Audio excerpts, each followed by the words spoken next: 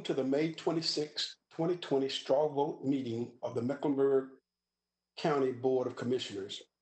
The board continues to conduct business remotely due to our COVID-19 state of emergency and stay-at-home orders. The public may join and follow the meeting by viewing it online at mecnc.gov, or you may follow us on YouTube as well as Twitter, or you can call the following number, 408-418-9388. Again, 408-418-9388, and enter the following access code, 714-335-663. 714-335-663. We will begin the meeting this morning by having each board member identify him or herself so that the records can reflect who is present and participating in the meeting. I will introduce myself and appoint each of my colleagues and call upon each of my colleagues to do the same as I call out their respective districts. I am George Dunlap. I am participating remotely. I am elected by the people of District 3, and I also have the privilege of serving as chair of the board. Next, I will turn to my at-large colleagues. We'll start with Commissioner Cotham. Good morning. This is Pat Cotham, County Commissioner at Large. Thank you for joining us. Commissioner Scarborough. Good morning, Commissioner Scarborough. I'm a County Commissioner at Large. And we'll have Commissioner Fuller identify himself when he gets here. District 1 representative. Good morning. My name is Elaine Powell. I represent North Mecklenburg, which is District 1, and I am participating remotely. I also serve as vice chair. Thank you. Commissioner District 2.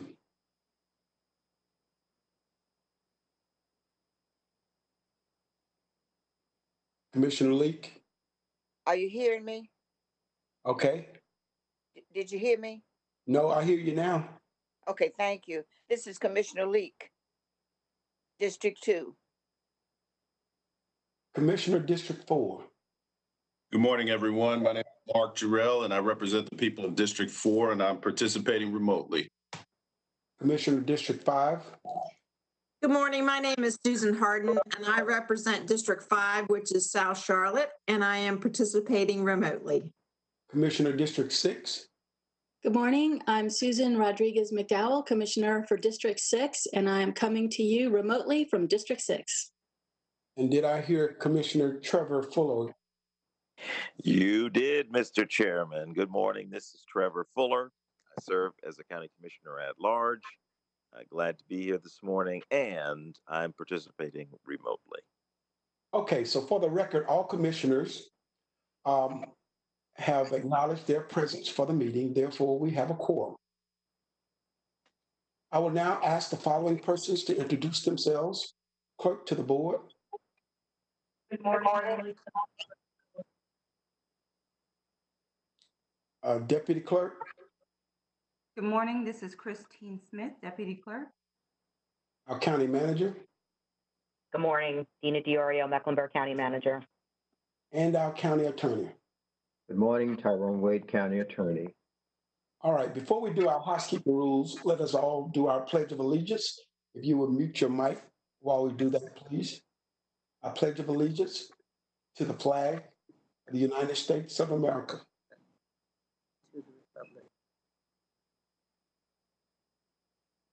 One nation, under God, indivisible, with liberty and justice for all.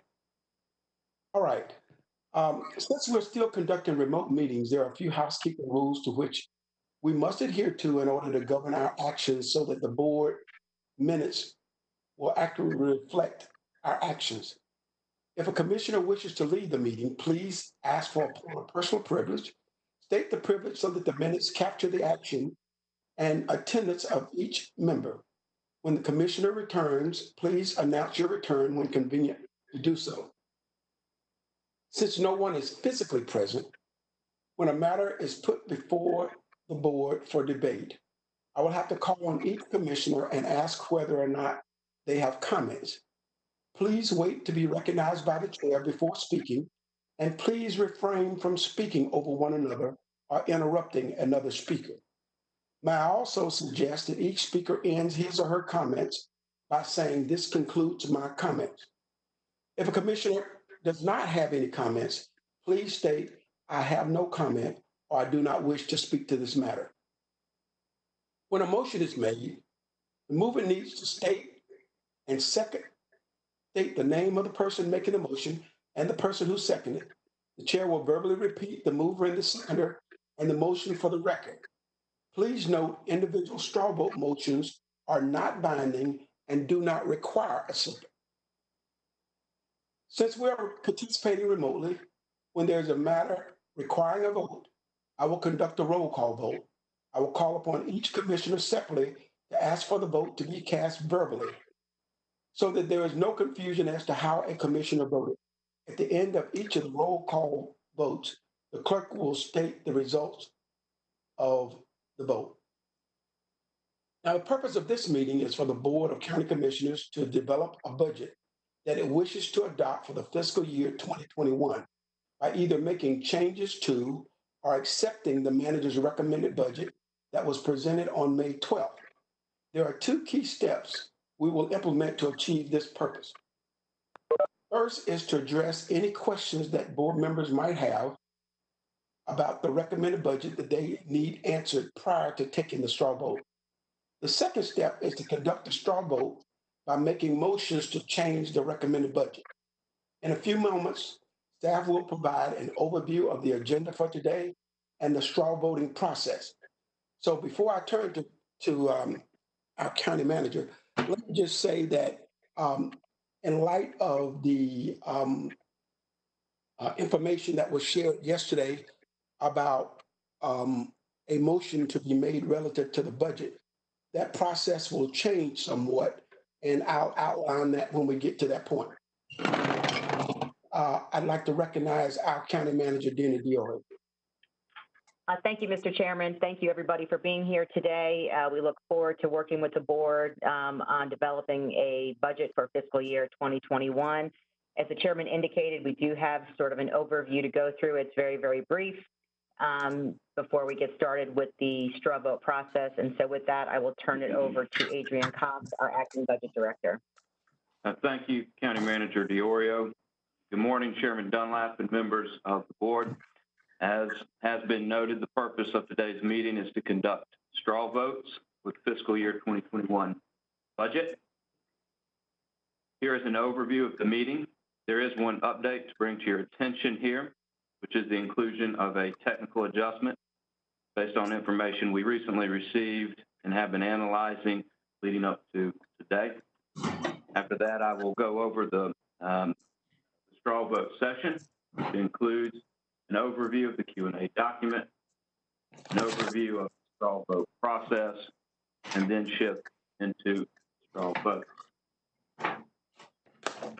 So technical adjustments are defined as adjustments to the manager's recommended budget based upon additional information that has been received since the manager presented her budget. Here are three technical adjustments, because these are two revenue adjustments and one offsetting expense adjustment. I will go over all three. The first is a reduction to revenues for APC profits. We recently received the ABC board's adopted budget, and they are projecting $5.2 million in disbursement to the county. The initial estimate in the recommended budget is $6.9 million. So this is a decrease of $1.7 million. The budget message from the ABC board noted that although retail sales are up by 8%, the mixed beverage sale, which is sold to permit holders, are down by 50%, which is the need for the change. Second, the second technical adjustment is for federal inmate revenue. This is revenue that we receive from the federal government for housing inmates, and we have been monitoring the average daily population of our federal inmates as it relates to this revenue, and we have seen a recent decline as inmates have been moved to federal facilities, presumably as space opens up at those federal facilities. The initial estimate in the recommended budget is $26.7 million, and the revised estimate, based off the population we see today, is $25.2 million, a reduction of $1.5 million. Taken together, these reductions total to $3.2 million and would require a corresponding decrease in expenses. As such, we recommend reducing the net salary budget based on lapsed salary that can occur due to vacancy. It should be noted that this reduction will eventually need to be restored if vacancies are filled. Again, technical adjustments are adjustments to the recommended budget that's based off new information that we've received since the manager presented for recommended budget. All right, now I will provide an overview of the Q&A document. Last week, you should have received a binder that includes all of the questions and the follow-up responses we've received on the manager's recommended budget. Hope that everybody has had an opportunity to review these responses. To make the document more user-friendly, we have organized the questions by categories. So beginning on page 1, questions 1 through 32 relate to CMS and CPCC. On page 16, you'll find the section on early childhood education. Page 19 are questions and responses related to COVID-19. On page 20, questions 47 through 58 relate to health and human services. On page 28, you'll find the section on affordable housing. Beginning on page 30 are the questions related to Unite Charlotte and community service grants. On page 36, you'll find questions and responses related to human capital and compensation. Page 39 is a section on the Arts and Science Council. And then also on page 39 is a section on capital projects. All other questions, questions 86 through 95, begin on page 40. Also, you will find in your inbox from this morning a response to the question 85 regarding PAYGO projects. Behind the Q&A document, you'll find several attachments that are related to the responses. So Chairman Dunlap, at this time I will pause, see how you'd like to proceed. Okay, let me first see if there are any questions relative to the document that was sent. Commissioner Cotham, any questions?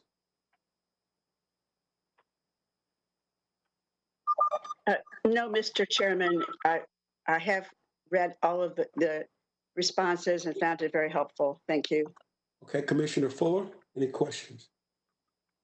The only question I did have was about these technical adjustments. I just wanted to have a sense of what the total lapsed salary number was. In other words, if you're balancing the loss of revenue from ABC and federal inmate with the lapsed salary number, what's the total lapsed salary number? So our total lapsed salary changes each year, and it depends upon the number of vacancies that we have. We typically operate at about 98% filled positions. So I believe the lapsed salary that we are projecting for the current year is around $15 million. We have that included in your Q&A document. Okay, thank you. Okay, Commissioner Scarborough, any questions? Not at this time. Commissioner Powell. I don't have any questions about this. I have read it all, and I just want to make sure that no matter who makes a motion, that we all get input. I'm not in a hurry. I've got the whole day blocked off. Okay. Thank you. Everyone who wishes to will have an opportunity to make a motion. And each one will be discussed. All right. Commissioner Leek, No questions at this time. Thank you. Commissioner Jarrell, No questions, Mr. Chairman. Thank you. Commissioner Susan Harding. Thank you, Chairman. I have two questions about the packet that came home to us. One is on page 18, talking about the child care subsidy.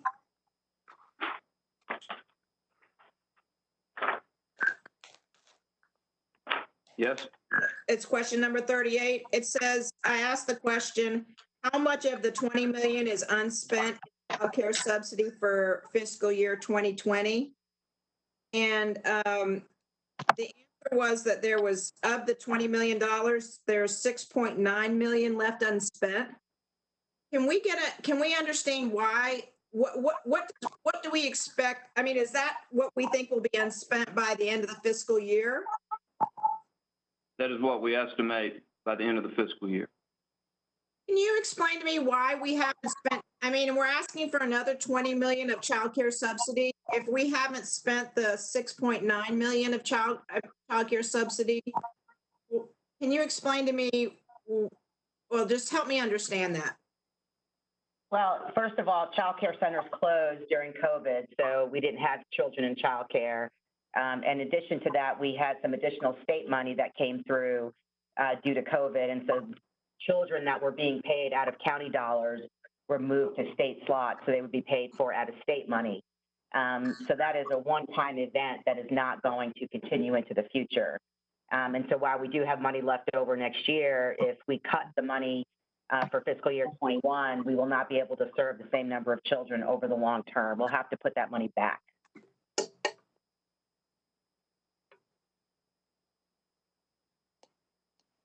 Okay, I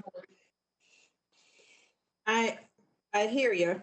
And then the second thing I want to ask about is on page 20 of the budget book, talking about exposure pay. Yes. So I just want to understand that the total amount of additional compensation was just $44,000. Is that correct? That's correct. So that seems like a very small amount of money to me. And something that we might want to consider since I think most of us I think it's reasonable to think that the exposure to the virus hasn't changed, that we might want to consider keeping that compensation in the amount, because first off, it's not very much, and secondly, the exposure hasn't changed. So just I was surprised to see what a small amount that was. So I just wanted to highlight that for my colleagues. Thank you. All right, Commissioner Susan Rodriguez McDowell. Thank you, Mr. Chairman. I do not have any questions at this time. Thank you. Okay, and the chair does not have any questions at this time. All right, Adrian? All right, thank you. I will now provide an overview of the straw vote process. Fine. Chairman Dunlap and members of the board, here are some recommended rules of engagement. These are the same rules of engagement that have been used in prior years, but they have been updated slightly to accommodate for the online meeting. So first, each commissioner will have the opportunity, if they would like to make a motion, to adjust the budget. If making a motion to increase the recommended budget, board members should identify a corresponding decrease and/or a revenue source to support the adjustment. Straw votes are non-binding and do not require a second. After a motion is made, each commissioner will have an opportunity to speak to comments or questions regarding the motion. The chair will conduct a roll call vote on the motion. If the majority approves the motion, staff will update the budget to reflect the change. And a final action is needed, which is a motion directing staff to develop fiscal year 2021 operating budget ordinance to be adopted at the June 2nd meeting. Chairman Dunlap, at this time, I will pause to get the board's reaction and see if the board will endorse rules of engagement. Okay. Let me just go through the list again and see if anyone has any concerns. Commissioner Cotham? I have no concerns, so I support it. I vote aye. Commissioner Fuller?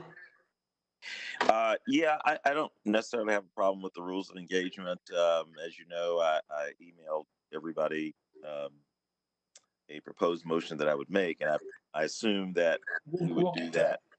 Yeah, okay, very good. All right. Commissioner Scarborough? No questions at this time. Commissioner Powell? I do have a question. Suppose Commissioner Fuller makes a motion that doesn't restrict any of us from making a different motion or an additional item. Correct? Is that correct? It does not restrict anyone else from making a motion. Every commissioner has an opportunity to make a motion. Okay, I just want to make sure. Okay, thank you. All right. Commissioner Leek? No questions at this time. Thank you. Commissioner Jarrell? I'm good, Mr. Chairman. Thank you. Commissioner Harden? No questions. Commissioner McDowell? No questions. Thank you. All right. And I don't have any questions. So are we ready to proceed, Adrian? We are ready to proceed. I will now provide a demonstration of the straw vote workbook. And we're going to transition to the workbook now on your screen. In the front pocket of the binder that was sent out last week, you should have a printout of the straw vote workbook. On the first page, you will notice two smaller tables at the top. The table in the middle shows the value of a penny and the recommended tax rate of 61.69 cents. The table in the top right is where we will reflect any of the changes that are made based upon your straw votes, to include the total expense, the county dollars, fund balance, general sales tax, and any other revenues, as well as the recommended tax rate. The front page, the larger table below, is what we could call the main tab, and it reflects the entire budget broken out by education, debt service, community service grants, and county services. We've included the fiscal year 2020 adopted budget as a reference. Next to that, you'll see the 2021 recommended budget. And then the columns on the far right, those three columns are where we will reflect your individual changes based upon your straw votes. The printout corresponds with the tabs in our workbook. So beginning on page 2, you will find the detail of the CMS budget. On page 4, you will find a one-time fund balance allocation. And I'll also point out the column on the left, there are reference numbers that can be used in making your motion to help keep us on track. On page 5, you'll find the community service grants. And then on page 6, and the remainder of the pages in your printout are the county services. So now I'd like to demonstrate the workbook. Elijah, if you can go back to the very beginning. And I'm going to ask for demonstration purposes for Elijah to add $3 million to CPC's operating. Okay. You should be able to see the change in the total expense, the county dollar, and the impact on the tax rate. All right, let's pick that up. And with that, Chairman Dunlap, we're ready to begin straw vote. Okay, so Adrian, scratch everything we talked about last week. So we're going to do things a little bit different. So Okay. let me explain to everybody how we're going to proceed, because based on the recommendation that I got yesterday, I am certain that there are 5 votes in support of that. So what we'll do is we will allow Commissioner Fuller to make his motion first. We will debate that motion and take a vote on that motion. And then after which, any other commissioner who wishes to make a motion will make a motion, will conduct a vote on that motion. And once we have all motions on the table, we will go into recess because staff has not had an opportunity to respond to the information that was received on yesterday. And the reason we'll wait until all motions are on the floor is so that if there are any other things that need to be taken into consideration, manager and her staff can do that while we're on recess. And then we'll designate a time where we will come back, get the manager's response, and then move forward at that. So are there any questions about that? Okay. Can I, this is Commissioner Powell. On the straw vote, it said a vote was required. Attorney Wade, do we need to vote on that straw vote procedure? If the board is in agreement to proceed following the process laid out by Adrian, the board can proceed because it is informal at this point. So we don't need to vote? You may vote, but you don't have to. Okay, thank you. All right, are there any other concerns? So this time I'll call upon Commissioner Fuller. All right. Thank you, Mr. Chairman. And thank you for this space.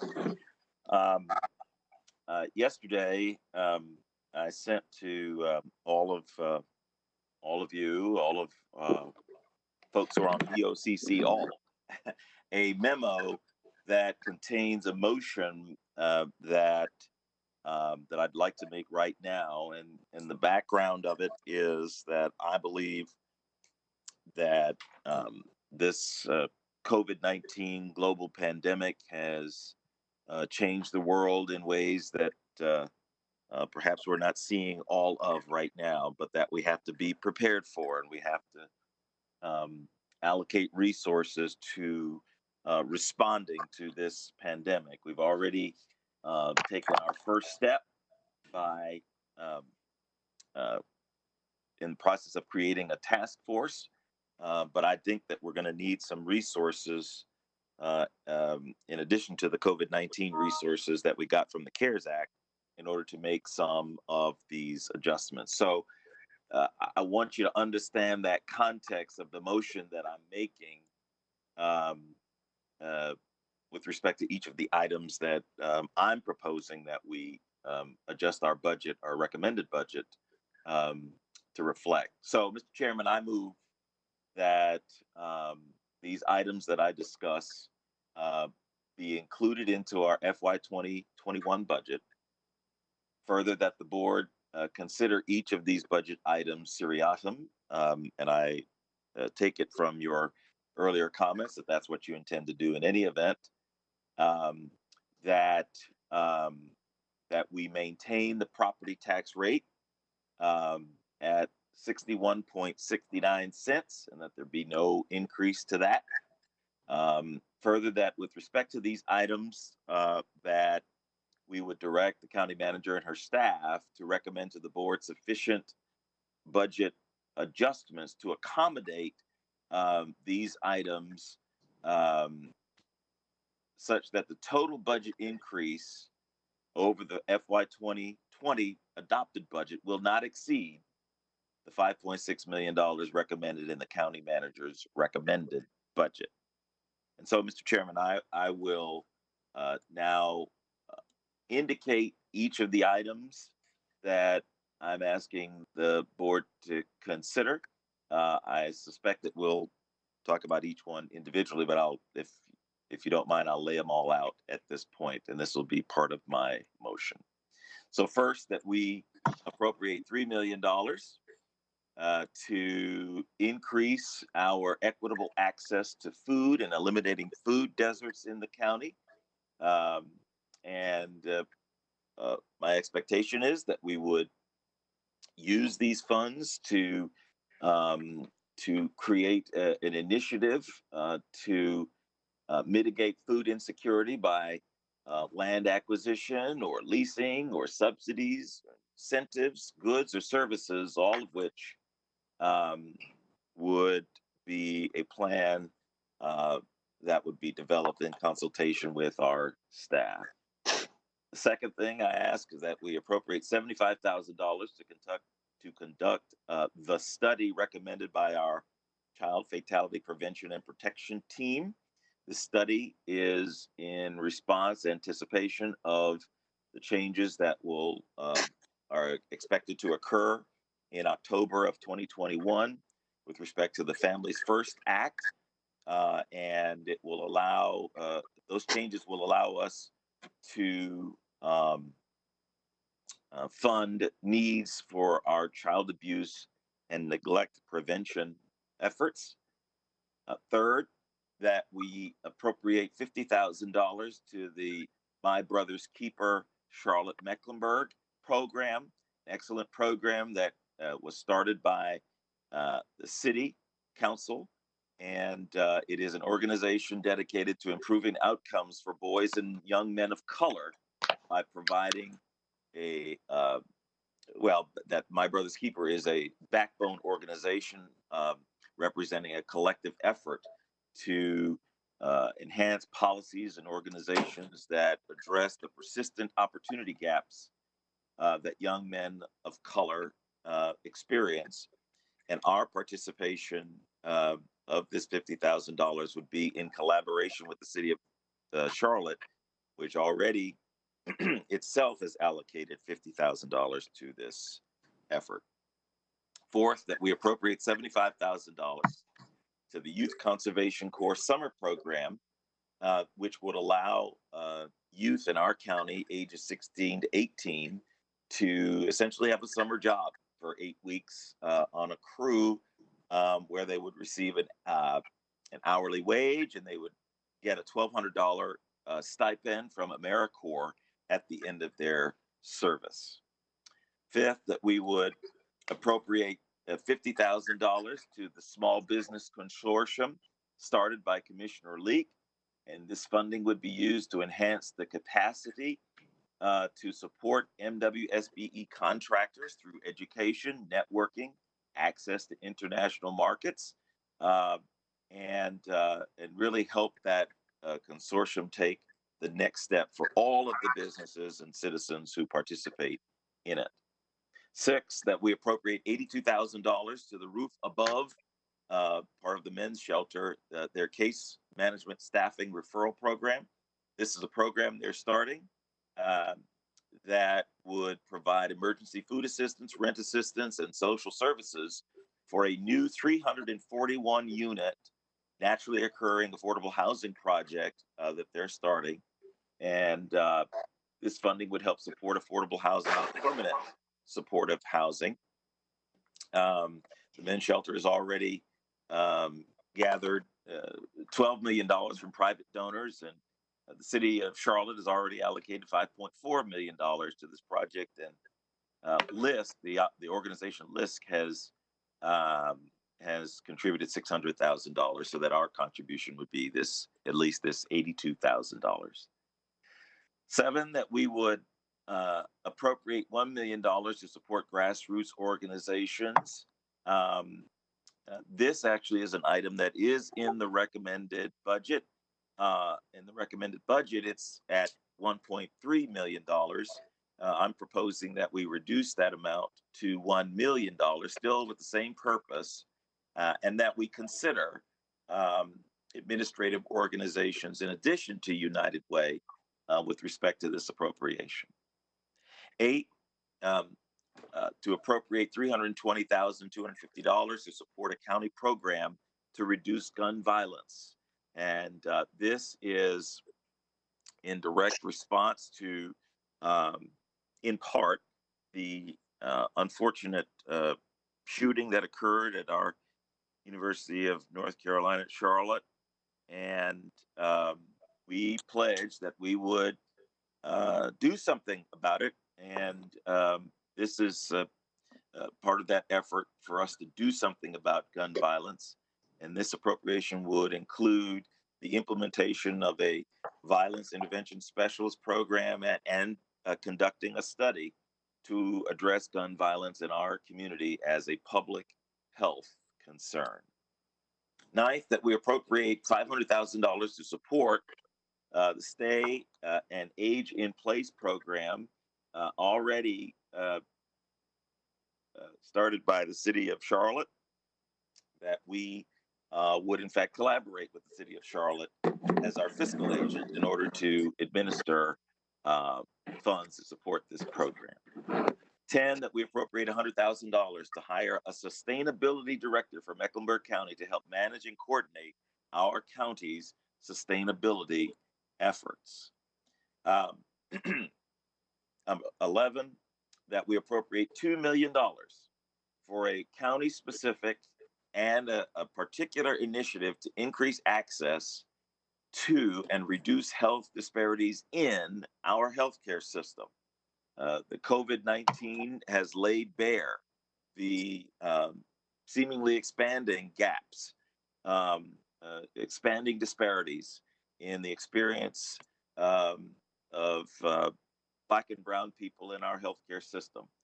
So we need to do something about it. And this appropriation would include expanding the Village Heartbeat program, an excellent national award-winning program to increase investments in maternal mortality and severe maternal morbidity, especially for women of color, and addressing the social determinants of health, among many other things. This $2 million would address those disparities. 12th, that we appropriate $2 million to support those workers who have been displaced and families who have been who've lost their jobs in the course of a recent pandemic and even before our pandemic. And this is for the purpose of receiving education and training for jobs in high demand fields such as healthcare. And finally, to appropriate $2 million to make equity investments in our parks and recreational facilities, particularly in underserved areas. Now, this is a recommendation coming to us from our Park and Recreation Commission, and particularly we would support the historically underserved communities or those facilities in the underserved communities. And I mentioned some of these, such as the Tuckasegee Center, the Albemarle Center, our Elon Center, and the Methodist Home Centers. And Mr. Chairman, before I conclude, I want to indicate that there's a mixture here of one-time funding and reoccurring funding. The one-time funding would be the $3 million for our food insecurity, $75,000 for the child fatality study, $50,000 for the My Brother's Keeper, $75,000 for the Youth Conservation Corps, and the $50,000 for the Small Business Consortium, $82,000 for the Roof Above program. Those would all be one-time expenses. And then all the remaining items that I mentioned would be reoccurring, such as the $1 million to the grassroots organizations, the $320,000 for gun violence, the $500,000 for the Staying and Aging in Place, the $100,000 for the sustainability director, the $2 million for the to address health disparities, $2 million to address our working families and displaced workers, and the $2 million for our equity investments. Those all would be reoccurring. So, Mr. Chairman, that is my motion, and I welcome discussion on these items. All right, this being a straw vote, it does not require a second. So for the purposes of comments, we'll take 5 minutes first time.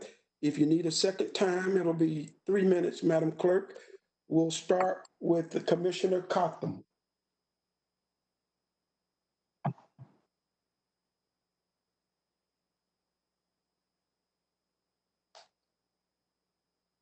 Commissioner Cotham, do you wish to comment on the motion?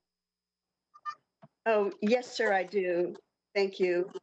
Um, Commissioner Fuller, thank you for going through this. Um, I was intrigued by a lot of the things on here. Full disclosure, I guess I would have preferred that we would have been able to talk about this over recent times, but I know we're living in a difficult situation. I have a few questions, if you don't mind, Commissioner. Okay. I do struggle with I think it's about $8 million of reoccurring, again, given the difficulties that we're living in right now. And I have some specific questions. One was in the reoccurring, the sustainability director. I mean, we have a sustainability director, and we've had one. I think it's Mr. Dillon, as I recall his name. We met him a few years ago, and I didn't know if you were, and I believe he's still with the county. Are you was that like an additional director, or could you clarify what that is, please? Yeah, so let me say that I'll address this to our chair, that my thinking was, and maybe we'll do it the way that Commissioner Cotham is suggesting, but my thinking was that we would address each one of the items so that we can see where people support or don't support. I was not intending for it to be adopted, wholesale. I think each one should be addressed individually. Each item should be addressed individually, and that we, see where people are, Okay. rather than it being, we just sort of throw the whole thing up and everybody asks questions. Does that make more sense? And I appreciate that. And you did mention that yesterday. It's just that on some of these things, if we did go by it one by one, I have questions, and I was hoping you would have mentioned in your comments about how you arrived at these numbers, like these $2 million. Why is it not 3 million or 5 million or 1 million? But if that's the will of the board to go through each one without knowing, how we got there, that's just again, we didn't discuss this, so it's a little difficult to even make an item number without understanding. And I'd like to know how everyone feels about some of the general things, but right, and that's why I was suggesting we go through each one so that we could talk about those things and people not feel like they've got to swallow the whole thing, but that we go one by one and sort of understand where we are, and we can vote on each one. That's what I was thinking. We would have that discussion that you're suggesting as we went through each one. Okay. Let me intervene here, and Commissioner Cotham, I'll give you some time back. What I hope will take place during this time is specifically what Commissioner Cotham is doing, which is addressing her particular concerns. She asked a question about this particular item, and she wanted to understand it better. And so everybody has everything in front of them, and I don't want to just restrict them to one particular item. We have all day, but for everybody to respond to every line item, they may not have specific questions. So I'm still waiting for your response to her question relative to the sustainability director, because I won't have to ask that question later on. Right. Well, I don't believe we have one, but if staff thinks that we do have a sustainability director, I'd like to hear that. Yeah, we do have, we have someone in Louisa, his name is Dylan, and he's responsible for overseeing all of our environmental work for the county. And so which is why we didn't include it in the budget, because we felt we had enough bandwidth and capacity internally to move forward with all of our sustainability efforts. In addition to Dylan, we actually have an additional person in AFM who's responsible for all of our energy conservation efforts. His name is Ed. So we really have two people who work on sustainability issues for the county. Again, that is the reason why we did not include this position in the budget as requested by Commissioner Powell. Okay, Commissioner Cotham. Okay, I'm sorry. No, it's still Commissioner Cotham. Thank you. So, Commissioner Fuller, do you still want this item in here, or are you willing to withdraw that, or help me understand? Well, that was why I was suggesting that we go through each item. I'm making a motion, and people can react to the motion however they wish, but I just think it makes more sense to go through each one. Well, I would like to know on an overview how you selected these numbers. I mean, did you talk to county staff? I guess I'm thinking some of these sound really good, but maybe they should be increased. Maybe some of them should be decreased, but maybe you had a plan where you were able to really work with someone to come up with these numbers. But are these just general numbers, or just help me understand how you got there?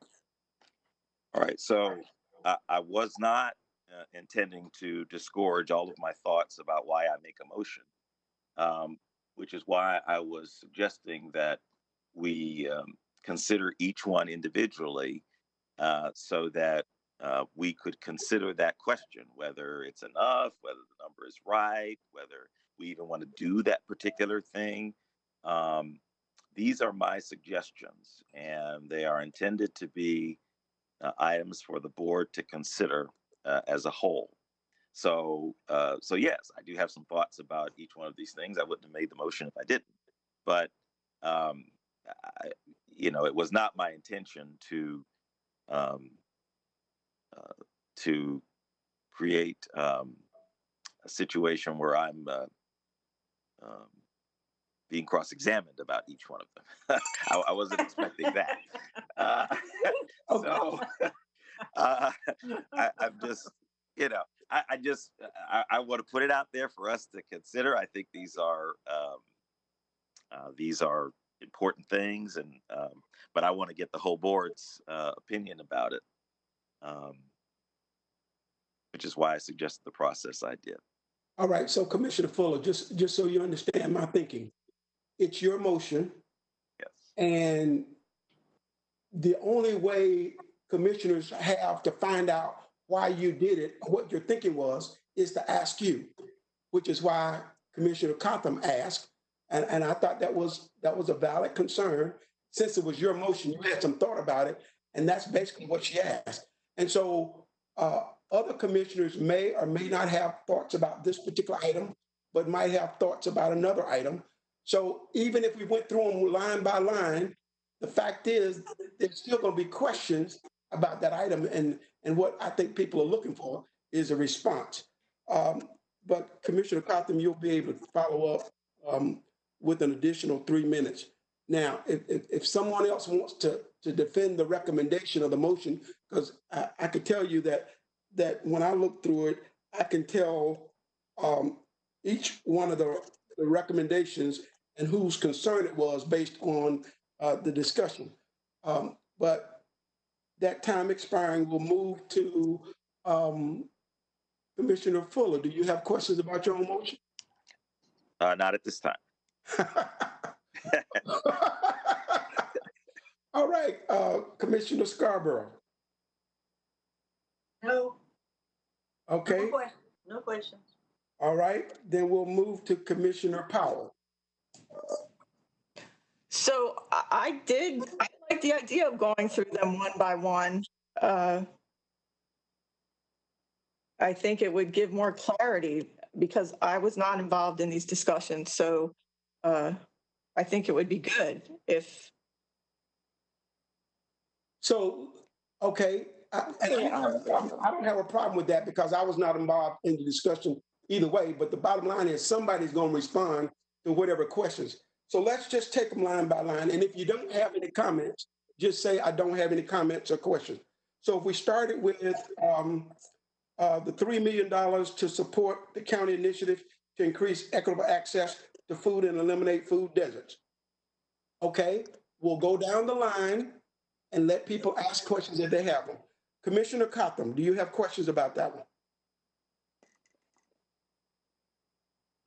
Yes, I just have a question. Is this like money to be put aside? So if we have an opportunity, is that what this is for, Commissioner Fuller? Yes, that's my idea, that we would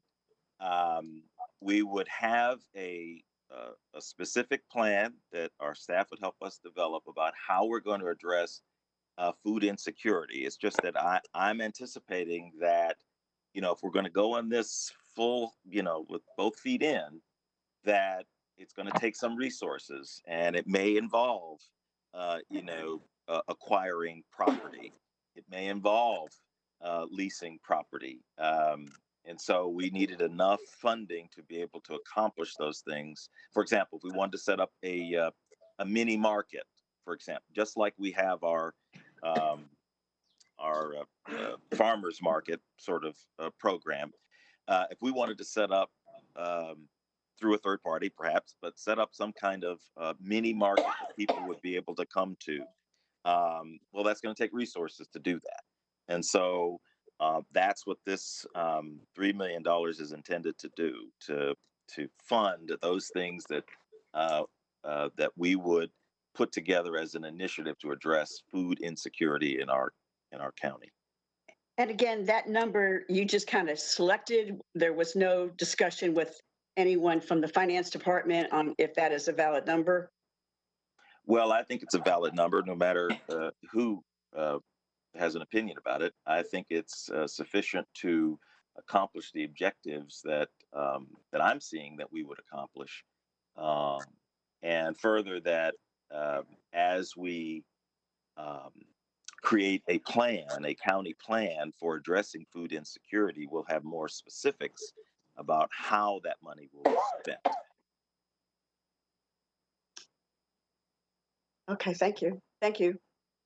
All right. We'll move to, well, not Commissioner Fuller again, Commissioner Scarborough. I have no questions. All right. Commissioner Powell. There's no doubt that this is a problem in the community. And if these were normal times, I would be on board with this dollar amount. But these are not normal times. And with the economic uncertainty, I am very concerned about the dollar amount. It's an important topic to me. I have taken classes with the Council of Government to try to come up with solutions. We had reached out to them, but because of COVID, we really haven't had any meetings at all. And so I am very concerned about the dollar amount. I think the county manager's recommendation was probably more people were comfortable with. And so this big increase just concerns me. And that's all I have to say. Thank you. Commissioner Leek. Let me say thank you to Mr. Fuller for pulling this together, and to the board. This was one of my initiatives to bring about the deficiencies we have in this community as it relates to making sure that we have healthy living. And if ever we're going to do it, now is the time to do it. Anytime we come together and talk about money, it's a serious matter, or it is a time when there is a need someplace else. And we have neglected this part of this community over the years in terms of providing for the community an avenue by which to bring about healthy living as we do other issues that we have in this community. But to say to this community that you're not willing to invest $3 million to get us on the way to coming up with many markets is a slap in the face to those whom we say that we want to help. So I'm asking us to please support this recommendation, because if we bring in major stores to talk about it, that will have to be taken into consideration. Also, to provide an incentive to come to the community will have to be talked about. So I'm asking you to not to forsake those whom you say you want to support, and how we're going to change the problems that we have as racial disparities, which is health and food. So I'm asking you to please to support this as you would other issues that you have on the board. So thank you, Mr. Chairman, for that opportunity. Okay, Commissioner Jarrell. Thank you, Mr. Chairman. Just really quick, I strongly support Commissioner Fuller's motion, but particularly the allocation amount that he's outlined, the $3 million. When you look at it in the grand scheme of things of our overall budget, I mean, it's a pebble of sand essentially, and so we have to start somewhere. I just believe now is an opportunity for us to invest. We'll always find reasons why we shouldn't do something or why we can't do it, but I'm all for doing it now and not waiting anymore. Thank you. All right, Commissioner Susan Harding. Thank you, Chairman. I think one of there's so many remarkable things that have happened during COVID. Excuse me, let me clear my voice here. There's so many remarkable things that have happened during COVID, but I think all of us have seen lines and lines and lines of cars waiting for food in the community. We know that CMS has delivered almost 1 million meals to hungry families over the course of this tragedy and this epidemic. And that our job as county commissioners are to address the systems that create these problems when they occur. And so this is a systematic solution to the lines and lines and lines of people waiting for food. And so I think that as opposed to just sending money to food banks, which I support, we need to address the underlying problem, which is food deserts in our community. Commissioner Leek is absolutely right that our community, we can put money into solutions that address the systematic causes of what's happening in our community. Amen. Where we can continue to put money into Band-Aids. And we know this exists. Our community is demanding solutions, long-term solutions, and this investment is, Commissioner Jarrell is absolutely right, is really probably less than what we need to be allocating to address the systematic problem that we have with food deserts in our community. I hope this is a start to addressing this significant health concern that we have in our community. And I think the number is absolutely right. And I strongly support this recommendation by Commissioner Fuller. Thank you. Commissioner Harding. Commissioner Susan Rodriguez McDowell. Thank you, Mr. Chairman. First, I just want to say thank you to my colleagues who are willing to think outside of the box. One of the things that COVID has shown us is that we cannot go on with business as usual thinking. We must be bold in our response to our many issues that plague us as a community. And so food deserts is one of those issues. If we want to have a serious attempt at addressing the issue, we have to put serious dollars to it. And so just as we did in our last budget in FY20, where we had funds set aside for affordable housing, but we didn't exactly have the plan yet. We had a serious amount of money that said, okay, we're going to start this process. And that's what I think this $3 million does. I wholeheartedly support it. So thank you, Commissioner Leek, for bringing this to us. And thank you, Commissioner Fuller, for your motion. That concludes my comments. Okay. So food deserts is something that I think most of us have supported since we've been having these discussions, and they didn't just start. We've been talking about that. And I think we even said back in January when we had our retreat, we wanted the county manager to explore all opportunities to provide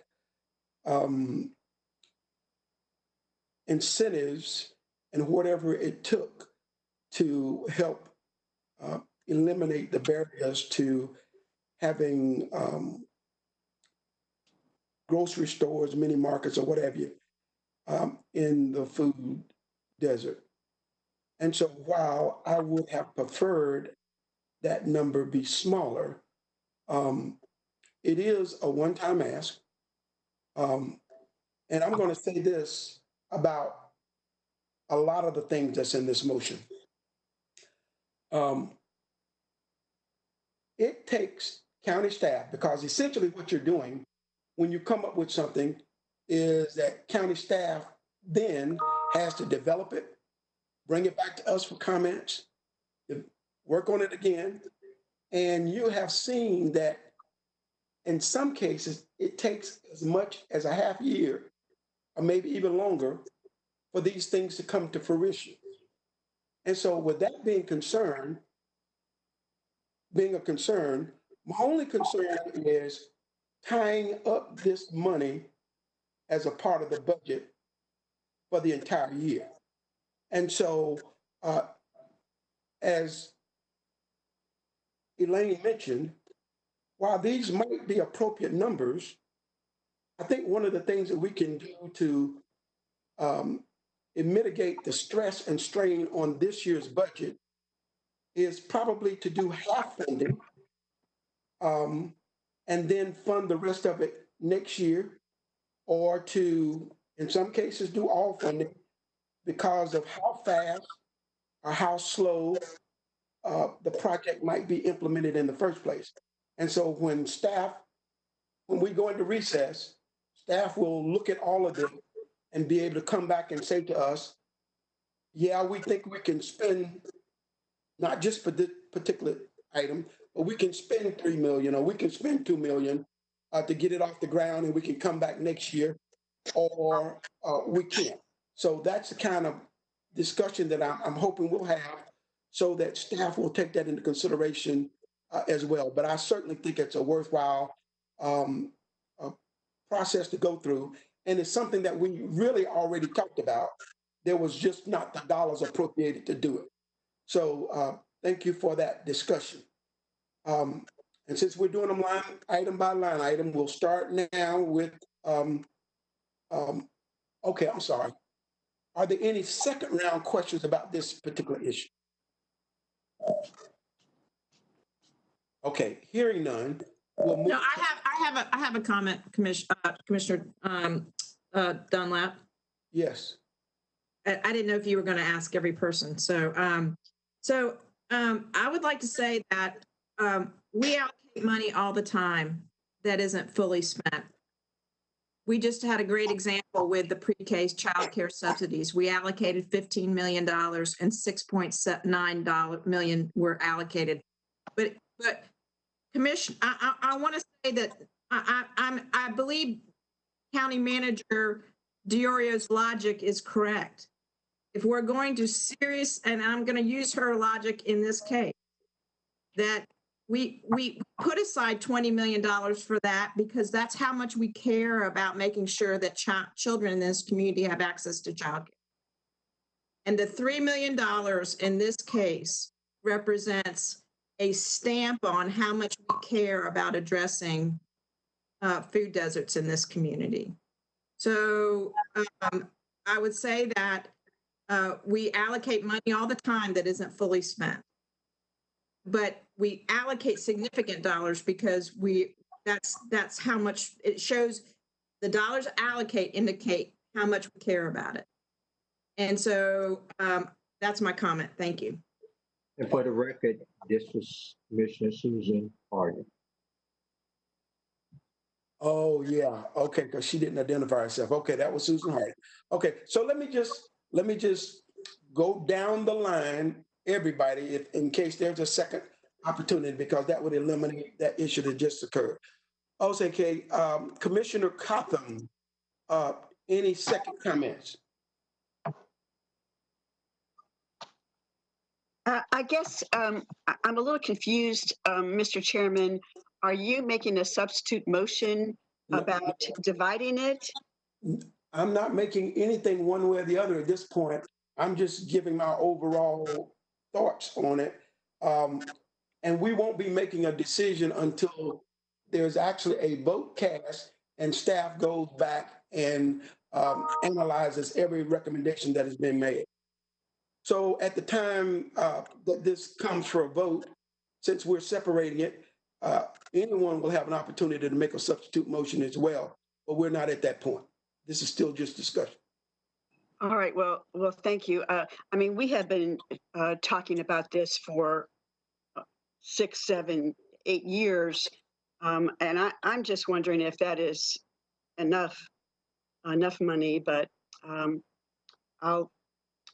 I don't have any other comment except I'm just worried that it's not enough, because the problem is broad, it's, in West Charlotte and in East Charlotte, and it so much affects the health of our residents, and transportation is also a problem, and so many young mothers are on the bus for hours with children and a gallon of milk and things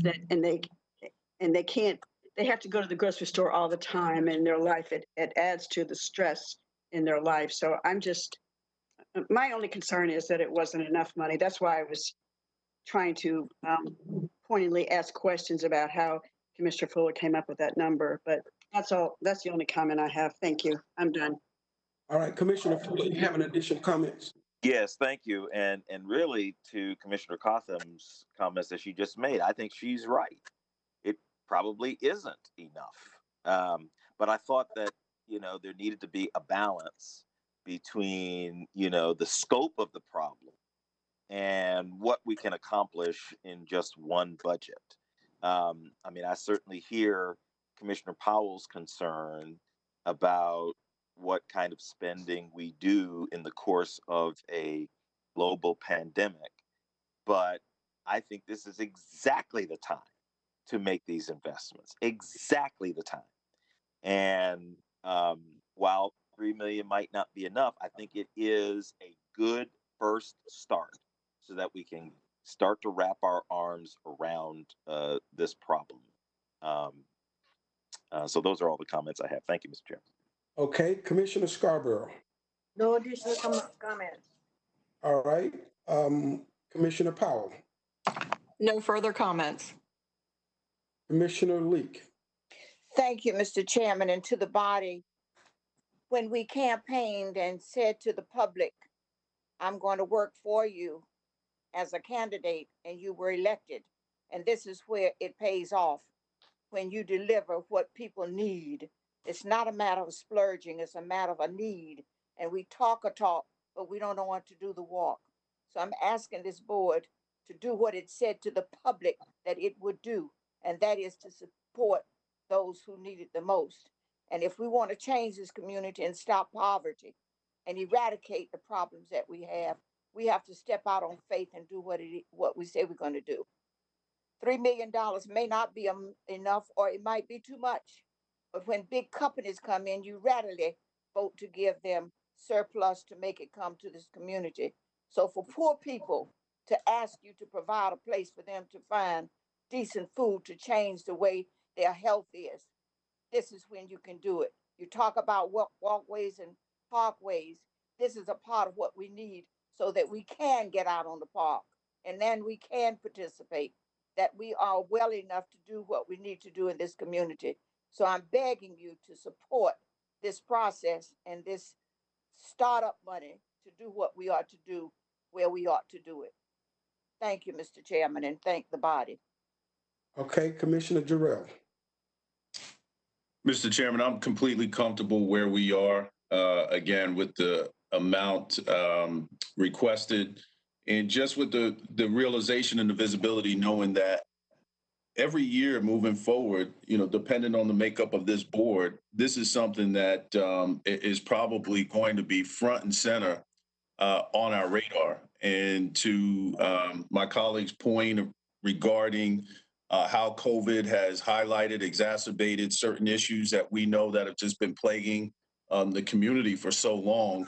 I just strongly believe, with the utmost respect for everyone's opinion, but I strongly believe that this is an investment that we have to make, and it's an investment that we have to make now, and we have to make it moving forward. So I do appreciate the perspectives, but I clearly stand on complete 100% support of the way this has been written. Thank you. All right, Commissioner Harden. I just want to ditto or amplify Commissioner Durrell, certainly Commissioner Cotham's support, and I will be supporting this item. Thank you. Commissioner McDowell. I have no further questions. I just want to reiterate my support for this item. Thank you. Okay, so y'all have to excuse me, but we don't need to come back to this item again. So there's already a motion on the floor to accept this recommendation. We'll do a roll call vote.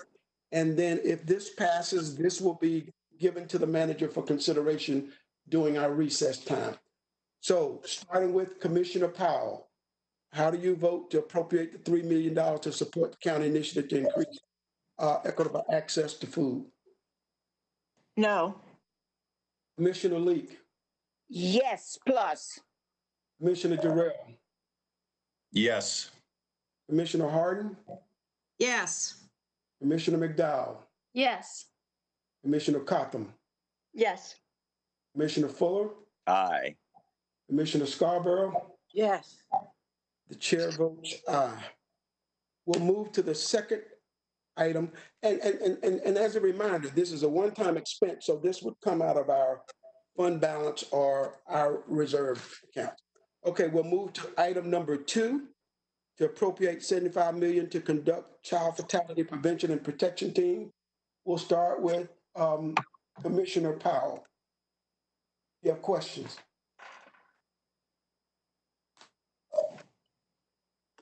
Was this a recommendation from the advisory board? Yes, I believe it was.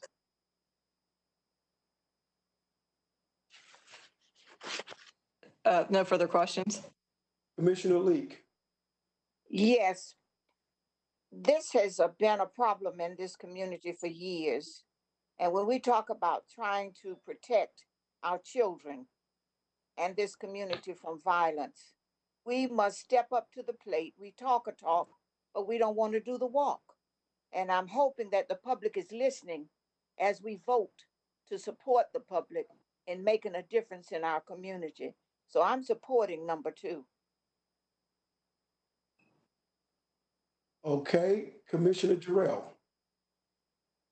I too am supporting this item, and I want to shout out our colleague, Commissioner Rodriguez McDowell, for really championing this issue and raising it to us on a consistent basis. And so I'm really grateful to her for just being so dogged around this and keeping it in full visibility and full view, and understanding that it's something that, again, has to be addressed. So I support this 100%.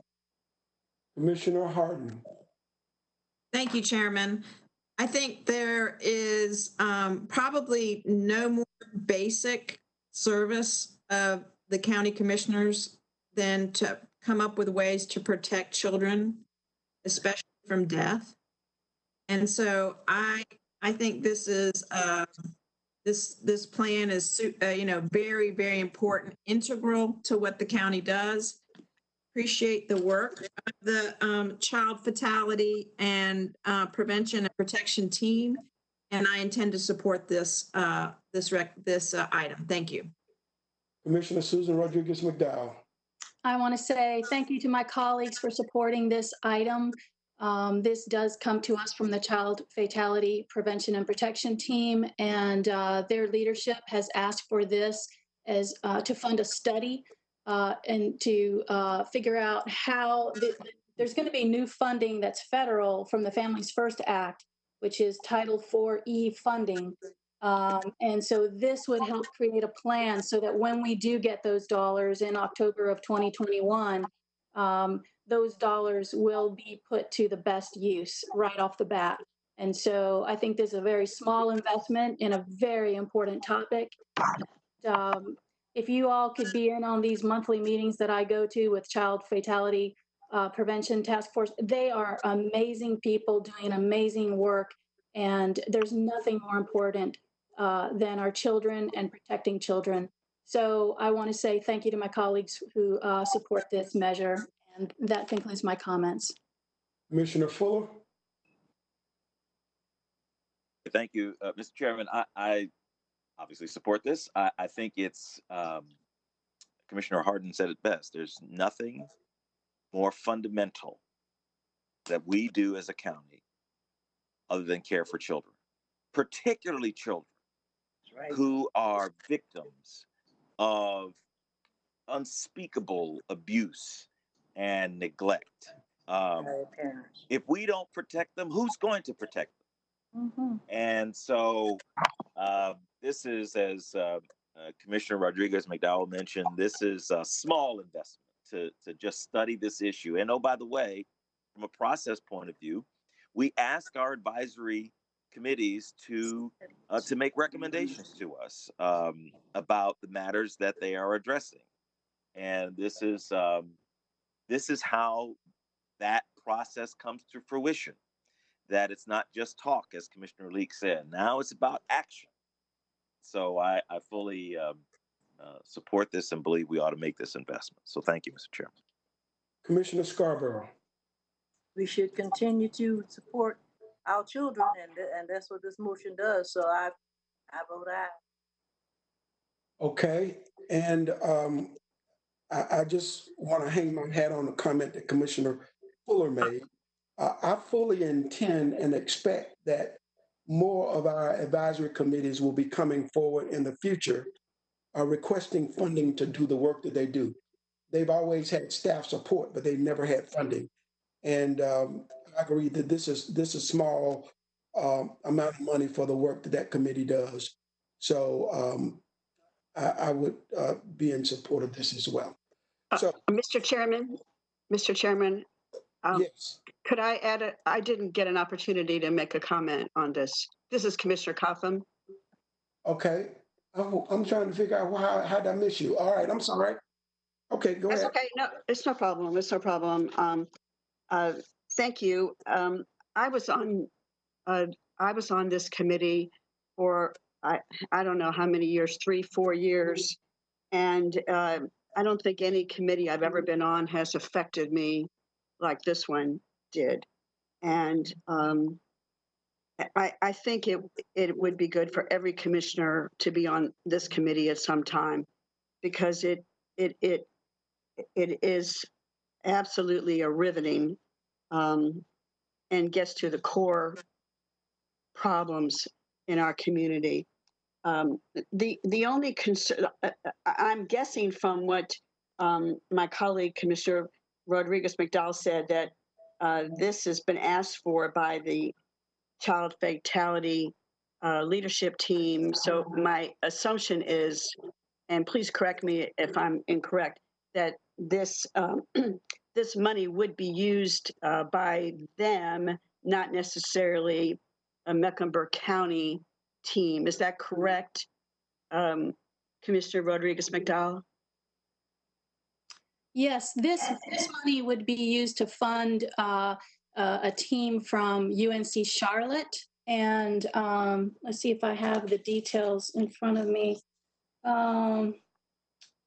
Let's see. Shoot, I don't have the exact language in front of me. Let's see. Oh, yes, I do.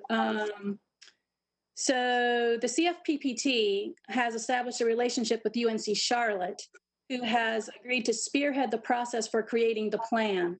So the $75,000 will support the first year of the planning process.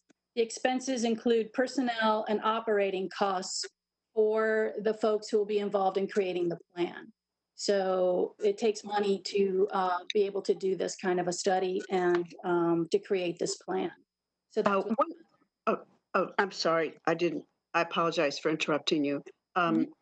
Commissioner, now that the committee that which you're talking is a great collaboration with the hospitals, with our partners in the community.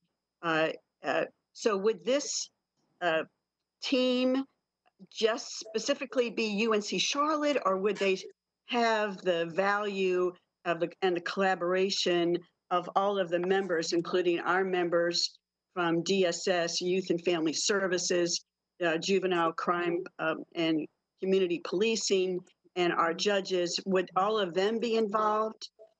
My understanding is that the plan would be used by all of those, yes. Okay. I guess my only hesitation here is we spend so, more than $400 million on state responsibilities, and the Child Fatality Task Force is a state program, but this is very valuable, and I trust them. I would be supportive of this, but it's still, it's still. I look forward to hearing more about it and the collaboration. So thank you very much.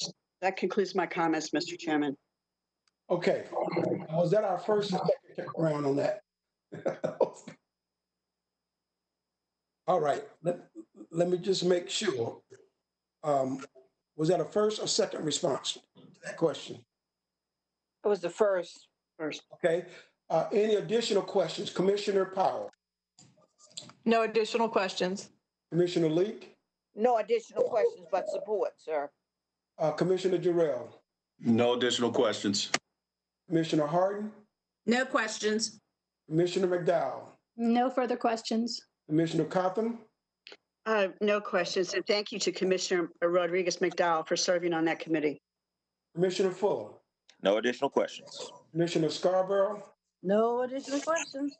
Okay, so at this time, we'll conduct a roll call vote.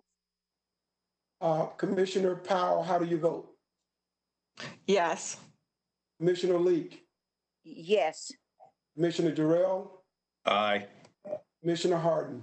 Yes. Commissioner McDowell? Aye. Commissioner Cotham? Aye. Commissioner Fuller? Aye. Commissioner Scarborough? Aye. The chair votes aye.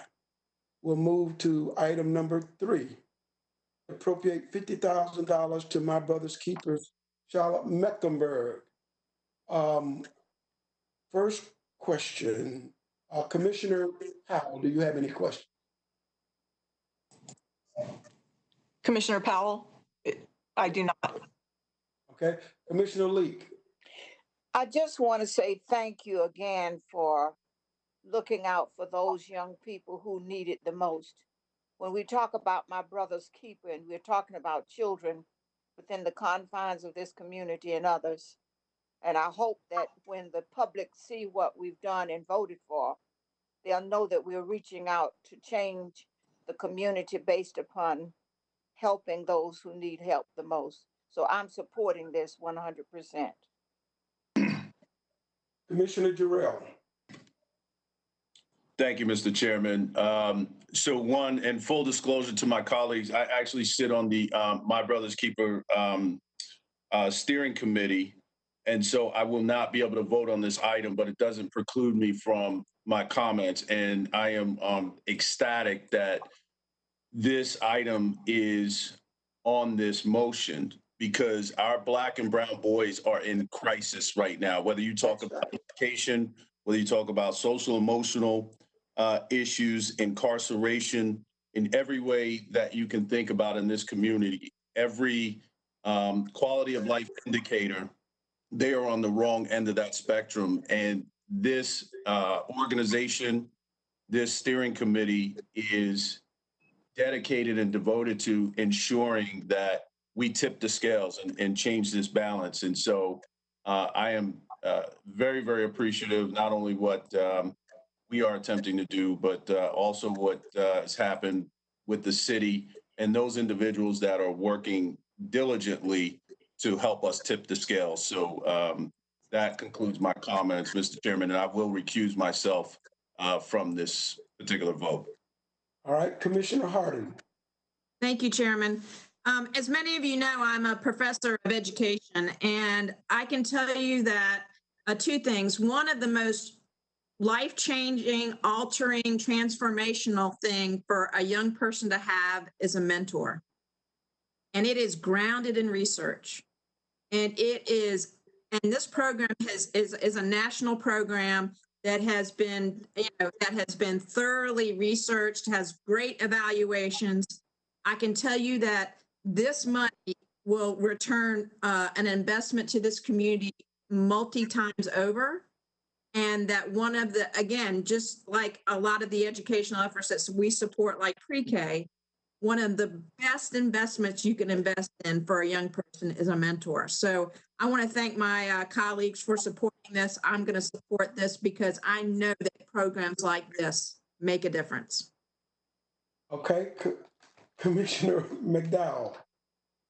Thank you, Mr. Chairman. I want to thank Commissioner Jarrell for bringing this measure to my attention, and I want to thank him for all that I have learned from him, and I thank him for being a champion for this issue. And so I want to give my full support to this.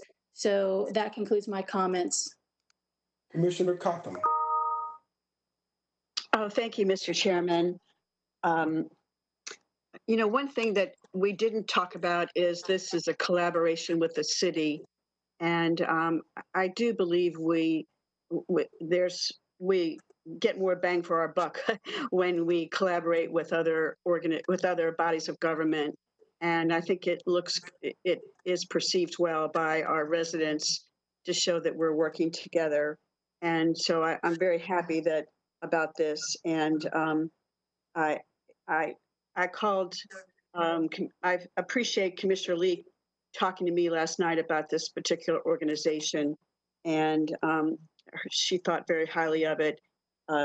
Commissioner Jarrell, I apologize, I did not know that this was yours, your baby here, and I didn't reach out to you, but I just didn't know about that. But Commissioner Leek was able to reinforce the great value of my brother's keeper. So I felt very comfortable with it. And I think again, I think it's, I question, is it enough?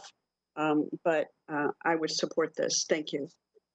Commissioner Fuller. All right. Thank you, Mr. Chairman. So this program, I don't necessarily think it originated in the Obama administration, but the Obama administration really took it up and, blew it up to being a national initiative, My Brother's Keeper. So President Obama understood, and we all understand that that we have to support our boys and young men of color.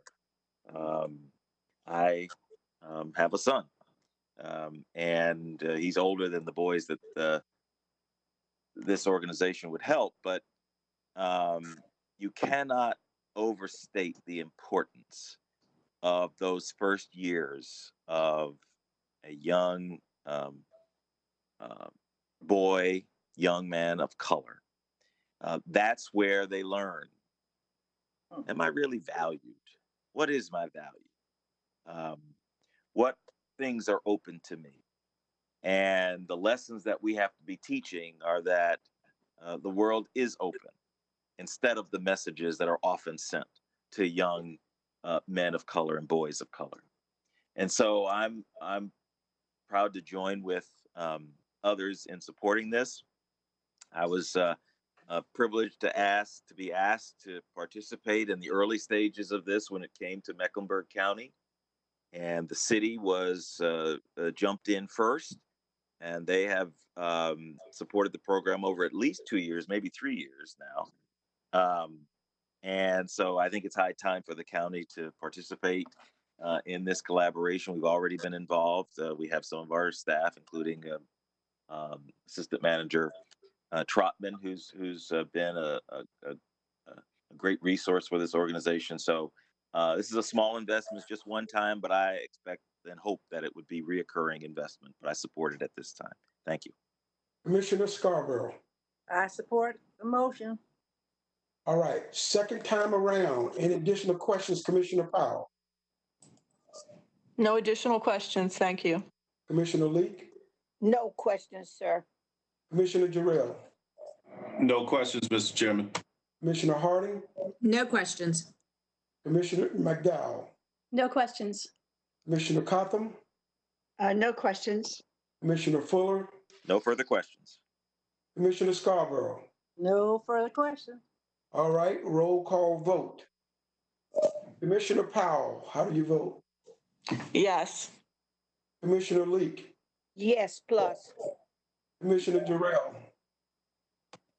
Abstention. Cannot vote. Okay, I wanted him to say that, okay. Commissioner Hardin? Yes. Commissioner McDowell? Aye. Commissioner Cotham? Aye. Commissioner Fuller? Aye. Commissioner Scarborough? Aye. And the chair votes aye. All right, next item. To appropriate $75,000 to the Youth Conservation Corps summer program to allow county youth ages 16 to 18 to work for 8 weeks, receiving $1,200 educational stipend. First round of questioning, starting with Commissioner Powell. This is Commissioner Powell. Adrian, do you have a copy of the initial request? No, Commissioner Powell, I don't have a copy of the request. Okay. In the question, I asked in the questions if you had a dollar amount, and I think it's the same thing. The response came to about 42,000. So I don't know if anyone's on the line that has the original request. It came in late. And Yeah, so Leslie's here. She can answer that. Yes, good morning, Commissioner Powell. Good morning, Commissioner Powell.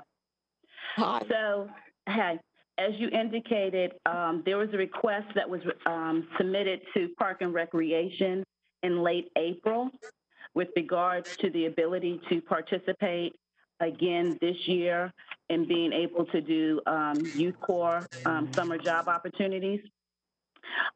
With that request, last year, just for context for the full group, they had foundation support, and this year they do not have any foundation support. So they were hoping that the county could be in position to provide funding to allow for this work experience for these individuals.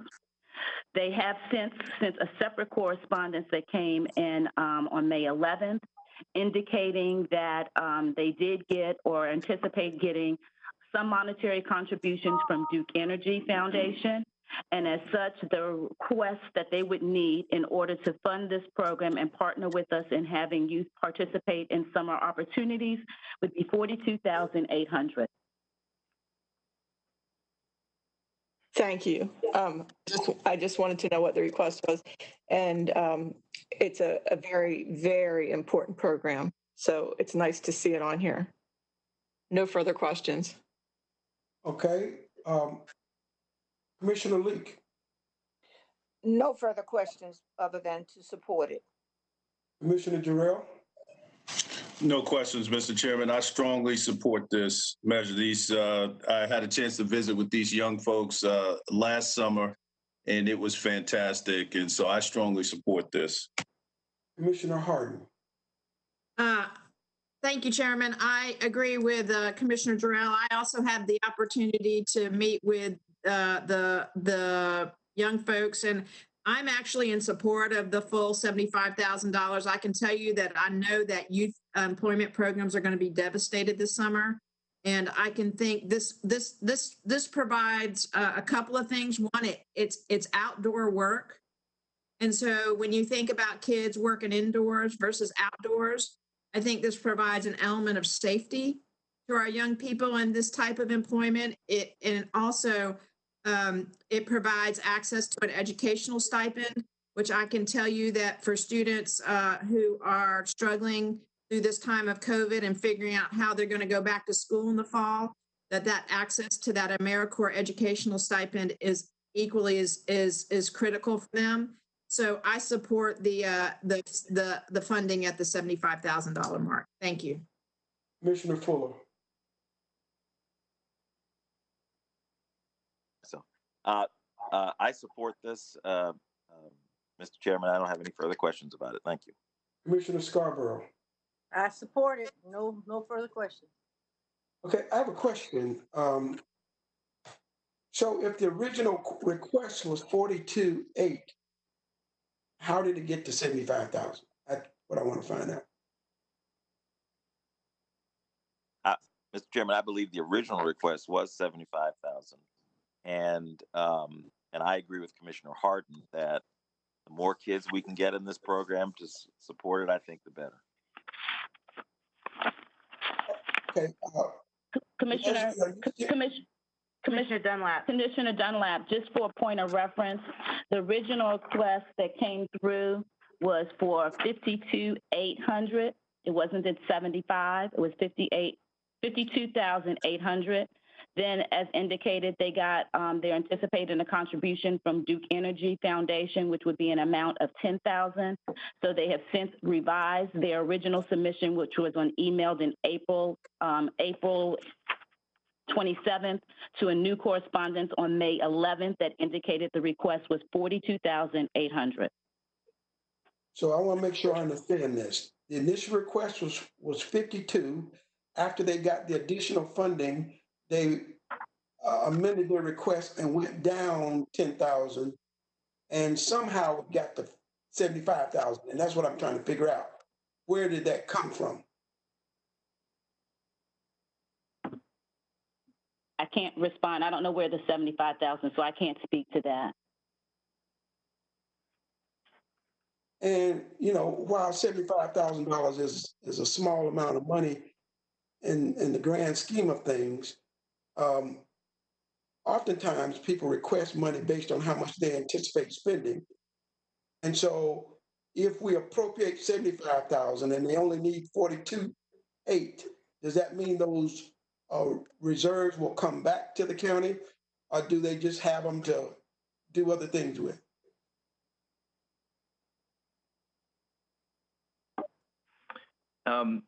Chairman Dunlap, I can't really speak to what will happen with the remainder of the funds. This is the first time seeing the $75,000. I suspect that if you give them 75, they'll either spend it or keep it, would be my guess. That's my point. And my concern is I don't want to give them 75,000 if they don't need 75,000. And if their request is 42, I'm just questioning the 75. Okay.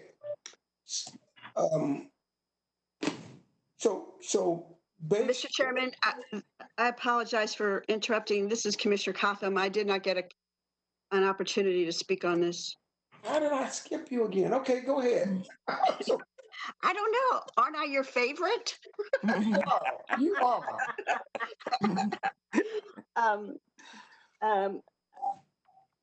I don't have a problem with if it being 75,000, just because of the type of work this is. My assumption would be they would use it and would use it to the benefit of more teenagers.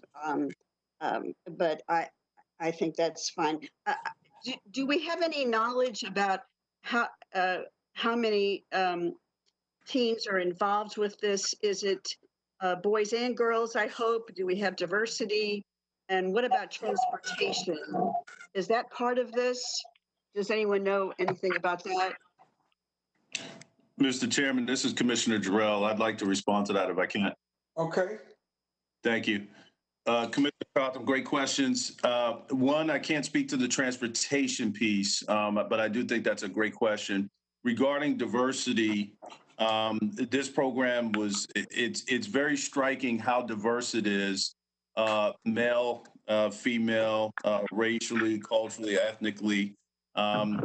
It was a true, I visited with the young folks that were working at Reed Creek and Ladder Park, and it was definitely a reflection of our community. And to the point regarding the additional funding requests, I believe it allows the expansion of more young people to participate in the program as well. So I just want to make sure my colleagues have that level of visibility. I believe that's the way they intend to use the funds. Okay. But we do not know how many were in this program last year. Do we know that? I would imagine, this is Leslie Johnson again, I would imagine that it's the in rough amount, they typically do it as one crew, and a crew represents 6 to 8 youth. Those members are 17 years or older. And so that's how they manage with the appropriate supervision and the like. So they balance it by a crew. So one crew has 6 to 8 members. It's one assistant leader and then a senior leader that makes up the body of work. And then it's over an 8-week period. And then again, that partnership is with, in the way that they've envisioned it, is with Park and Recreation, which means Park and Recreation has to identify the body of work for them to do. So is this just one crew of 6 to 8? That is correct. That is what this request is for. Oh. Okay, I was just hoping that it would be more, but thank you for clarifying that it's just 6 to 8 individuals. Dr. Johnson, question, Mr. Chairman, may I ask Dr. Johnson a question? Sure. Thank you. Dr. Johnson, don't they have multiple crews at multiple parks? I thought that was my understanding, that there were multiple crews, but they were rotating on a particular cycle. What I can speak to, I don't know how many crews they had last year, but what the request is for this year, which I think is consistent with last year, is this crew, one crew, and they go to different sites, but they go to different sites over that 8-week period. So it's, like I said, with partnership with Park and Rec, they help them identify different projects that they can work on, and then they rotate accordingly. And then I just recalled, just for a point of reference as well, I do believe that $75,000 may have come because I believe last year that was how much they got from the grant or the foundation, whoever awarded them money last year. So that's probably how the basis of 75 was. Thank you. You're welcome. Okay. Second round, Commissioner Powell, additional question. Just a little extra background. They have an environmental leadership team, and they also, and everything's diverse, but they also have a specialized women's leadership team that you can apply to be part of. And those are the ones that I've worked with in the past. And it's my understanding that this would cover, my understanding is it would be multiple crews. So I didn't have an understanding that it would just be one, but it is well worth the money, and typically has been funded through Foundation for the Carolinas and the Women's Impact Fund, but no longer eligible because they rotate through. But it's money well spent. Thank you. Commissioner Leak? Yes, I support it. Commissioner Jarrell? Support it. Commissioner Harden? Thank you, Chairman. Yes, again, I support this. My understanding is that it is more than one crew, and I can tell you that one of the things we hear so much is just how we need support for maintaining maintenance in our on our parks and greenways and that's what these crews do is they go out there and they do all that ivy removal. They do all that where they make sure the trails are safe for people to walk on, you know, where there's water run out and all that kind of stuff. They spend the whole summer, 8 weeks outdoors. And you know, for kids, for me, I have teenage kids trying to get them outdoors. You know, this is exactly the kind of program that I want my kids to be involved with. And again, I think I know for sure I'll be voting yes on this. Commissioner McDowell. Thank you, Mr. Chairman. I too want to lend my support to this. I do believe having outdoor work is such a great opportunity at this time in our world. And I do think that the educational stipend, in addition to the hourly wage, I mean, this is just an ideal program. And so I am in full support at the 75,000 level. Thank you. Commissioner Cotham. Oh, thank you. I would just ask Leslie if you could at some point provide clarity, because it sounds like it's just 6 to 8 individuals, and how much money do they earn? So and I guess I'm just still a little baffled by the few number of participants. But it's something. It sounds like it's a good program, and maybe we can build on it and find ways to have more. Because certainly we have a lot more young people who need to be involved in something like this. But to just have 6 or 8, that gives me some pause. But if you could just provide some further information down the road, that would be great. Thank you, Mr. Chairman. Sure, Commissioner Cotham. This is Leslie Johnson again. Just as a point of reference, I'm going to double check and get back with you hopefully when we recess, but I want to tell you that based on the email that I had received that Lee Jones had received from Jan Pender, that was the number that the one crew was what she was estimating with that dollar amount that she made the request for. It also appears that it's a $1,200 stipend or award that is given to each recipient. That's what it looks like over the 8-week period. But again, I will confirm with Park and Rec Director Lee Jones and make sure that I've given you everything correctly, as well as it appears that in prior years when there's been partnership, they've had possibly a few more crew, but the request as I referenced earlier, how she submitted it this year was for one crew.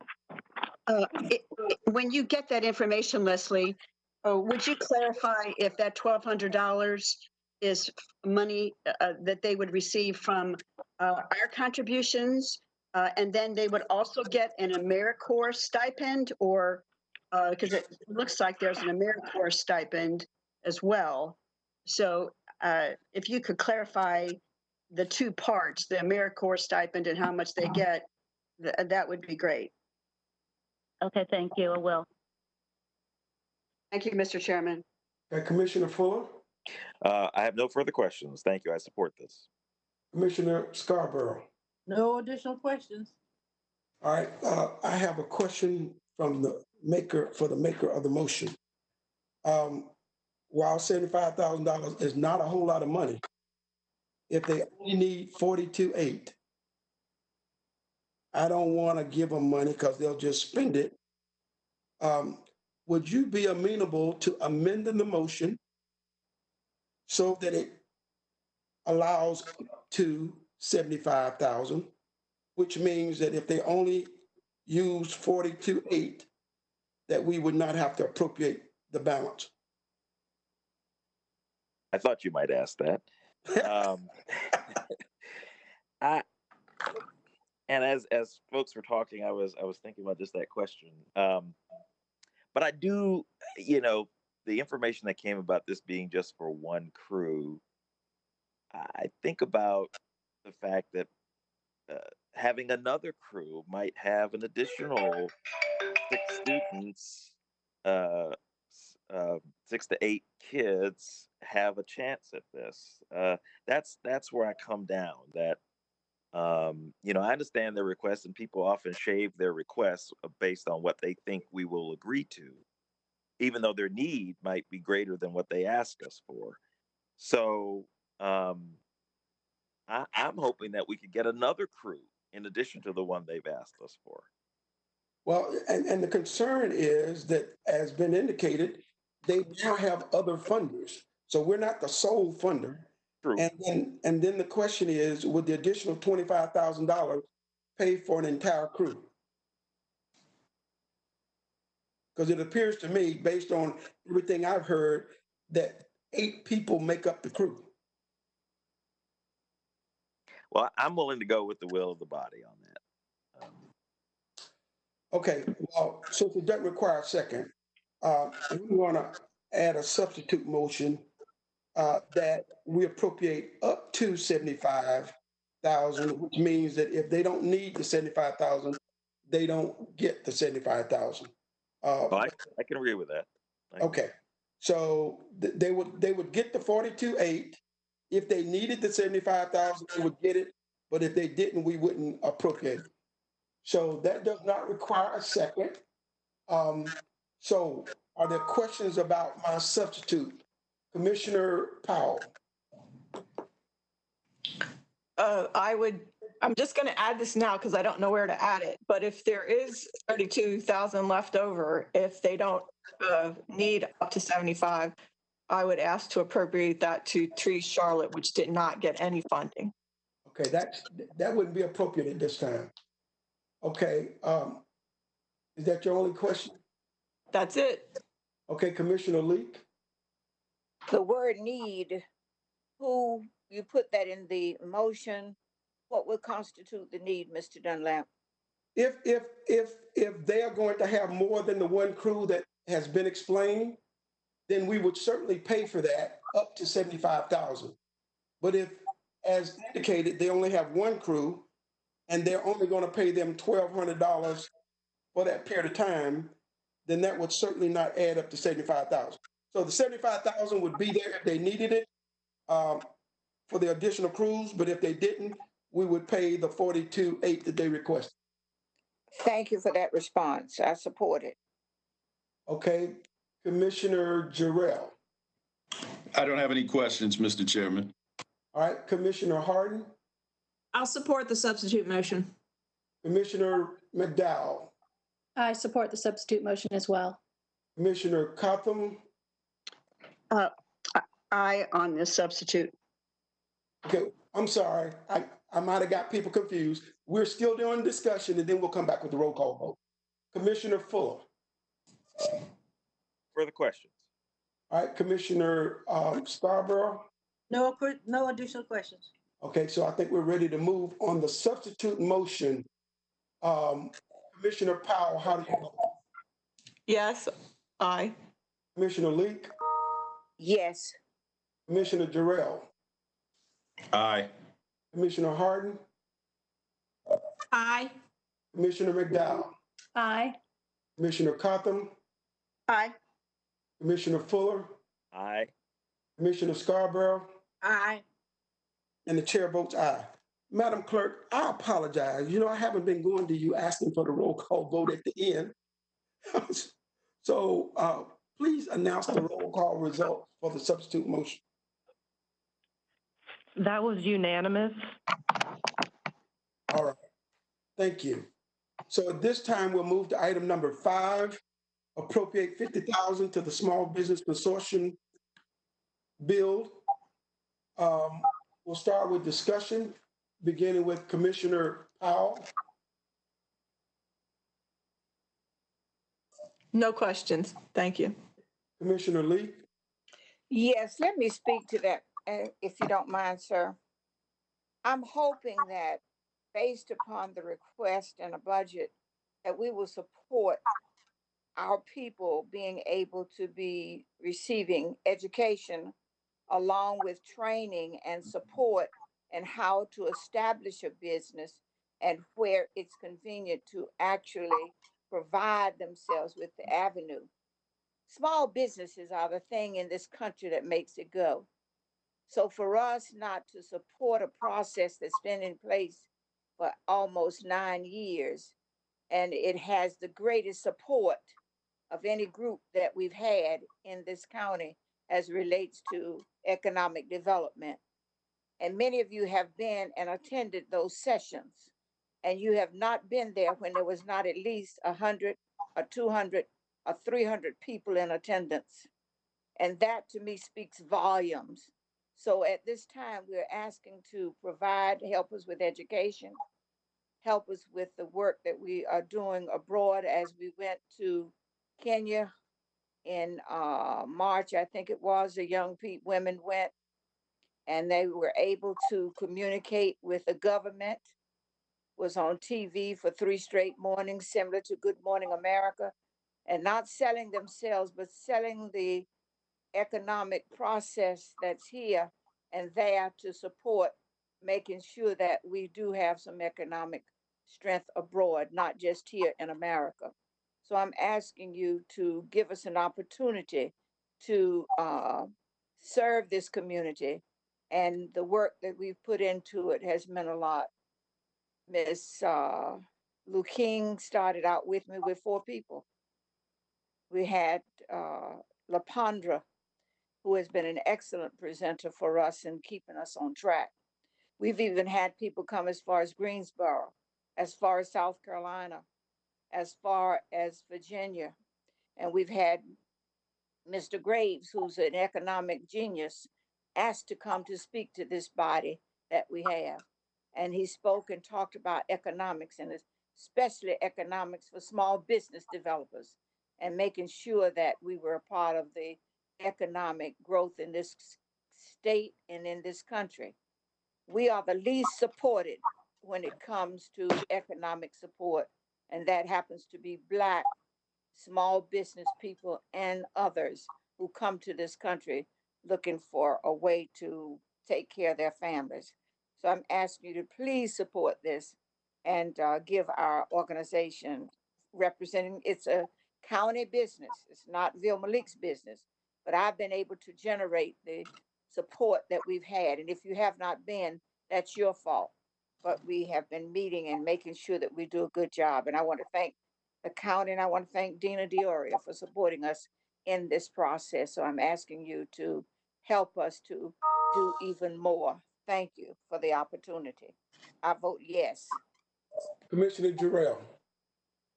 Thank you, Mr. Chairman. I certainly support this 100%.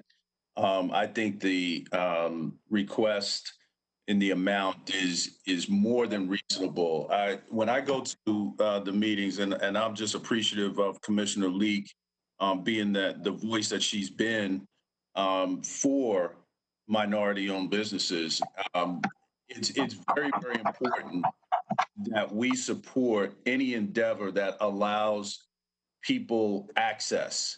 And we know that minority-owned businesses not only need access to capital, but information and opportunity, more importantly. And I think that's what the consortium has certainly done for those business owners. And it's also evidenced by the amount of people that show up. So at any given time, there's between 200 and 400 people in that room, all wanting the opportunity to network and learn.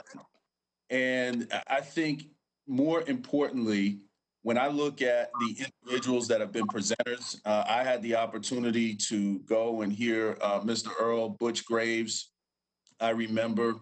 And one thing that was really striking was that I think for minority business owners, it is really important to hear from folks that have a cultural awareness and a cultural sensitivity and an understanding of what minority business owners face. And so I think what Commissioner Leek has been able to do has been incredible, starting with 4 people, and has built it to where she's built it now. And then to, eventually take a group abroad to Africa and to set up communication there. I think the amount that's being requested is certainly well worth the investment in this small business consortium. So I thank her for her leadership and I support this 100%.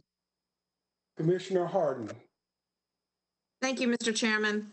You know, I visited the meetings of the Small Business Consortium, and I think there's a number, I mean, just, you're right, people speak with their feet. When you think about small business owners and how precious their time is, and that they're willing to invest their time in the participation of that organization, that'll tell you that they believe that their investment of that time is well worth the return that they're getting on that investment.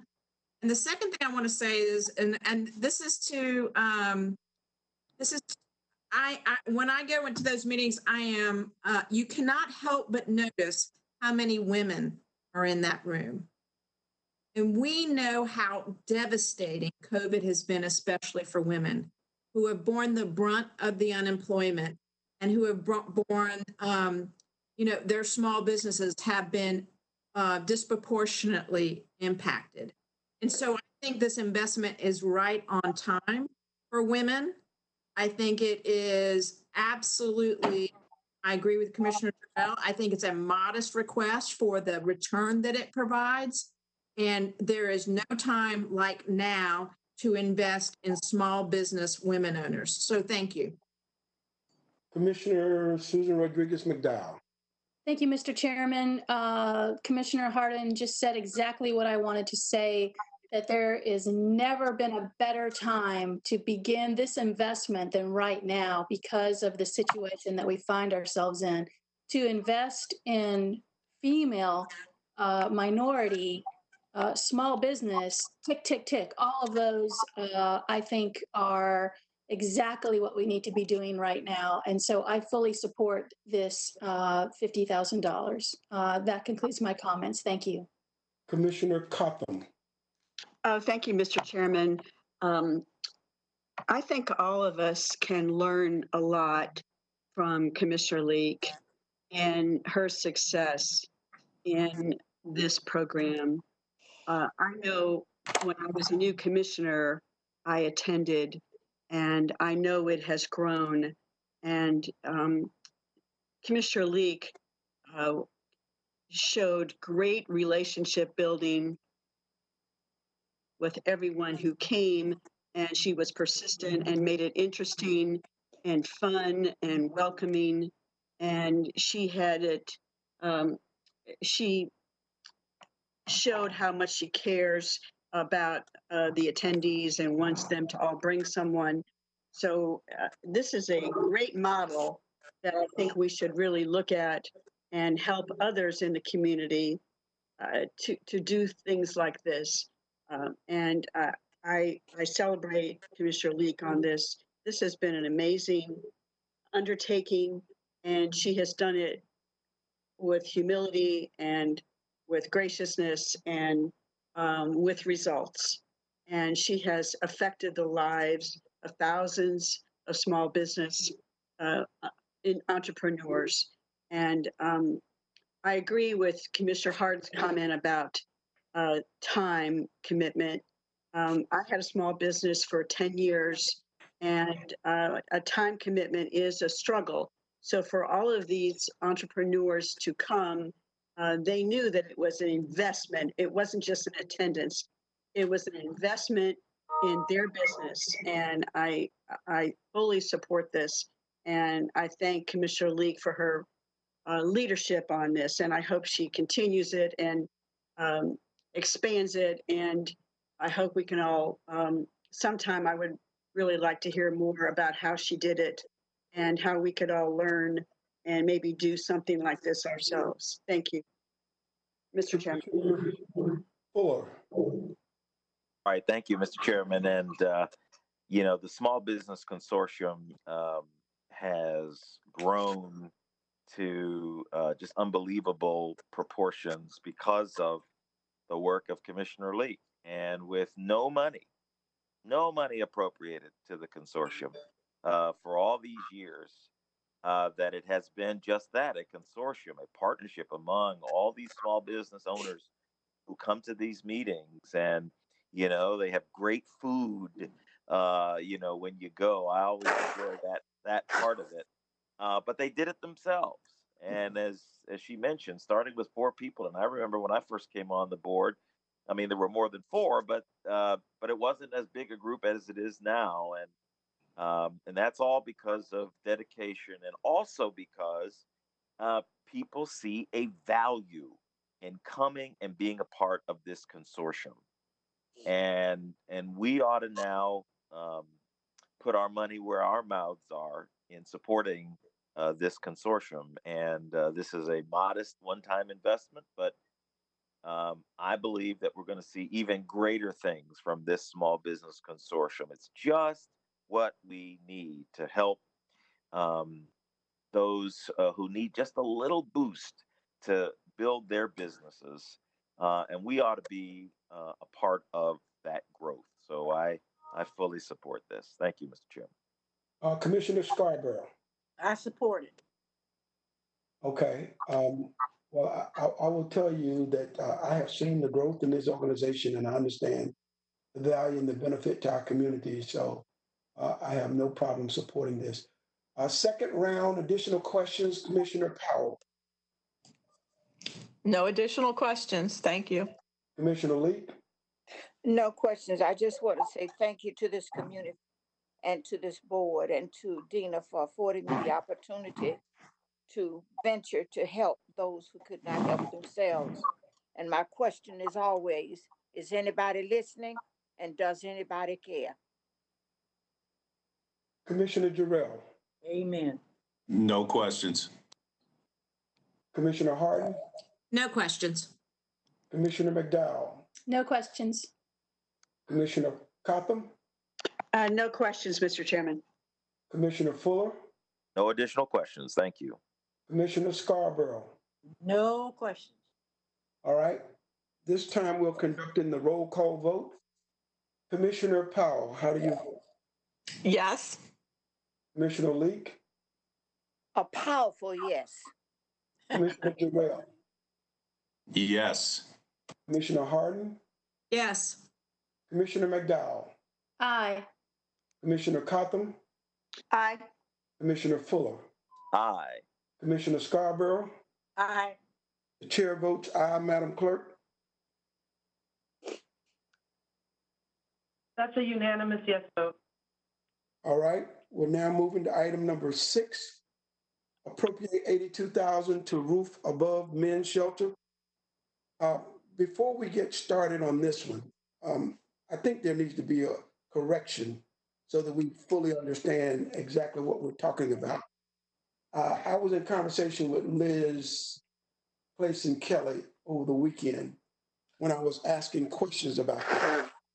For those of you who do not know, this is an initiative to deal with homelessness as well as affordable housing. They're planning on buying an old hotel and renovating it and being able to do both affordable housing and placements for homelessness. The $82,000 is the request for this year, but this will be a reoccurring partnership. And I think at the highest peak is $271,000, but it is not a one-time donation. I want to make sure everybody understands that. Madam Manager Leslie, somebody, can you? Yes, Commissioner Dunlap. Yes, sir. Sorry? Did you want to ask a question? Yes, I want to verify what I just said. Actually, I was going to make the same comment that this is not one-time funding. If the board wants to do this, it's going to have to be recurring, and the cost will increase each year. I think in 2023, it's about $241,000 to vote 281 to build out the whole program. Okay, I just want to make sure that people had that information as we started the discussion. Okay, so first round of discussion, Commissioner Powell.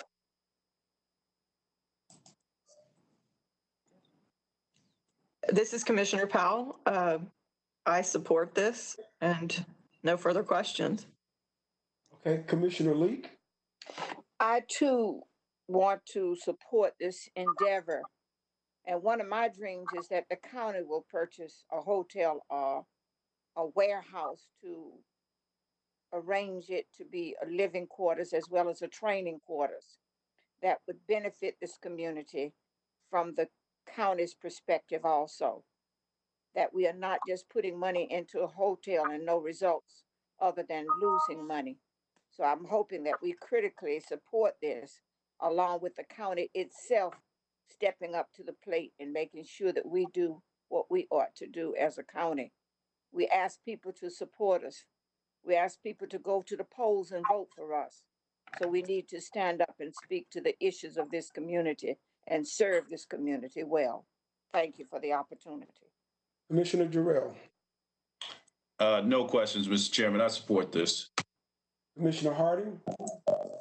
Thank you, Mr. Chairman. Yeah, my understanding is it's an apartment complex that it's a naturally occurring affordable housing apartment complex. And I think that the big selling point for me, I support the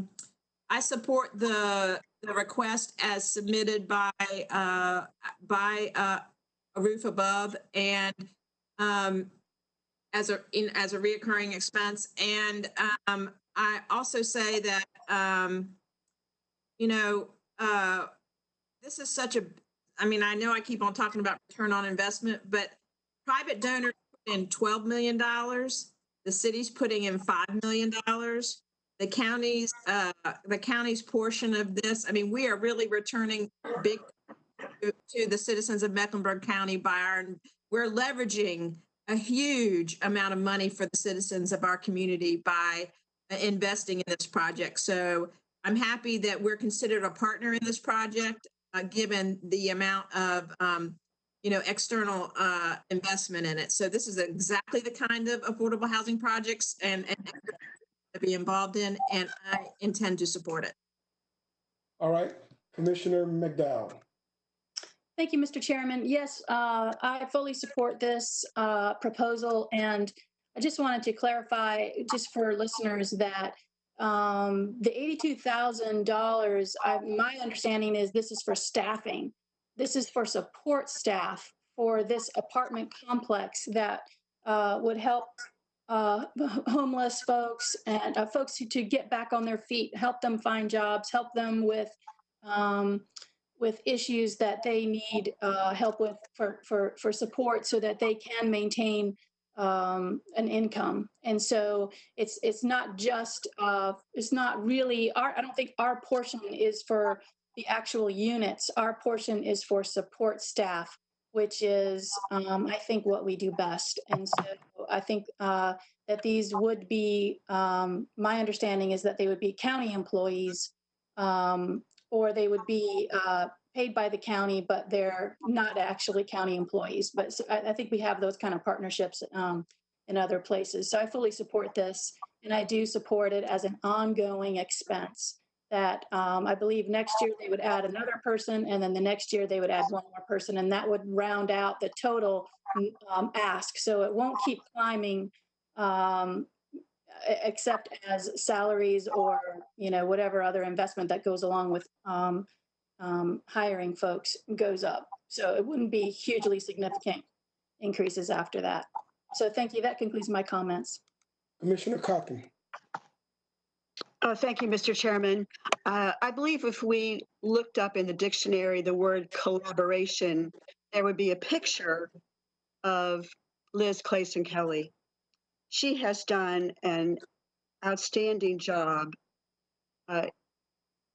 bringing in so many stakeholders to their mission at the men's shelter. And whenever I have gone to events or when they opened their, after the renovation, it was full of business leaders and a wide array of executives and nonprofit leaders and everyday citizens. It was breathtaking. And I trust her probably more than I trust anybody. And she will do an amazing job. And I would have no worries about this. And I know that she will be successful.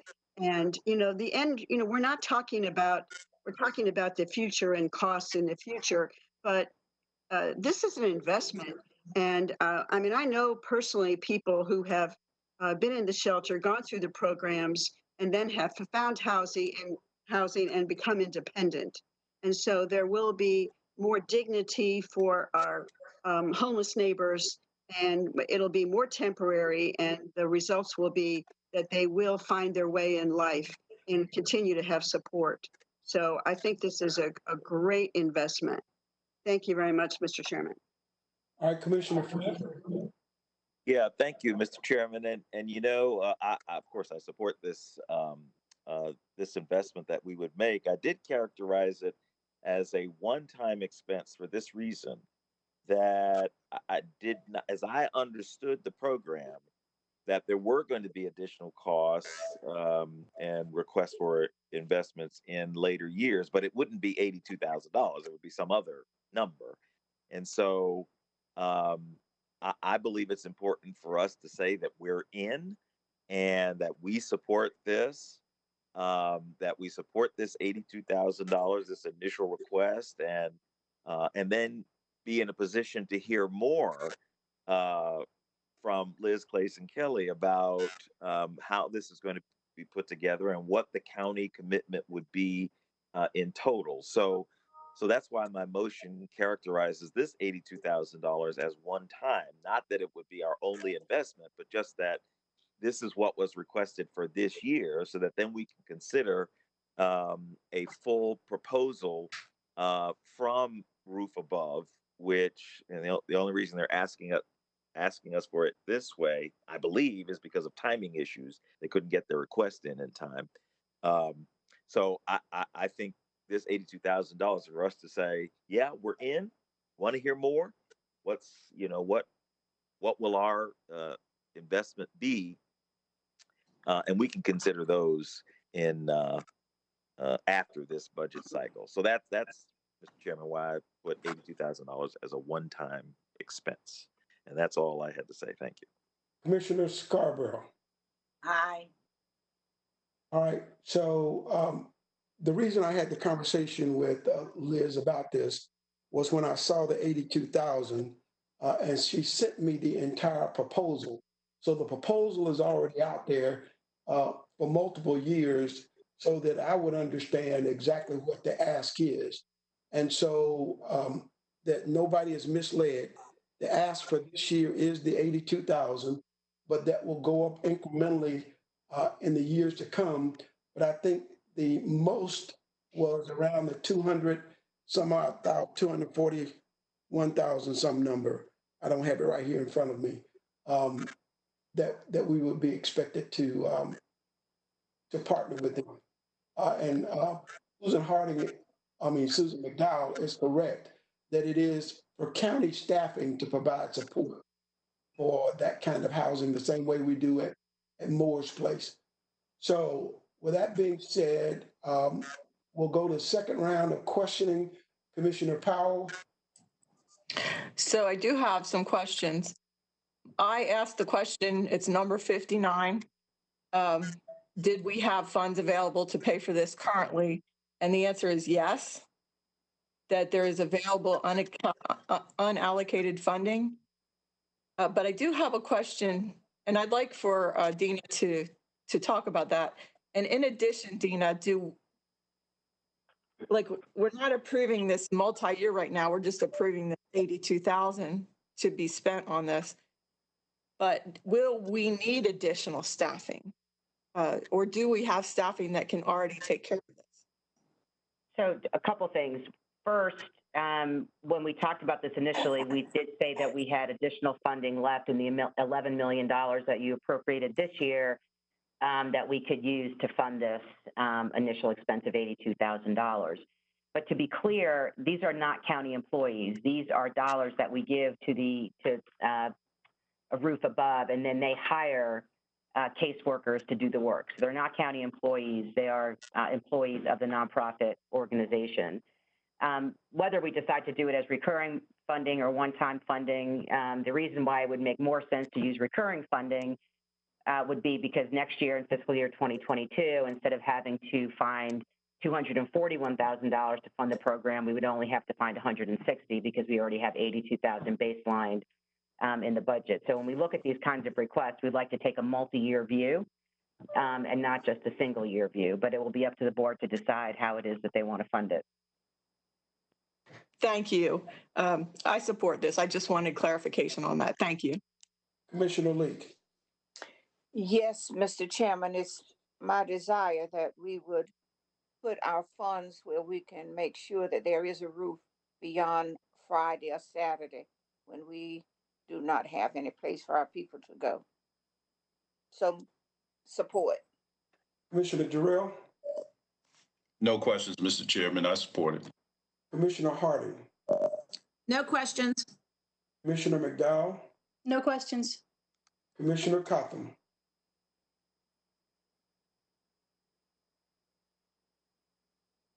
Commissioner Cotham. No further questions. Thank you. Commissioner Fuller. Thank you, Mr. Chairman.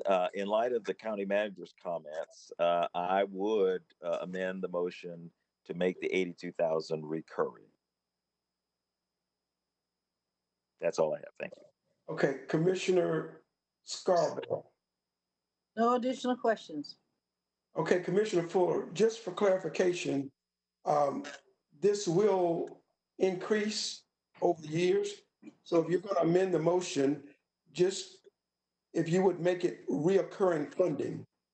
Right, that's what I'm saying. Okay, but I thought the recurring was specific to the 82,000. Okay, so correct. So we're clear. All right. So the amended motion is that this is a reoccurring expense to be funded this year at the amount of 82, and then we'll get additional information on next year's funding. Commissioner Powell, how do you vote? Yes. Commissioner Leak? Yes. Commissioner Jarrell? Aye. Commissioner Hardin? Yes. Commissioner McDowell? Aye. Commissioner Cotham? Aye. Commissioner Fuller? Aye. Commissioner Scarborough? Aye. And the chair votes aye. Madam Clerk? That's a unanimous yes vote. All right. We're moving to item number 7. Appropriate $1 million to support grassroots organization in addition to the United Way. We'll start with questionings for this one, starting with Commissioner Powell. It's my understanding that it's a reduction, and I have no comments. Thank you. Commissioner Leak. I have some questions as it relates to the role of United Way in this process. I think there's something that says that we would look for the Village Heartbeat to be a part of this process, that we would expand the Office of Community Engagement that would help to make it happen. And the reason I'm saying this, we're talking about as it relates to diseases that impact our community. And those are high blood pressure, sugar diabetes, and others. And this organization, which happens to be Village Heartbeat, which is a part of the county, which is the county, which has shown leadership and shown that they deliver by winning $500,000 in its efforts and its work across this community. And we're talking about people who need it the most.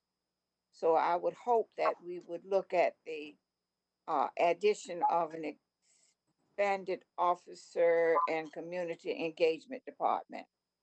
Okay, so my concern about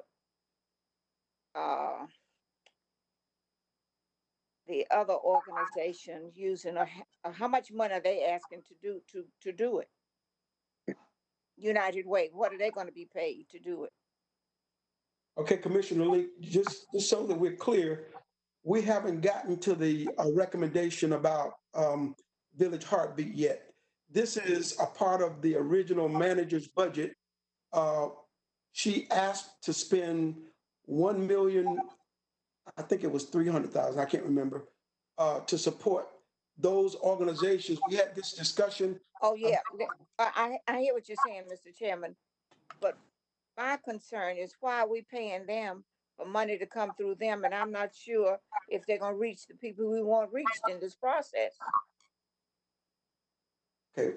I have some real, and the community does too. And I have to say that, and especially because of a bitter situation that took place with this organization. Can't support them doing it. Okay. Commissioner Jarrell. Excuse me. Thank you, Mr. Chairman. So I had a slight struggle with this because I appreciate the manager recommending the 1.3 million. I really don't want to split hairs. I am happy that we are addressing and finding a mechanism and a vehicle to provide opportunity for our grassroots organizations. And then when I look at it comprehensively and I see there are a lot of additional organizations that are coming online and are standing up with the complete focus towards our grassroots organizations. They're understanding a lot of the barriers that these organizations have faced. I definitely support the amount as long as we continue to use the manager's recommendation, particularly regarding the Duke program, so that we can provide additional infrastructure and support for these organizations. But I think this commitment is extremely important, and I am glad that it's a part of our budget. And I'm also glad that we have other organizations that will have a similar focus, so that these organizations can be supported, because they provide a tremendous amount of value. I believe that they go into spaces and places that larger organizations just can't get into.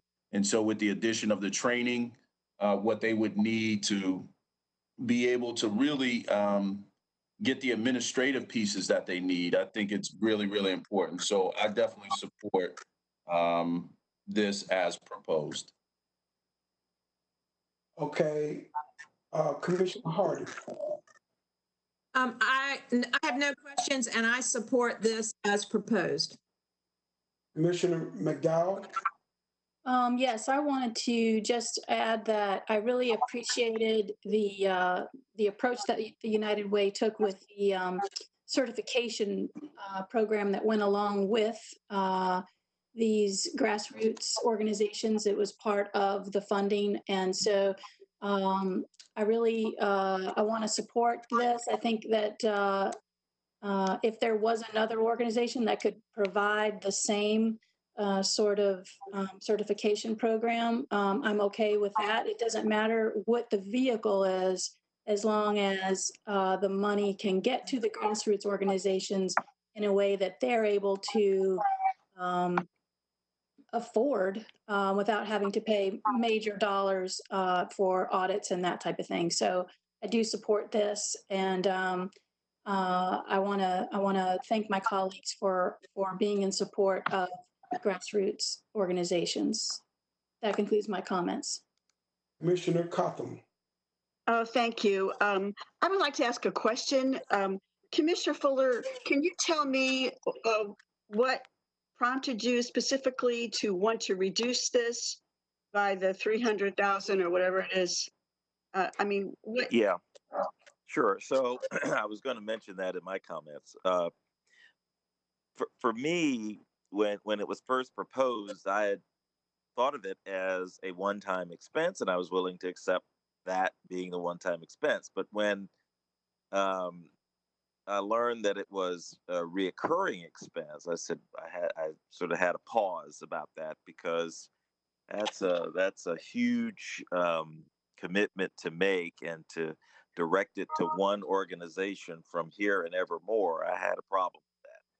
So I was more comfortable, at least I'm just speaking for myself, I was more comfortable with a lower, though not completely lower, but $300,000 is $300,000, and put it at $1 million each year and also to have the opportunity for other organizations other than just the United Way to be able to provide this service over the years. So that's what my thinking was.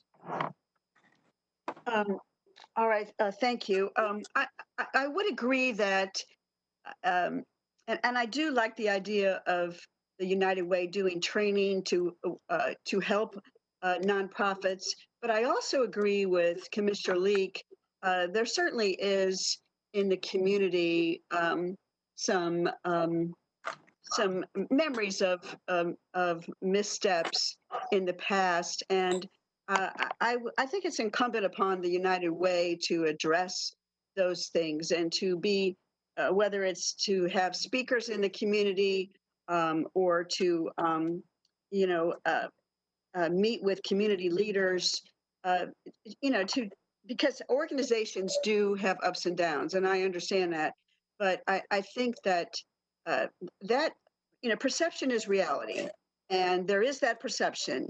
And the only way that perception can change is if they address it and they confront it and address it and then prove that they have the best interests of the community. So I would just challenge them to meet with community leaders and really try to address that so that they can improve their effectiveness in the community and to be perceived to who they are in 2020, not who they were in the past.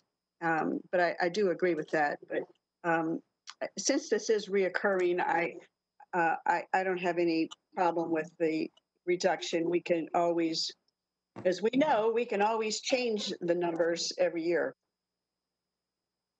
Thank you. That concludes my comments. Commissioner Fuller.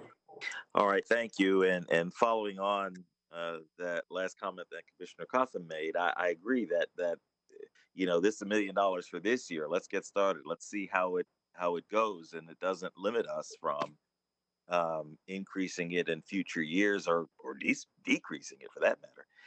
But what I really want is to have accountability. I think, you know, we're putting a lot of trust in an organization that's not the county to perform this service for us and make sure that these organizations actually get the resources that they need and have trouble getting from all the other infrastructure of our nonprofit sector that have shut them out. These organizations shut them out from being able to be funded. And so while we're making this appropriation and counting on United Way, at least initially, to provide these services, we've got to make sure that we don't spend all the money on process and that none gets to these organizations. That's right. So I want us to walk a little more carefully, a little slower on this, at least initially, with the anticipation that once we get the accountability, once we get the notion that organizations are actually getting funding, you know, I think we could think about increasing the amount in future years. So I certainly support this item. Thank you. Commissioner Scarborough. Ditto. I have no additional information. No additional questions. Okay, so let me just share with everybody that I had an opportunity to talk to the person who actually wrote the proposal, as well as the person who is going to administrate the program. And some of you know Sam Smith. And he assured me that one of the things that he is trying to do throughout this program is to not only help these other small grassroots nonprofit organizations, but to also develop them into leaders of nonprofit organizations. Some of them have not been privy to the opportunity to develop the skill set necessary so that they could run other nonprofit organizations. And that is one of the things that he has promised to deliver. And I think that's a great thing. some of you might know that we really have a vacuum when it comes to nonprofit leaders. When, first of all, most of them stay a long time, and when they do, there's a vacuum in the community. And so to be able to develop these grassroots organizational leaders into certified CEOs of nonprofit organization, I think is admirable. I don't have a problem with the reduction, but we certainly need to support that. And given who wrote the proposal and who's going to administrate it, I think I feel a whole lot more comfortable with this program going to United Way to be administered. I agree there are still some concerns in our community about United Way, even though there have been a lot of changes, new CEO, new board members. And so Pat might be onto something. Maybe the organization needs to do something to introduce itself to the community so that the general public will really understand what they do and how they operate. But this is certainly worth supporting. So second round, additional questions, Commissioner Powell. No additional questions. Thank you. Commissioner Leek. Thank you.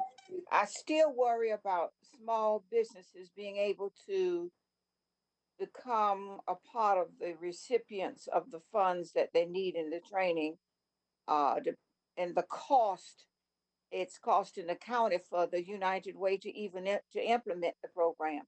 How much is that cost? How much money goes to United Way? $150,000. How much $150,000. for them to run it? Correct. And how much is going to be out there for organizations?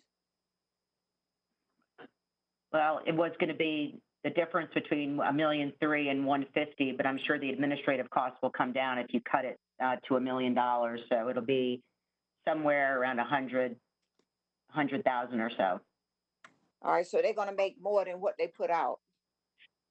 I really have a problem with it, and and we say what we want to say, but there are those in the communities hold on to say, if you do it to me once, you'll do it to me again. And the larger organizations get the money. That's what we've seen all over this community and across this country. So there's no guarantee that our people are going to get those funds allocated to them to start or to do their business. Thank you. Okay, so let me make sure that what the manager said was clear. If we give them $1 million and they charge us $100,000 to operate the program, they will be putting out $900,900 to these organizations. All right, Commissioner Jarrell. No additional questions, Mr. Chairman. Thank you for raising Sam Smith because I did have a conversation with him as well, and I can certainly validate what his intentions are relative to what you said. So thank you. All right, Commissioner Harden. No questions. Commissioner McDowell. No questions. Commissioner Cotham. No further questions. Thank you. Commissioner Fuller. No further questions. Thank you. Commissioner Scarborough. No further questions. Okay, second round. Any additional question, Commissioner Powell? No, you just did second round. Oh, was that second round? Yeah, that was second round. Yeah, I'm looking track. Okay, so this is the roll call vote to reduce the manager's budget from $1,300,000 to $1 million. Commissioner Powell, how do you vote? Yes. Commissioner Leek? Halfway, yes. I don't want to do it. Commissioner Jarrell? Aye. Commissioner Harden? Yes. Commissioner McDowell? Aye. Commissioner Cotham? Aye. Commissioner Fuller? Aye. Commissioner Scarborough? Aye. Chair votes aye, Madam Clerk. That was unanimous, yes vote. Okay. Item number 8. appropriate $320,250 to support a county program to reduce gun violence. I guess, and that's going to the Public Health Department. Okay, first round of questioning, Commissioner Powell. Mr. Chairman, just a point of order. Can we maybe have some muting so we can cut down on the noise? Madam Clerk, if you would mute where the noise is coming from. All right. Now, Commissioner Powell, thank you for that, Commissioner Fuller. Sir. This is Commissioner Powell.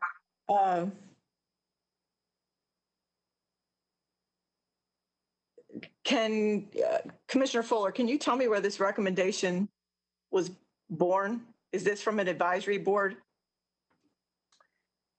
I would not specifically. So the idea of it was to support staffing actually for this gun violence initiative, but also to have the study. So it's to accomplish those two things: to get staff members in there, but even before that, to get the study done addressing gun violence.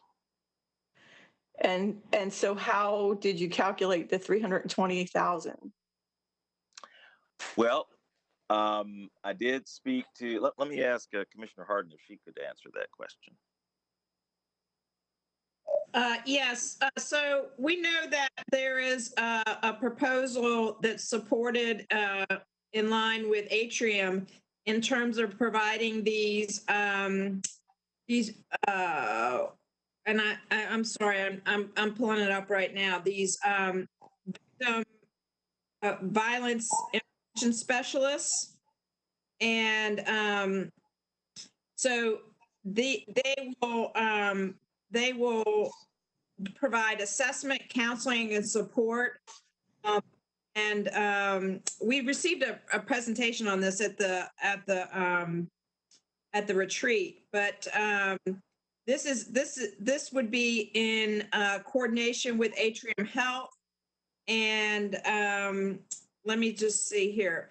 So these are 5 violence intervention specialists will be hired to support, and so these folks work with victims and to help intervene and go out in communities and help do counseling and that kind of thing. So, and that is, again, a proposal that was submitted by Atrium Health on that. Commissioner Dunlap, may I just ask a couple of clarifying questions here? So I just want to make sure we understand from a staff perspective, because the way this is written up in Commissioner Fuller's motion is to support a county program. But are you suggesting that this is actually to support Atrium Health's proposal, so the money would go to Atrium Health, and these under their proposal, these violence intervention specialists actually work in the emergency rooms of the hospitals to triage people who come in who have been impacted by violence? So we just need to understand what it is you're exactly asking to be funded, so we understand how we need to proceed. So we just need some clarity around that. So this is Commissioner Fuller. I mean, my thinking in making the motion was that we would support those intervention specialists, yes, but I hearken back to what we committed when we were all meeting and we were at the dais and we were talking about gun violence, and we said we're going to do something about it. And it's been a year and we've done nothing about it. And so I'm intending this funding to be to support our initiative to do something about gun violence. Yes, it'll involve staff, but really my intention in making this motion is that it would support our effort to address gun violence as a problem affecting our community. So it's not necessarily to fund the proposal submitted by Atrium Health? Yeah, not necessarily. Though that could be part of it, but not necessarily. Yeah. Thank you, Commissioner Fuller. Appreciate it. Yes. Okay, so where was I? With Commissioner Powell. Okay. I would need much more clarity I mean, it's extremely important and I want to support addressing it. I just need more clarity before I can support it. Thank you. All right, Commissioner Leak.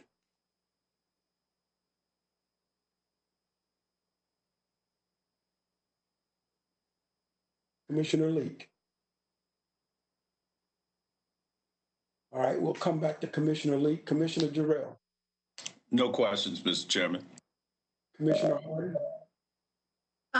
I want to add that I think I support Commissioner Fuller's interpretation of that money. I think it's to support a gun violence response.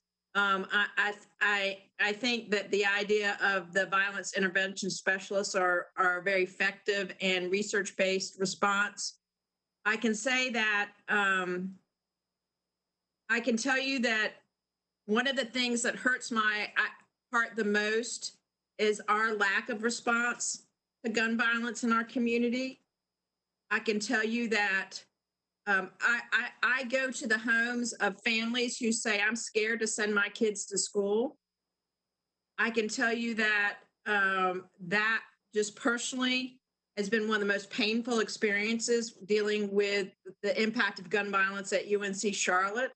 And I appreciate this board's willingness to say that we are going to respond and that we're going to allocate funding to do that. So I want to thank this board personally, because I can tell you that the impact has been profound on one of the communities that I'm in a lot of the time, and that's at UNC Charlotte. I can tell you that I heard a lot of promises, and I think that this is a first step towards delivering on our promises. Thank you very much. Commissioner McDowell. Thank you, Mr. Chairman. My understanding in supporting this initiative is that it was a response to gun violence as a public health crisis. And I'm on the Health and Human Services Committee, along with Commissioner Lee, Commissioner Powell, and Commissioner Jarrell. And we had a presentation from Atrium, and I believe our public health department sort of did a joint presentation, and these ideas were brought up. And I wanted to support this because I do think we need to look at gun violence as a public health crisis. We have to start somewhere. I think this is a start. I think if it's a partnership with Atrium and they are going to put people in emergency rooms, and it's almost like starting there and taking the program wherever it leads. I'm in support of starting with this, and I think it's a great place to start. So thank you very much. Commissioner Coffin.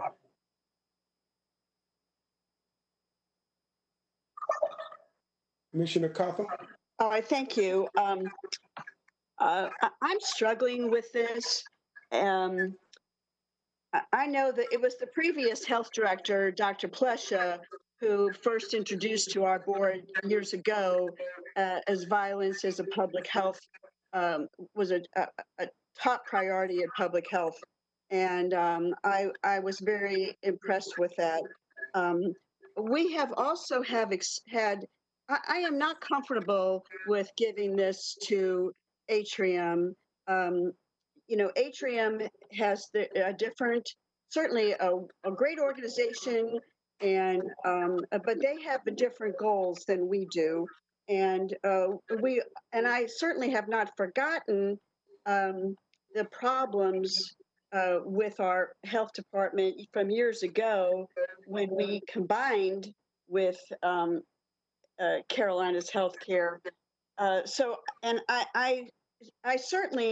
I really struggle with this word study. I mean, how many freaking studies do we need to do? We have done so many studies.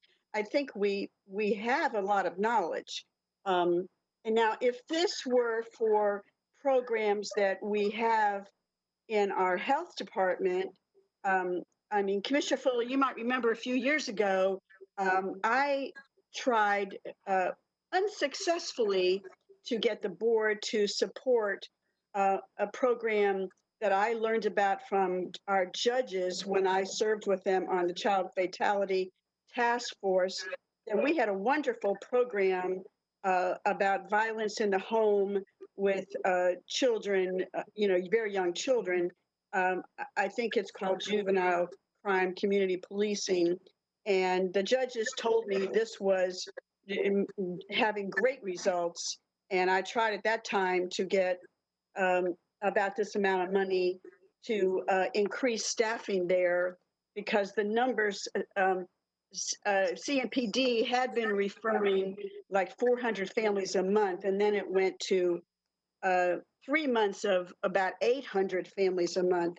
And it was a great program where we would send somebody out with the CMPD to meet with the family when the violence occurred and there was children there, because that trauma, and I always wanted to take those numbers that we have accumulated over the years to go back and see what has happened to those families, and is this the source of homicides?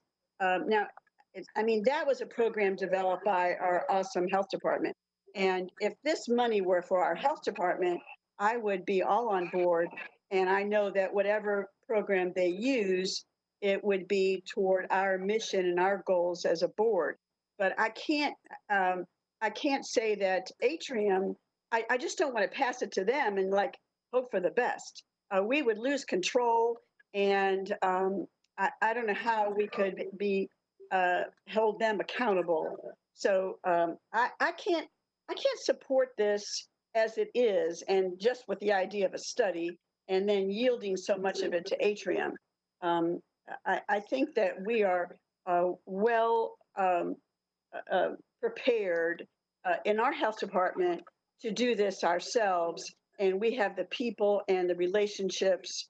And I think we know better through the departments that we have, like Youth and Family Services and all the departments that we have. We know very well the problems with violence. We know very well. And I think that it could be better served if we keep it in-house. So that's where I am. Thank you, Mr. Chairman.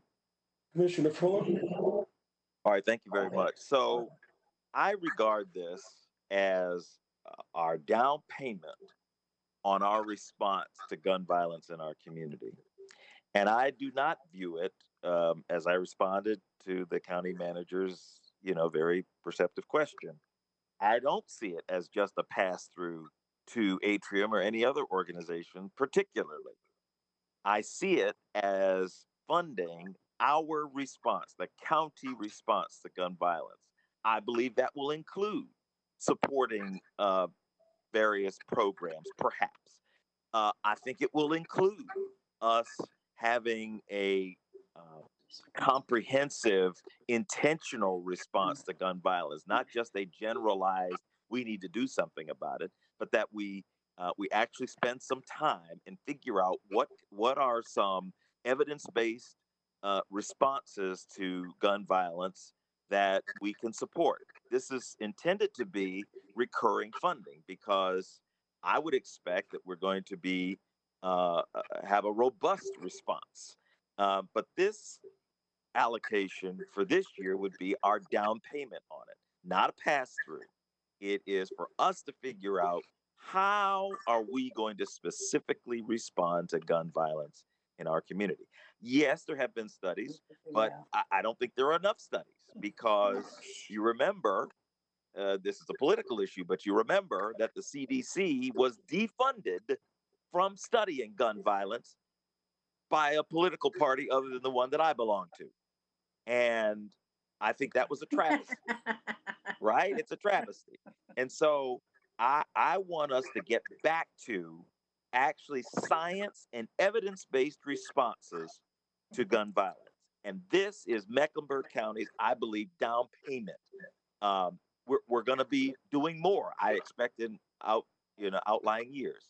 But we got to get started. We got to start doing something instead of just talking about it. Thank you, Mr. Chairman. All right, Commissioner Scarborough. I have no additional comments. Okay, so let me remind everybody that, Mr. Dunlap, yes, ma'am. didn't realize I was muted a while ago. Oh, I didn't know you were either. Okay, I just want to say that this community has asked and talked repeatedly about the gun violence in our community.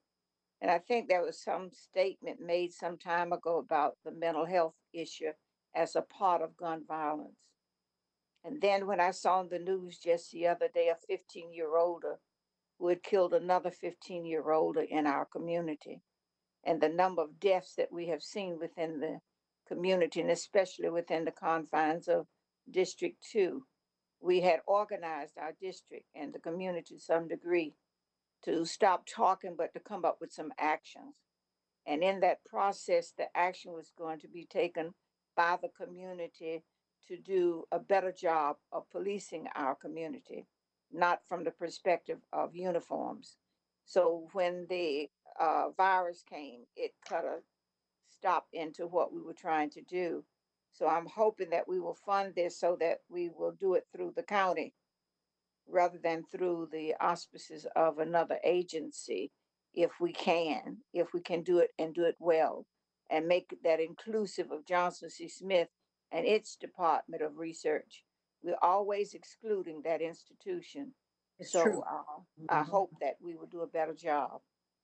We've already talked about it. We know what the issues are, and we talk and we beat it to death. Violence is violence. Gun violence is gun violence. So we're trying to decrease the number in our community. So thank you for the opportunity. Okay, so there is enough confusion around this particular request, but I think it's worthy of appropriating money. Some of you will recall we've had these discussions before, and we asked our health director to bring back some recommendations for us. And of course, since that time, COVID happened, and we have not gotten a response, and that's understandable.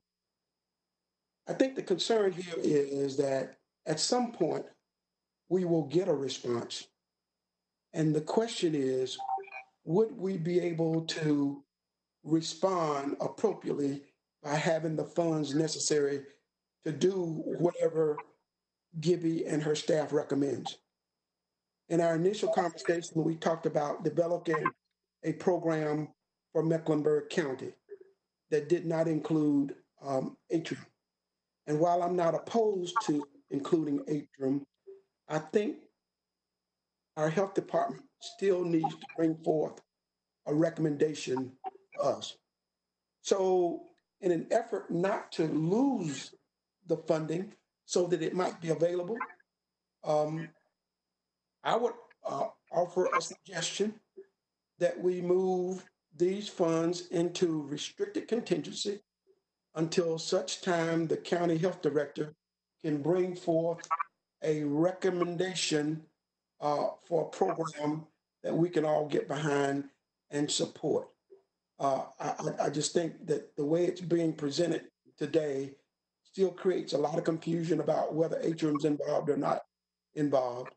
And so I would prefer that we put the monies aside until such time that the health director brings back a recommendation to the staff. So I would offer that as a substitute motion.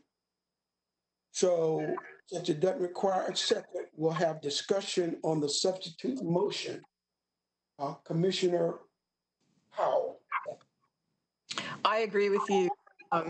I think it has to go into restricted contingency, or it does for me to support it.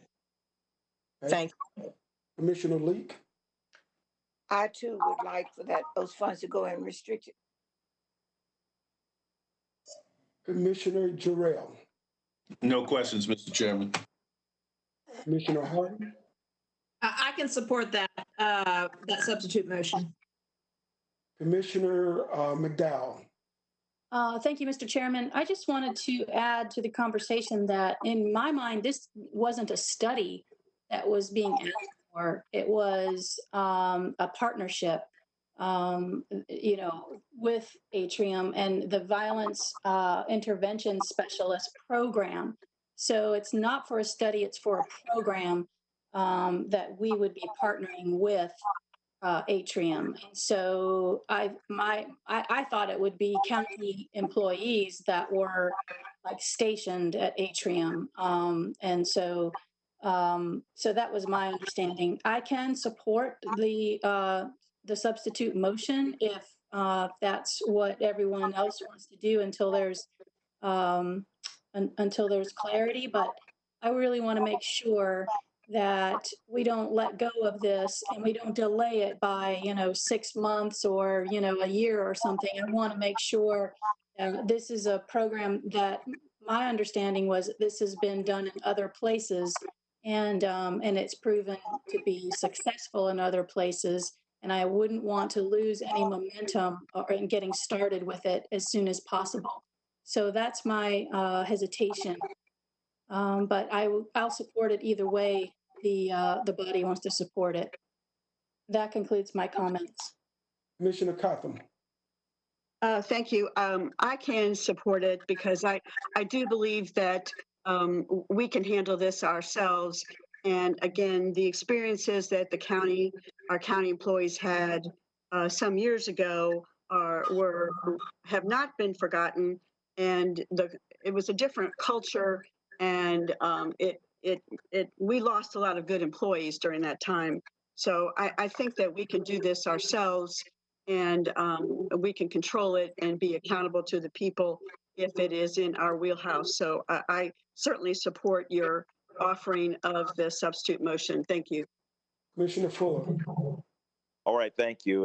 And I can support the substitute motion. In fact, we can make it an amended motion, but I don't care about the process. But because I agree that we need to be clear about how we are addressing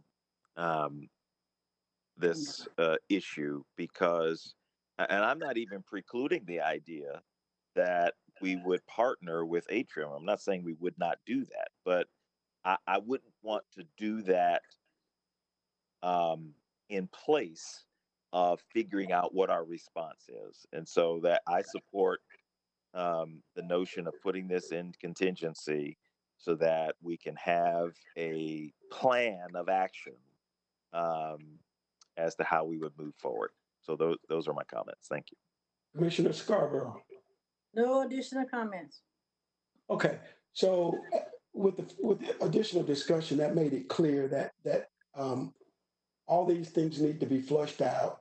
And so if we put the money in restricted contingency and let the health director develop a plan, that does not preclude working with other agencies. So all in favor of the substitute motion, starting with Commissioner Powell. Yes. Commissioner Leek. Yes. Commissioner Jarrell. Aye. Commissioner Harden. Yes. Commissioner McDowell. Aye. Commissioner Cotham. Aye. Commissioner Fuller. Aye. Commissioner Scarborough. Aye. And the chair votes aye. Madam Clerk. That was a unanimous yes vote on the substitute motion. Okay, we have been at this for 3 hours now, and I need a relief break. So let's stand in recess for 5 minutes.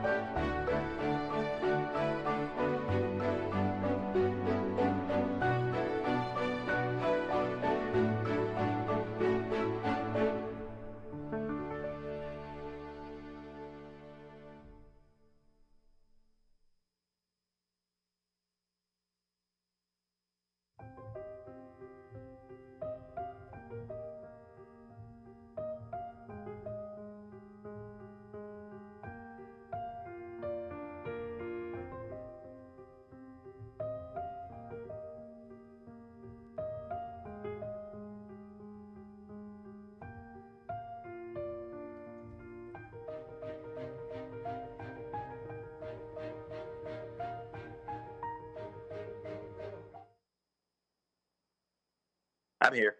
Sorry. Did you get Leak? Yes. Okay, thank you. Scarborough?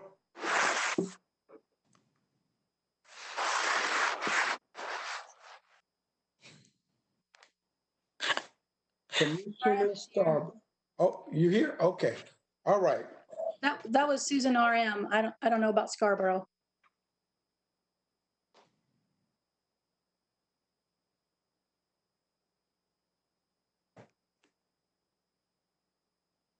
Okay. She'll catch up. All right. Moving to item number 9. Appropriate $500,000 to support a staying and aging in place program with the city of Charlotte. This is a joint program. Mr. Chairman, if I make a point of, point of order, I guess. Is it possible for the information from my memo to be put on the screen so people can see what these items are? If the people who are responsible for doing that have a copy of them, it's possible. Okay. Yes, we can get that up there for you. All right. Very good. Thank you. All right. So, beginning with Commissioner Powell, questions? This is for the county manager. How much do we appropriate currently? Commissioner Powell, I'm sorry, I did not hear that question. How much do we appropriate for staying and aging in place right now? So we're not participating in the staying in place program. You're talking about a tax relief program? Yes, on the number 9 that they just put up, but I guess you can't see it. So we don't participate at all. This would be new dollars. Yes, it would be new. It would be new. Okay. That's my only question. Thank you. Commissioner Leak? Yes, my question was also the same. Thank you. Commissioner Jarrell? Thank you, Mr. Chairman.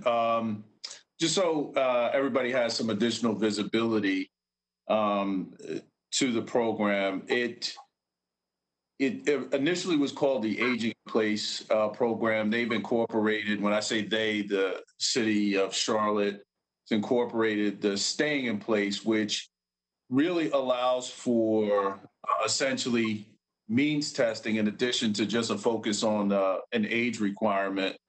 I continue to be concerned about should and can address. Is there a way that we could mute? I'm getting a lot of feedback. Thank you. So I continue to be concerned about ways that we can address the impact of gentrification. And as we move to support our working families, I'm going to continue to press the point that working families are often forgotten. And to a certain extent, we take them for granted. They're continuously people that do things the right way. They positively contribute to our economy. And I appreciate this board for really recognizing the need to support them and for us to provide them with relief with the same vigor that we do for our other constituents. And these families, we have to remember, carry the brunt of the weight of our tax burden. And we know that they've been especially hard hit by COVID-19. And so when you look at the reval, they were the hardest hit. I've got a heat map in my office that I pin up that shows those areas, and particularly in the Crescent, where payments have gone up over $100 a month, or even a percentage increases of 100% or more. And so I'm definitely worried about those people in gentrified areas and that have been impacted by economic development. And I don't think that anyone should be adversely impacted because they made an investment. And now the main vehicle to generational wealth and stability is put at risk because they're being priced out of areas outside of their control. So any sort of relief that we can put in place for the residents of Mecklenburg County, I think in partnership with our city colleagues is certainly extremely important for us to move forward with in making this investment. So thank you, Mr. Chairman.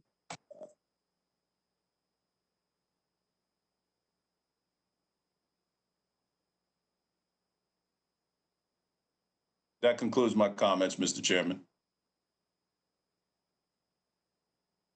I'm sorry, I had muted myself. Commissioner Harden.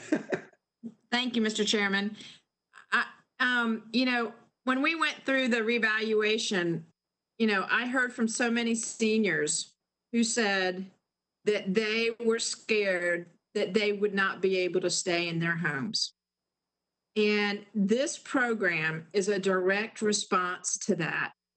And I regret that there are many, many states that provide tax relief to seniors. And while this isn't tax relief, this program that the city has been successfully able to implement has been, popular among seniors. And I think that we owe it to the seniors in the rest of the county to provide access to this program. And so, I think that our seniors need help, and they need help around issues of gentrification and being able to stay in their homes as they age. And this program is a direct response to that. And again, is providing access to our county seniors that already have access to it at the city level. So thank you very much. That concludes my remarks. Commissioner McDowell. I have no further questions. Thank you. Commissioner Copham. Thank you. I'm a little confused about this, about exactly what this is for. So, and I'm also, if it's with the city, are we excluding the 6 towns? Because there's been no discussion of that, and that, the city understandably looks out for the city, but we look out for everyone, including the town. So I would like some clarification on that, but I'm also wanting to know exactly, and this is reoccurring, so this is, I guess, $5 million over 10 years, at least. What is this money? What exactly is this money going to do for our seniors? So if I could get clarification on that from the county manager about the towns and also about what this would do specifically. So the city of Charlotte has, can you hear me? Yes. Okay, I'm getting an echo. I don't know why, but the city of Charlotte has a program where if you don't qualify, if your income level is too high to be eligible for the traditional tax relief programs that we have, they've created a new program that would allow people to apply to get basically tax relief, which is basically paying somebody's taxes if they can't meet a certain threshold. It has to be directly related to reval, so it's not your whole tax bill. It's only the part of your tax bill that was disproportionately impacted due to revaluation. They had $750,000 in FY19, an additional $750,000 in FY20. We don't have a lot of current information about it, but when we got a report from the city back in, I believe it was January, they had spent about $25,000 so far in providing tax relief to those who are eligible for the program. So it really doesn't address your question about the towns, because this is only for the way their program is structured. It's only for the city portion of their tax liability in the city of Charlotte. So that's kind of what it's for. Well, as an at-large representative, I struggle with supporting this if it's not available, because we certainly have people in the 6 towns that are seniors who are struggling as well. So I just don't, I just think that maybe we can do something ourselves as opposed to partnering with the city.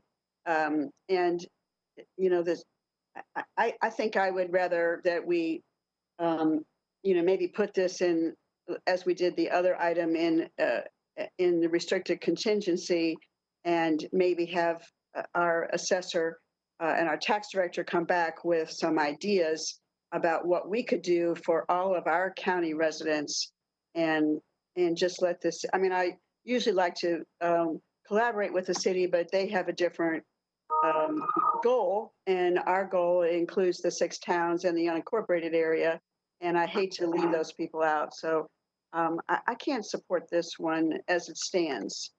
So if the chairman, if you'd like to consider a restricted contingency, I would support that. But anyway, I can't support this as it is. Thank you. So Commissioner Cotham, you know, we have had conversations about this before, and I know that our county attorney is on the line as well, and he can provide some additional comments about this. We have never put a program like this in place at the county level because we do continue to have concerns about whether or not it violates state statute. And so I'm going to ask Tyrone Wade to just give a little bit of his perspective on our concerns around this program. I would be remiss if I did not put that into this conversation. Oh, thank you. Well, good morning. So as I indicated to the board the last time we met, I have been in conversation with the city attorney on this program. The statute does not give the county the authority to do what the city does.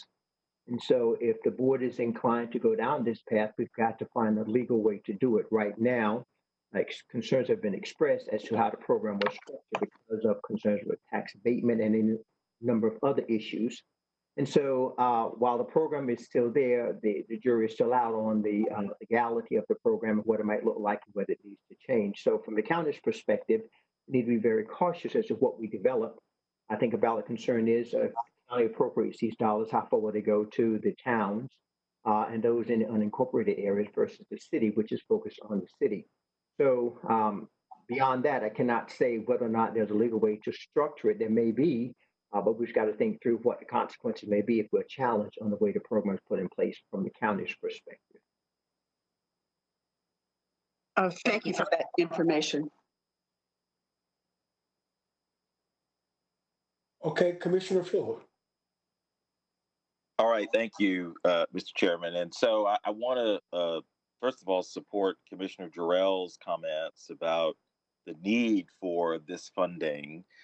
You know, we can't stop gentrification, but we can help ameliorate the negative effects of gentrification. People ought to be able to stay in their homes as they age. And I agree that this is to help seniors. It's also to help others to remain in their homes. Look, if people are able to stay in their homes, then that's less of a burden on other social infrastructure that we have that we use to support people. Wouldn't it be better to allow somebody to remain in their home rather than having to deal with it as a homelessness issue or as some other government service? So I think these are dollars that would be well spent. I am sensitive to the legal concerns, and so I would support the notion of a contingency as we sort of work through those things. And I also agree that it ought to be available across the county and not just in the city of Charlotte. And so I want those things to be done. And if you don't actually set in motion the process of doing something, it'll never get done. So we've been talking about it. Now is the time for us to do something about it. And so I support this funding to help our seniors, to help our families who struggle to remain in their home, and I would support a contingency as well. Thank you. Okay, Commissioner Scarborough.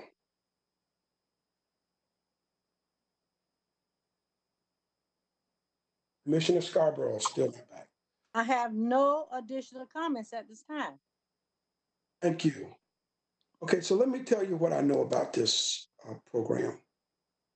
We started discussing this program more than a year ago. In fact, at last year's budget, Commissioner Jarrell recommended this, and our county attorney expressed his concerns about the program being challenged and us not being able to,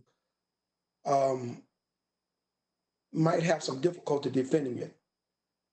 Since that time, I have met with our city manager. In fact, Commissioner Jarrell and I both met with the city manager. And they seem to think that their program would not be challenged. And if they did, if it was challenged, that they would be able to defend it. As the county attorney spoke, he stated that because of the different rules between the city and the county cannot directly implement such a program. So Commissioner Jarrell's request is to partner with the city, who has the structure already in place to implement the program. But as Commissioner Cotham suggested, it would be, and I think Commissioner Harden said as well, it would be able to support those people in the county who lives in the 6 towns and the unincorporated area who now can't get access to the program because they are not city residents. So in other words, the program is to bring parity to county residents on the same line that the city residents currently have. Now, did I get that right? Commissioner Jarrell. You did get it right, Mr. Chairman. Thank you for framing it that way. Okay, I just want to make sure. So this is something that we've talked about, like I say, even at budget time last year. Since then, there's been ongoing conversation with the city to see that the program is viable. Now, I do understand the concerns. The difference here is if we put it in restricted contingency, we could do that and seek greater clarification before we put the money into the city program. The difference is the money is not readily available and people who are in need can't access it until we're comfortable with the city's program. And so the city's been doing this program now, I think, 2 years. And they would simply, as I understand it, take applications from those who live outside the city if they met the criteria. I think the question for me is whether or not we need to appropriate this amount of money the first time around, because it is reoccurring. And as the county manager stated, the city has appropriated about $750,000. They have nearly 3 times as many people in the city as in the unincorporated area. And so the question for me is not whether or not we should do the program, but whether or not we should appropriate $500,000 the first year. I'd like to hear some further discussion on that. We'll start back with Commissioner Powell. Do you have an amount that you were thinking of? Well, I thought since the city did 250,000, I thought 250,000 would be adequate, at least the first year, given that the city has 3 times as many people as those in the unincorporated area. And I want to ask the attorney again, do you still have legal pause on this? Well, I think the statute is clear that the city has certain authority that the county does not have. It's just the way the statute is written. And as I said, we are talking with the city attorney to see whether or not there's something we can do, maybe via a local or something that we can work together to accomplish what the board is attempting to do. But we cannot do it independently without having some particular potential issues from a legal perspective. And, you know, you want to make sure that it goes well beyond the city limits. So I still have pause there. Like, I don't have any assurity that it would be impactful to the towns and ETJ. Commissioner Powell, just to help you out with that, the city would be responsible for administering the program to county residents who apply. So the whole purpose of it is to make the residents outside of the city access to the same program that currently the residents inside the city have access to. It just sounds so complicated, but that's my only question. Thank you. It might be. Okay, Commissioner Leak. Yes, let me say thank you to Mark for continuing to push this aging in place. My question deals with, are we rerouting the money so that we can be in concert with the city? Is that what we're trying to do?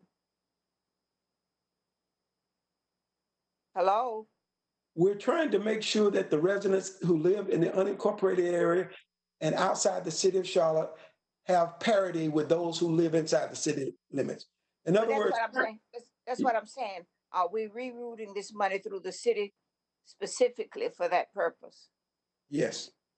All right, then, is the attorney saying yay or nay to what we can and cannot do? Not what he thinks, but what does the law say? The attorney is saying that the county does not have the policies and procedures in place to administer this program. Therefore, if we are to do it, we must do it through the city. I understand that. That's why I'm asking the question. Maybe you're not understanding my question. I'm going to support it because we need to provide for our seniors to be able to live comfortably within the confines of their home. There's a state program that deals with taxing, and but that depends upon the amount of money you own and if you own the property. So I'm going to support this for Mr. Mark Jarrell. Okay, Commissioner Jarrell. Thank you, Mr. Chairman. And thank you, Mr. Chairman, for providing the clarity. In my mind, and again, I think it doesn't seem complicated to me in the sense of the city would just administer the program. That's right. To the county residents, to everyone in the county. So including members of the city of Charlotte, and then would include the towns as well. And so they would just be administering the program. Our money would go to county residents. And so it's, for me, I thank the attorney for, providing his information and advice. I know that we did meet previously on it. And during the course of that time, we have not come up with any additional options, solutions, or anything. And so from my perspective, we just can't sit. We have got to do something to help these families who are adversely impacted, particularly as it relates to, having some disposable income that's being eaten up by a revaluation process around economic forces that they have no control over, such as gentrification. And actually an answer is not, for them to move or sell or downgrade and things of that nature, because you can't even do it in our community. So I believe that our board, we're going to have to take uncomfortable action for some of us. And I understand that. And I appreciate the consideration on behalf of my colleagues. But these are one of the things that I think the community is expecting us to provide this level of relief. It's always interesting to me how whether it's the statute or whether it's just our uncomfortability, that we get froggy whenever it deals with the people that carry the brunt of the weight and the burden of, we stand on their shoulders, whether we talk about seniors or whether we talk about the working people. And so I think in this particular case, the city is more than willing to have us as a partner, to have us come to the table. And without any additional options out there, I believe that this is the right thing for us to do. I do believe we have to do it responsibly, but we certainly have the capacity to ensure that the program is implemented and administered in a way that meets all of the standards that we need to meet. And also, I would like my colleagues to know that the city provides a grant. So it is a grant program. That's number one. Number two, I did have a meeting with the School of Government, who looked at who have a slightly different legal opinion. They suggested that there could be a clawback provision, and did not expect any sort of challenge to come. So I just want to make sure that you guys have those pieces as well. Thank you, Mr. Chairman. All right, Commissioner Harden. Thank you. And I don't have any further questions. And I intend to support this item at either at any funding level. So I will support it however. Thank you. Commissioner McDowell. Thank you, Mr. Chairman. My understanding of this all along was that it would be available to the towns. And so that's why I wanted to lend my support. I also want to say that if the amount should be reduced from the first year, see how the program is received by the community if they utilize the program. I could see more funding in the future. So if we wanted to reduce the amount, if that helps us with our budget, I think that's a good idea.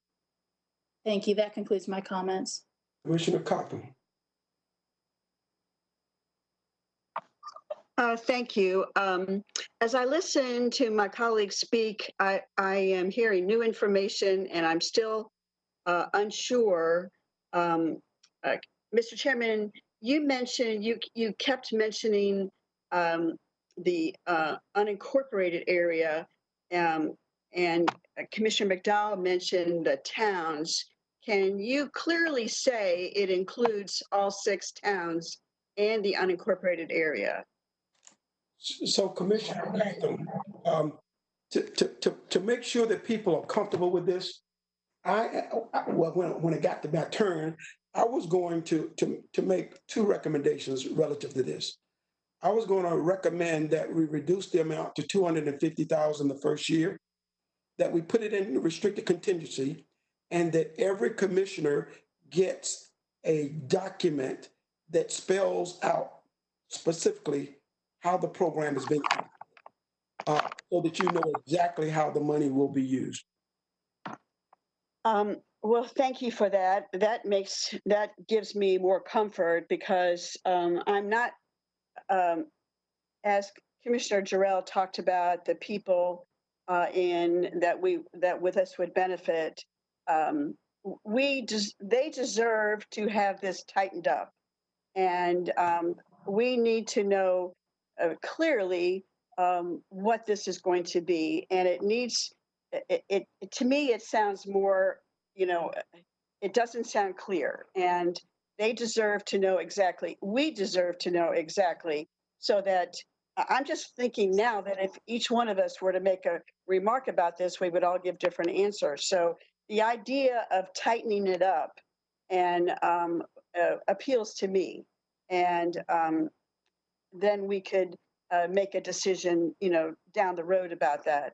But right now, this, as it stands, without without adding what you were going to add, I would not be able to support it because it's not in our typical. I mean, usually we are very tight with our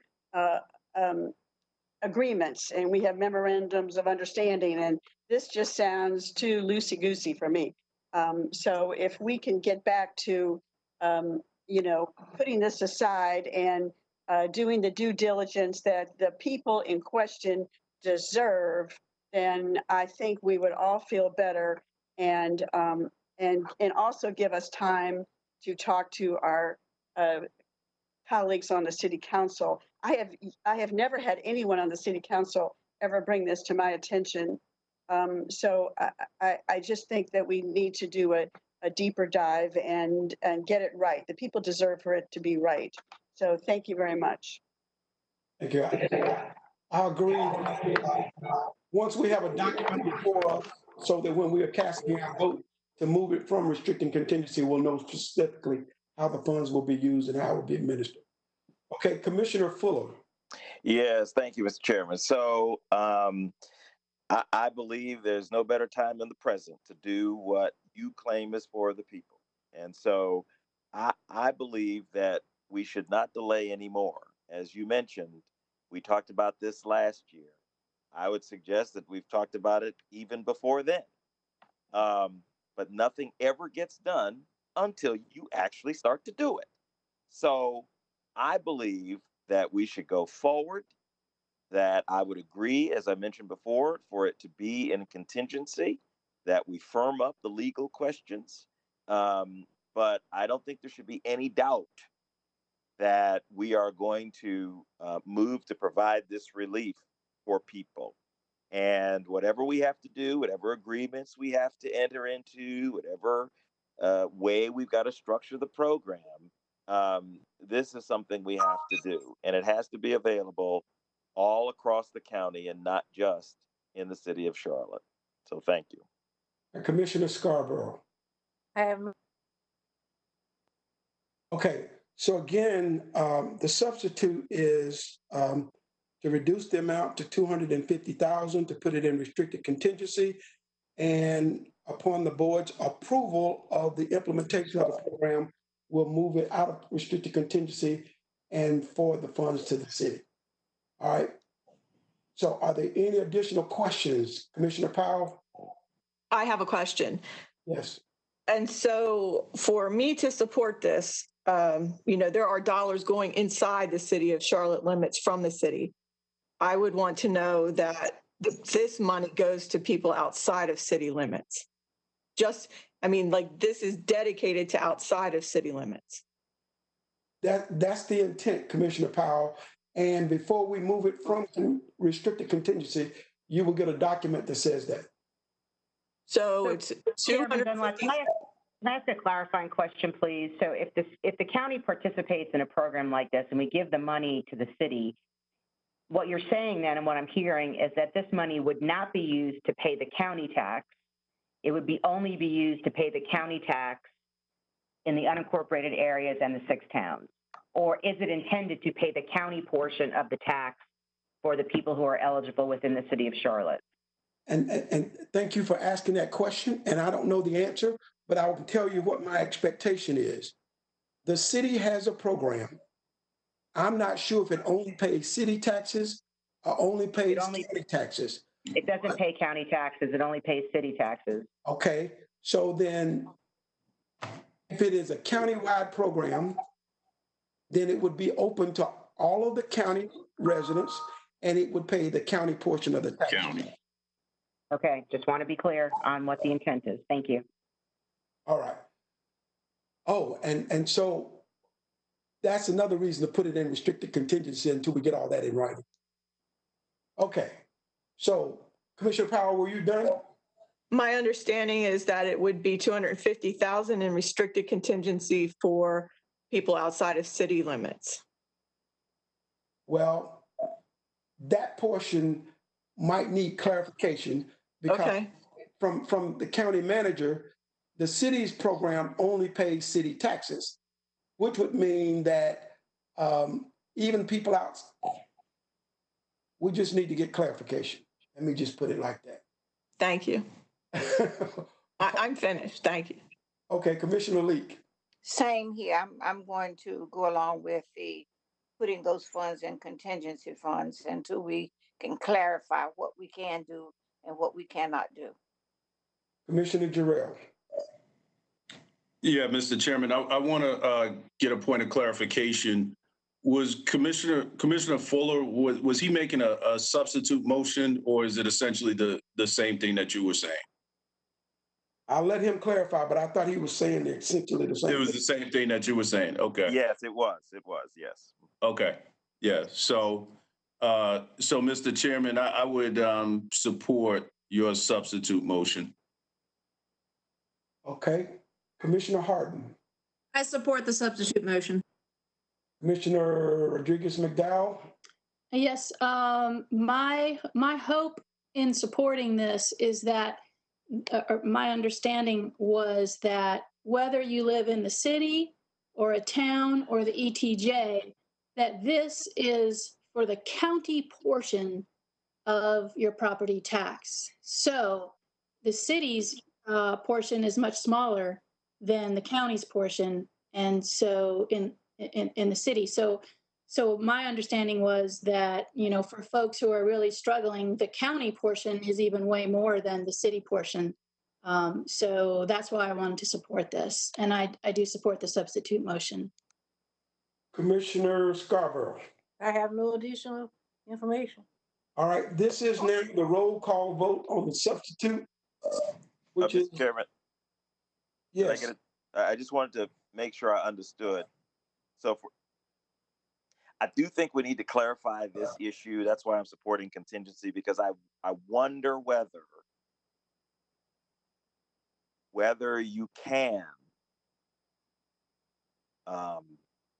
forgive, repay, abate county taxes. That's the difference. And because for the unincorporated areas, there would be no city tax. They don't pay any city taxes. Now, each of the towns, they pay taxes. Yes, those town taxes. So anyway, I support the substitute motion because those questions all have to be answered. Yeah, trust me, I understand your concern, but all of those questions have to be answered before we move the money. Okay, so again, the roll call vote on the substitute. Commissioner Powell. No. Commissioner Leak. Yes. Commissioner Jarrell. Yes. Commissioner Harden. Yes. Commissioner McDowell. Yes. Commissioner Cotham. Yes, I support it, but we have a lot of work to do for this to be ready, I think. But yes, I'll support it. Commissioner Fuller. Aye. Commissioner Scarborough. Aye. The chair votes aye. Madam Clerk. The substitute motion carried 8-1. Okay, thank you. Moving to item number 10. Mr. Fuller, before we move forward on this item, with the information that you received earlier today, do you still want to move forward on this item? Well, if no one has any objection, I don't mind withdrawing that. Okay. It was your motion, so it's removed. Moving to item number 11. What was number 10 that we moved? To hire the sustainability director. All right, I'm good. Okay. Item number 11, $2 million for a specific county initiative to increase access to reduce racial disparities in healthcare. Commissioner Powell.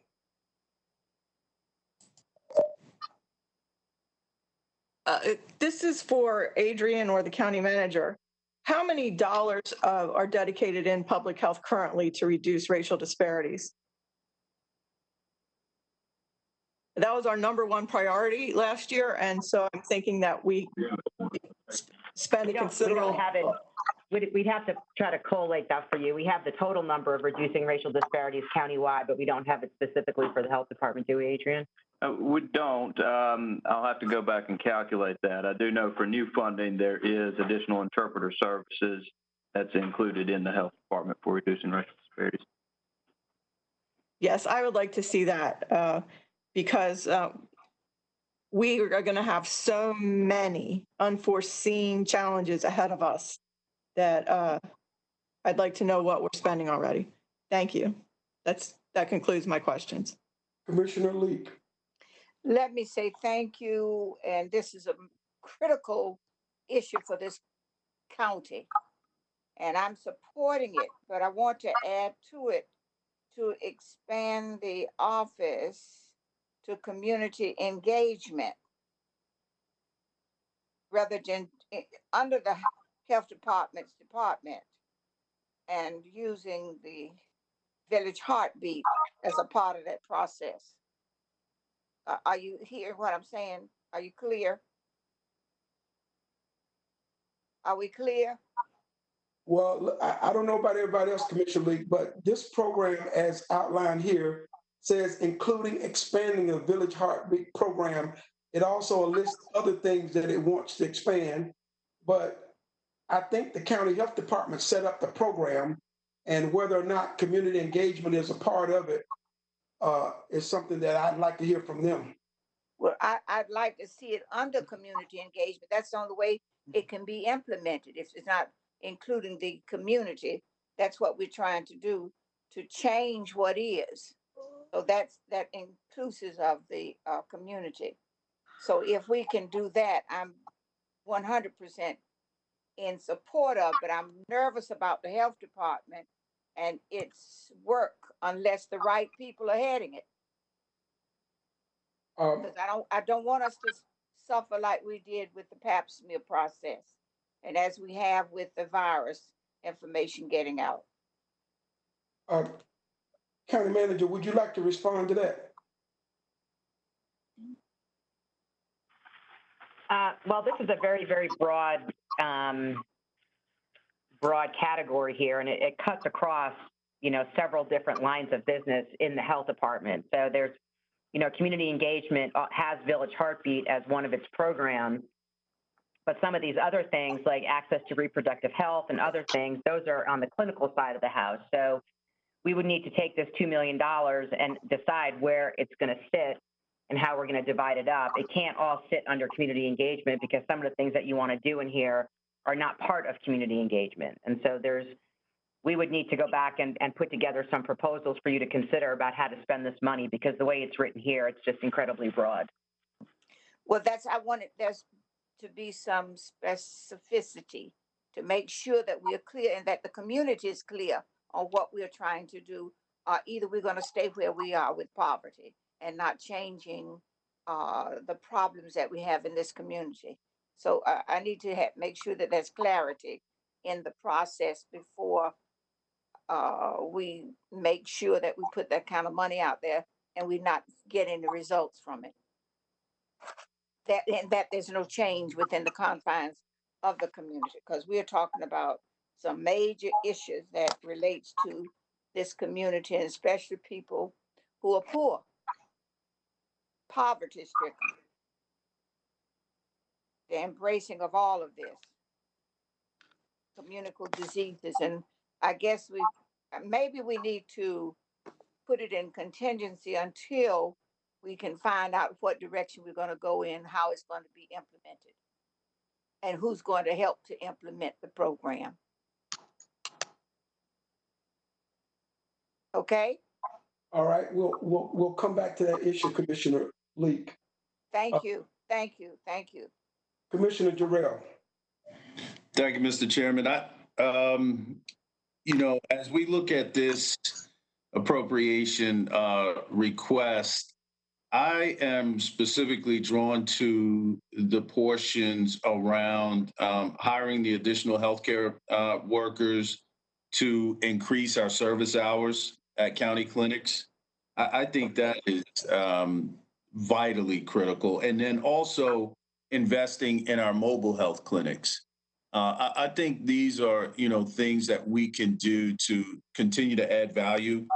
In addition to the other items that are addressed here and the items that Commissioner Leek raised, but those two I'm specifically drawn to.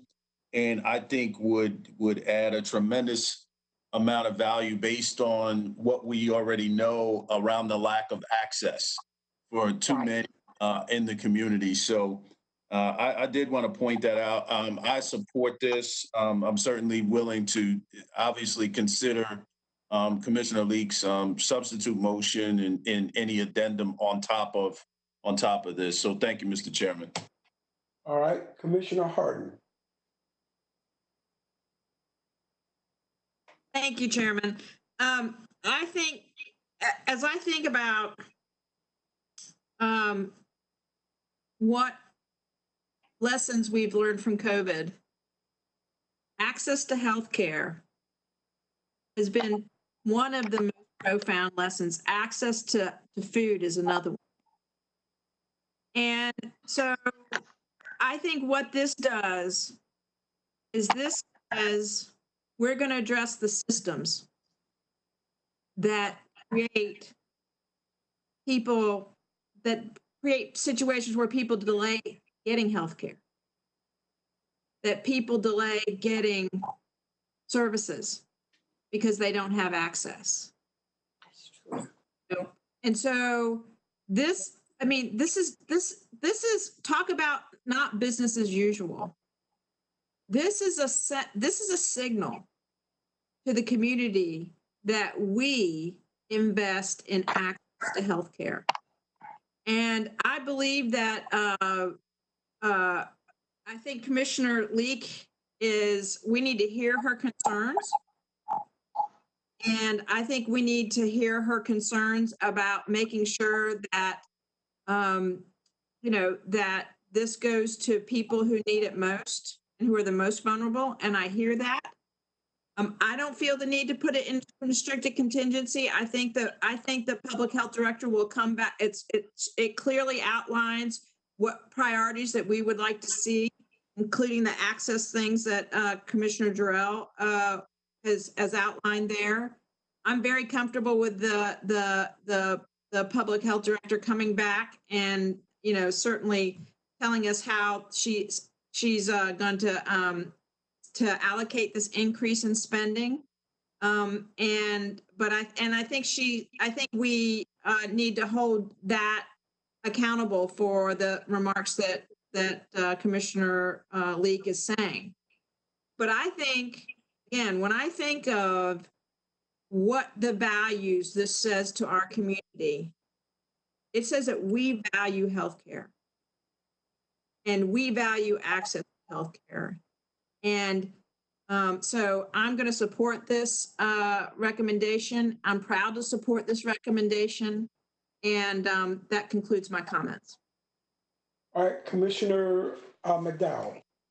Thank you, Mr. Chairman. I too support this recommendation. I do think that right now in this time where we are facing a public health crisis, and it lays bare the disparities. I mean, I don't know how we cannot invest more in, mobile health clinics, access to, more hours at clinics. When I was speaking with the guys from Novant about our mobile testing sites, I asked them, well, why were the original sites chosen for the first testing sites? And they said, well, they wanted them to be near their hospital facilities.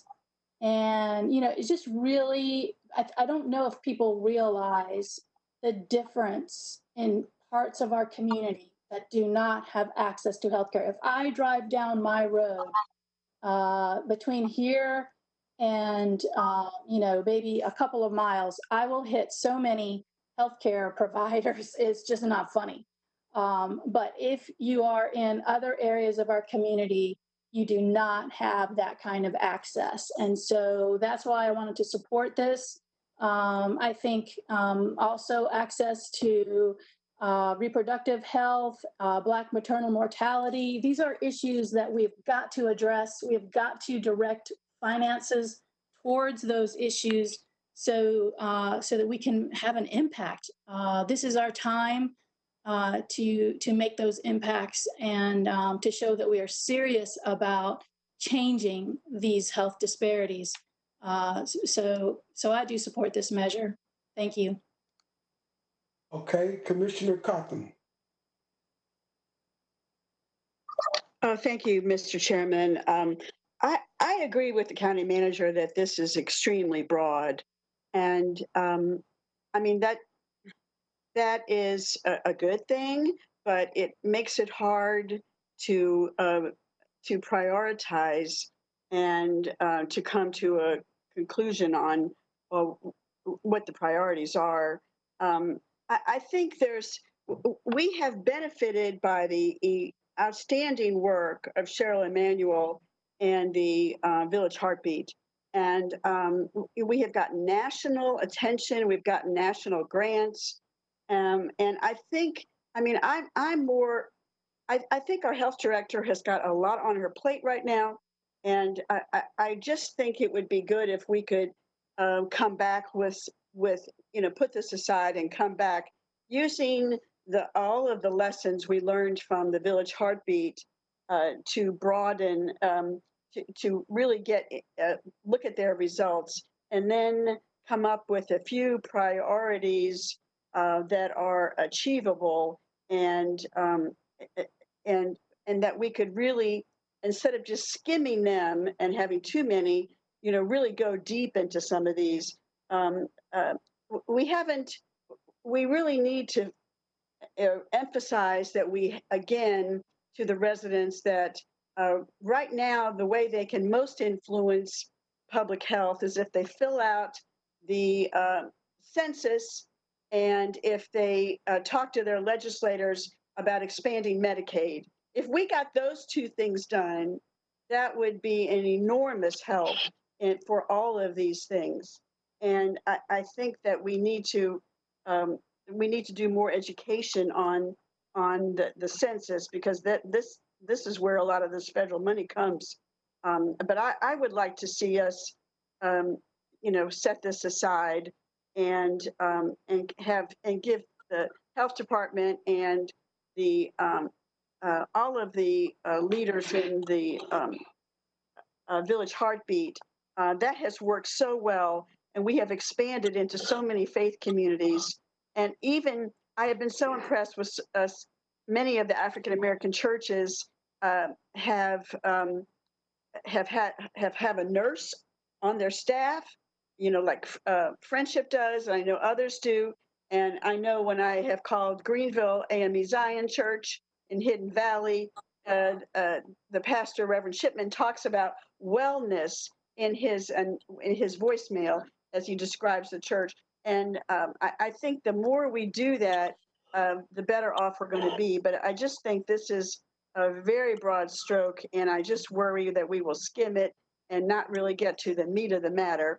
And again, these are our residents who desperately need help. But in the meantime, I hope we can put it aside, and I hope we can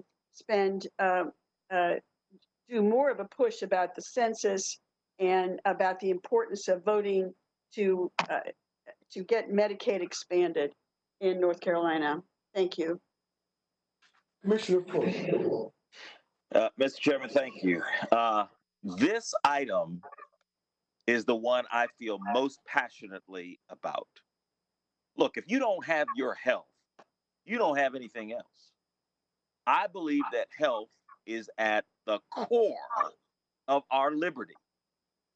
And there are too many people in our community today who don't have access to health care, adequate health care, depending on where they live. This is ridiculous in a nation of prosperity. This investment is intended to be systematic. It's intended to try to move the needle. I do not support putting it in contingency. These are needs that people have right now. And we need to get this relief to them now. Because the problem is not just access to health care. It's that even when you get the health care, you have disparate results. We have to stop this now. We can't wait. We've got great programs that provide us with the template for what we can accomplish. The Village Heartbeat program is a terrific one. Not only does it show us how to reduce disparities among the African American community, but that model of how to do it can be expanded to other healthcare issues throughout the community. I'm also drawn to the notion of having more hours available at our county clinics, more staff, to have investments in mobile health clinics to get health care where people are. We find out in the course of this pandemic that people are not going and getting health care because they're concerned about catching the virus. This is a fundamental issue to me. And I don't believe this is something that we should put aside and figure out. We got to do it, and we got to do it now. And we got to move the needle and stop talking about it, which is what we've been doing a lot of, and do something about it. So that's why I put this in the recurring category, because this is fundamental to exercising our liberty as Americans. And we are responsible for it at the county level with people who we're responsible for, all the more than 1 million people who live in this county. And I believe we have to be about the business of actually getting health care to people, and that it's effective health care. So I strongly support this notion. Thank you. Commissioner Scarborough.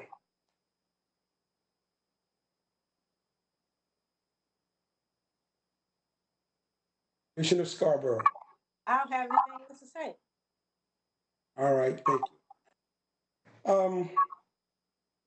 Let me just share that when I initially read this, I saw this as an opportunity to do a lot of things that I thought COVID had exposed.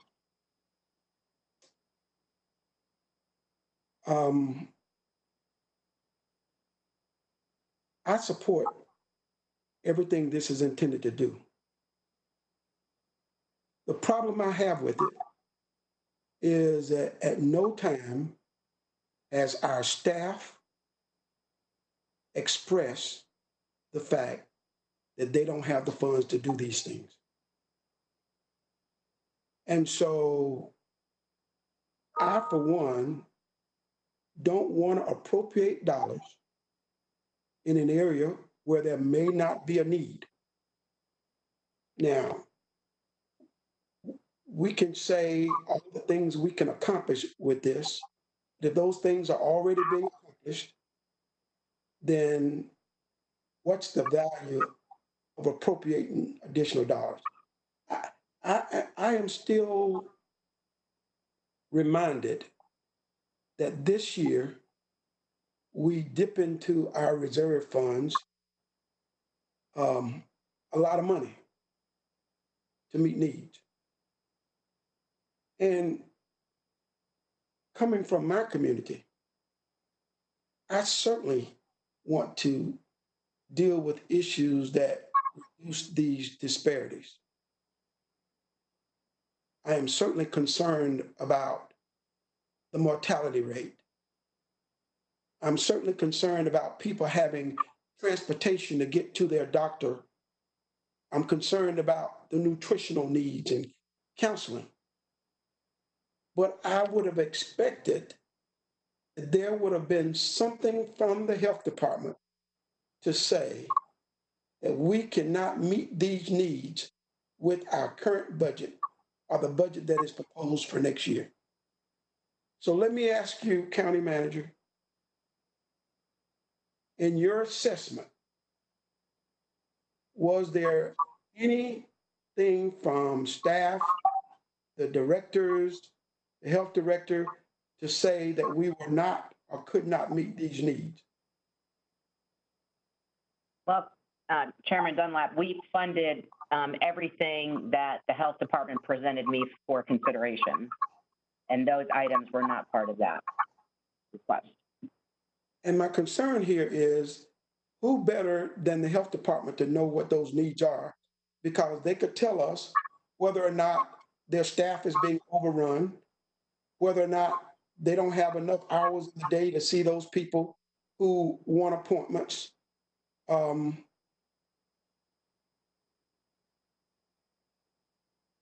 They could tell us whether or not the food supply is inadequate, and what I would have expected to support this are those things that say to me, we don't currently have the funding, or we don't have the means to currently do it. I think everything in here is something we ought to be striving to achieve. I question whether or not we need an additional $2 million to do it.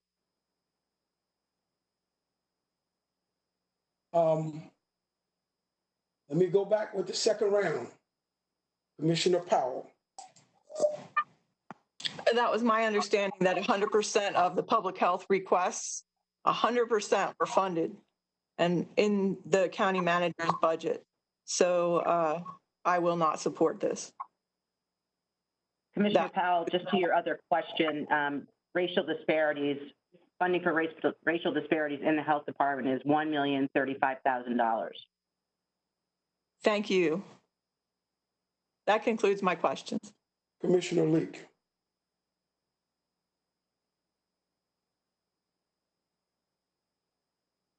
Madam Clerk, make sure Commissioner Leek is unmuted.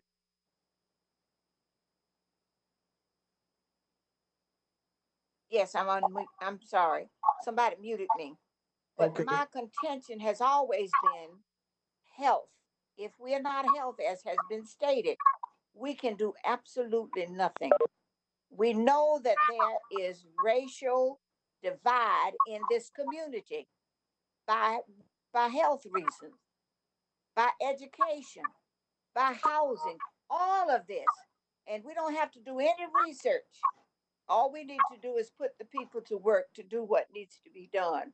And I'm supporting this 100%.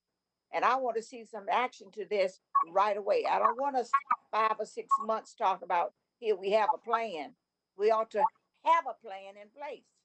So I'm asking us to move expeditiously with this process and making sure that we do the right thing to make our people healthy, providing resources to get to where we need to get. So that's what I'm saying, and especially for my seniors, especially for Black people, especially for brown people, especially those people who cannot get to these places of health support programs. And it's evident. Nobody has to ask us what to do. And I'm surprised that the health department has not done a better job at meeting the needs of our people, because we've been talking about it, I know, for 10 years. Thank you. Commissioner Jarrell. So, Mr. Chairman, I support this as is. The way that I'm looking at this, and I'll take any clarification if it's out there.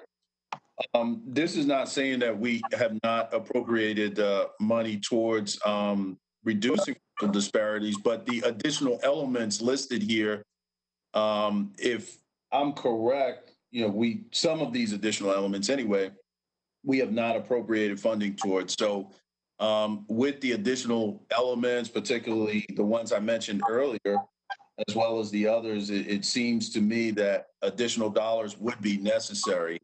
And so I support as is. Thank you. Commissioner Harden. Thank you. So can I get that number again on racial disparity, please? I didn't quite hear it. For the $1,035,000. So that's out of a budget of $60 million. So that's less than 3% of the budget. So I don't think I don't think allocating more money to that is overfunding something. And I do think it's magical thinking to think that these issues are going to be addressed without allocating funding to it. And so I think that today is to allocate the funding and to say that that public health has a role to play in filling the gap around access to health care. And today, we're asking public health to step up and to stand in the gap. It's not something that public health can completely do, but we know that public health can take on a greater role. And so this provides that funding. And as I said, 3% of a $1.3 million out of a $60 million budget, I think is inadequate for what we see in terms of what's needed in this community right now. And so I'm with my colleagues. I'm going to support this as is. Thank you. Commissioner McDowell. Thank you, Mr. Chairman. What I want to say about this is that without funding, nothing will happen.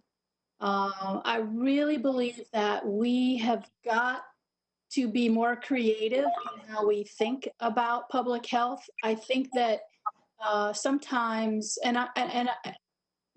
a general comment, I think sometimes we can be going along with business as usual, and it's such a huge job that we maybe don't see outside of what we're currently doing and see the possibilities of what could be done.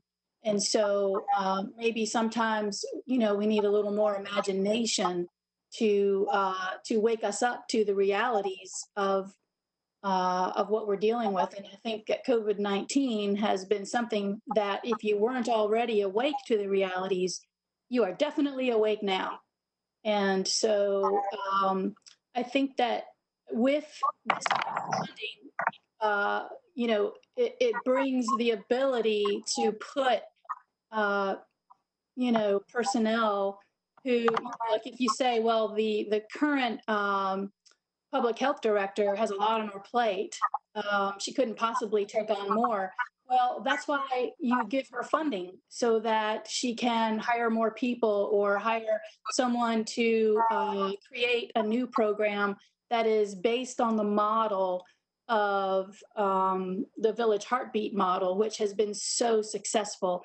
If we could take that model and create more programs that are similar to that, I think that would be a direction that someone could go through the health department. So I think that now is the time to stir things up, to be bold, to aspire to more.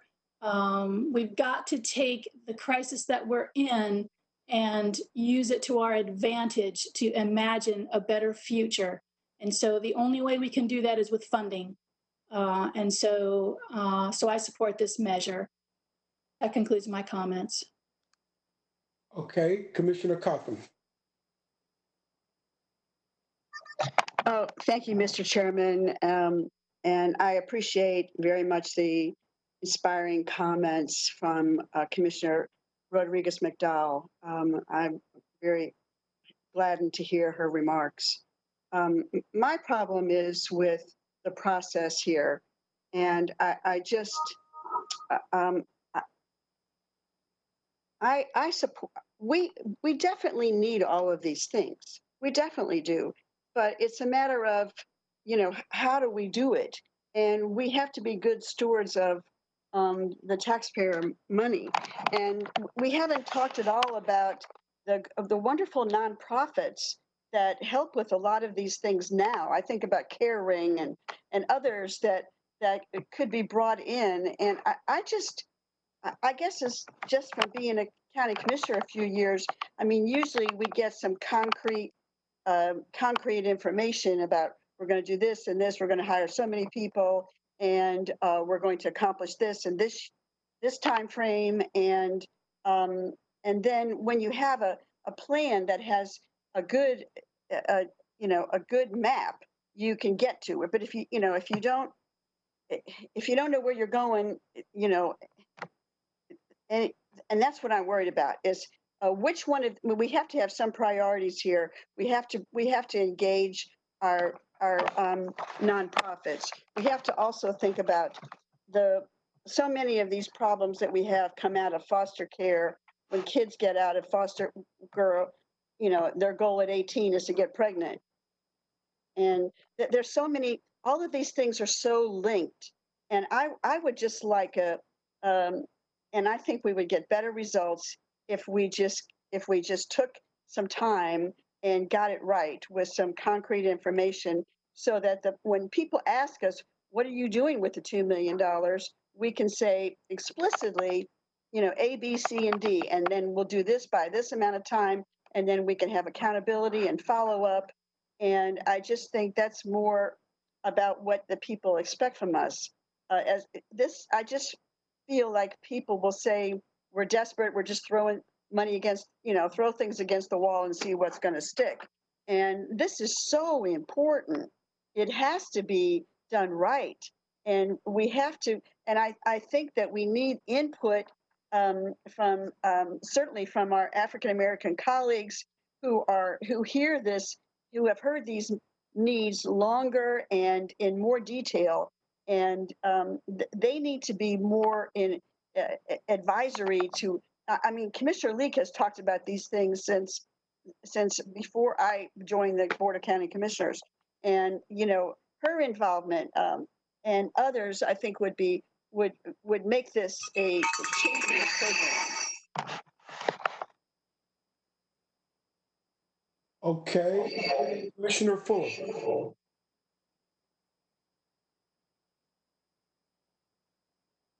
Commissioner Fuller. Yes, I'm here. I was muted, I guess. Let me begin by saying I'm actually astonished by the notion that we think we're doing enough. That if it hasn't been made clear before, COVID-19 has made it unavoidable, the disparities that exist. Not our job as policymakers is not to wait for the public health department to tell us when there's a problem and to do something about it. Our job is to identify the problems and tell our staff to help us solve it. And so I don't care whether the health department asks for it or not. As a policy maker, I'm saying we are not doing enough, and I want us to do more. And what this investment says is we want to move the needle.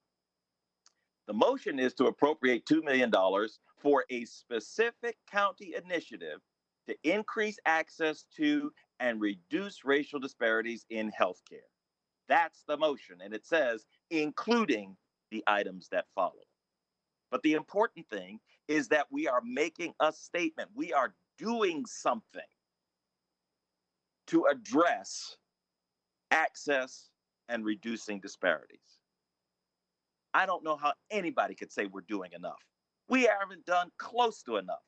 The $1 million that we're spending right now, not even close to enough. And so you're going to tell me that we should wait to fund these things? That somehow we don't know that these disparities exist and that they're getting deeper?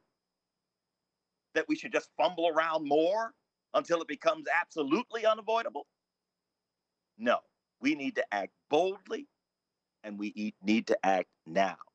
And by making this investment, we are saying very clearly that we want these disparities not to exist. We are not close to doing enough. And now is the time for us to be doing enough. Thank you. Commissioner Scarborough.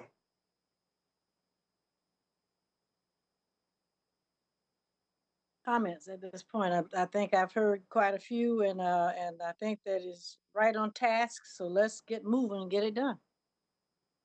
And let me ask the county manager a couple of questions, because I think the 1.335 million is a little misleading. What is the budget for the health department? 60 million-ish, 86.2 million. 86.2 million. And so that suggests to me that there's $86 million for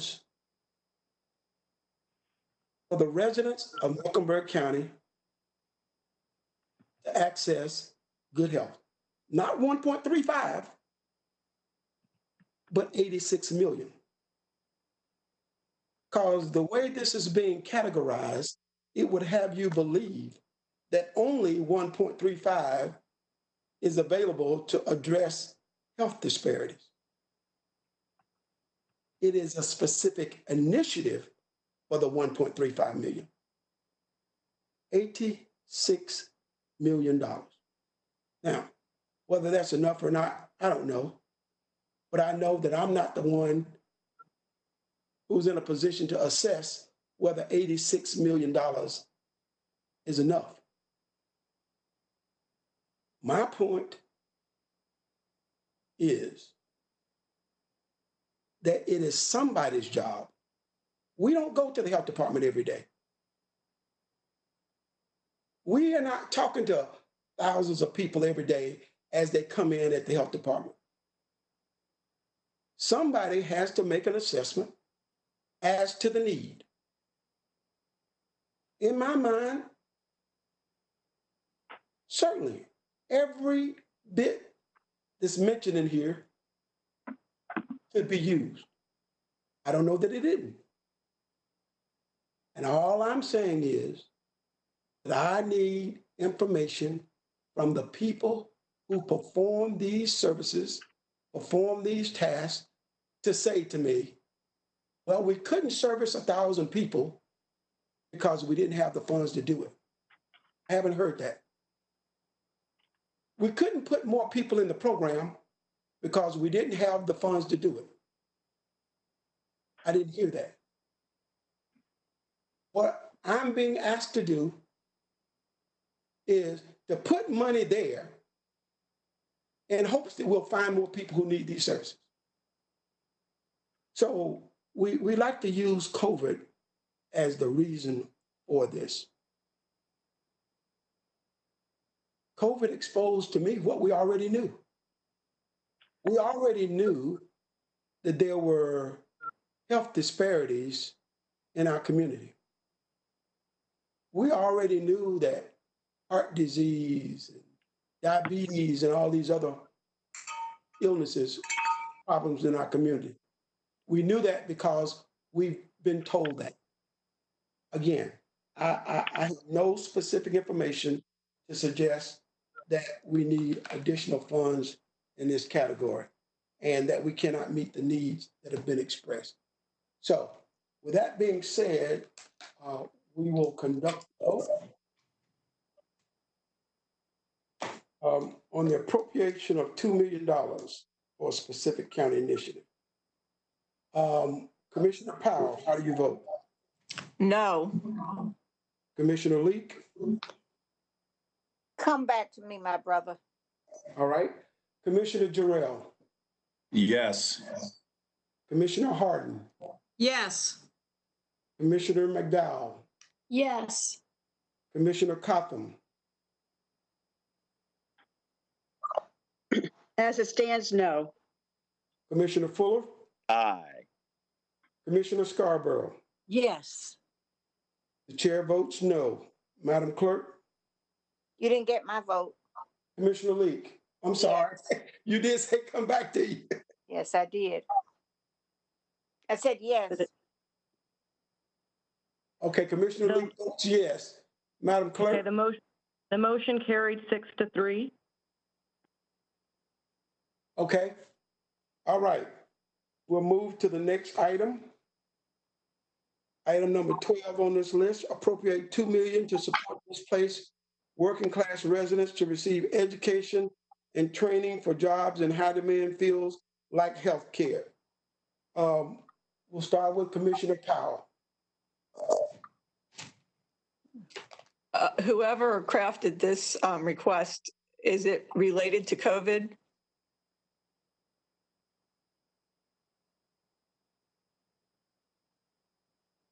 it's not specifically related to COVID, because I think we've got COVID funding to address the COVID related stuff. I just wonder if COVID funding could cover any of this. Maybe Dina could answer that. We could use some of our CARES funding to pay for this. Understand, though, that, we have to spend that money by December 30th. So it would only provide training opportunities for a 6-month period. But absolutely, we could use some of our CARES funding for this. Thank you. Commissioner Leak. Those are my questions for now. Thank you. All right. Thank you. Thank you, Mr. Chairman. I'm in support of this, but my thing is to get more money so that we can purchase a motel or some facility that we could turn in 1-bedroom apartments, 2 bedrooms, and training through another agency to help train our people to be able to do the work, and then through education, and hopefully they would find jobs and could stay there and move out after 3 years. So I need to clarify that. I'm going to support this, Doc. Okay, Commissioner Jarrell. So I want to thank Commissioner Powell for raising the question in the clarification around us being able to use some of our COVID-related funds to support this. One of the things that I think we've forgotten in the community, or it's not necessarily front and center on the radar, but it's an ancillary effect of what we're seeing is the talk and discussion around upward mobility. And so when we look at trying to support people who've been displaced, and again, we'll point out, and I appreciate the language used, talking about our working class residents for education and training. We have so many people that are, they find themselves making, $14 to $16 an hour, and trying to make ends meet.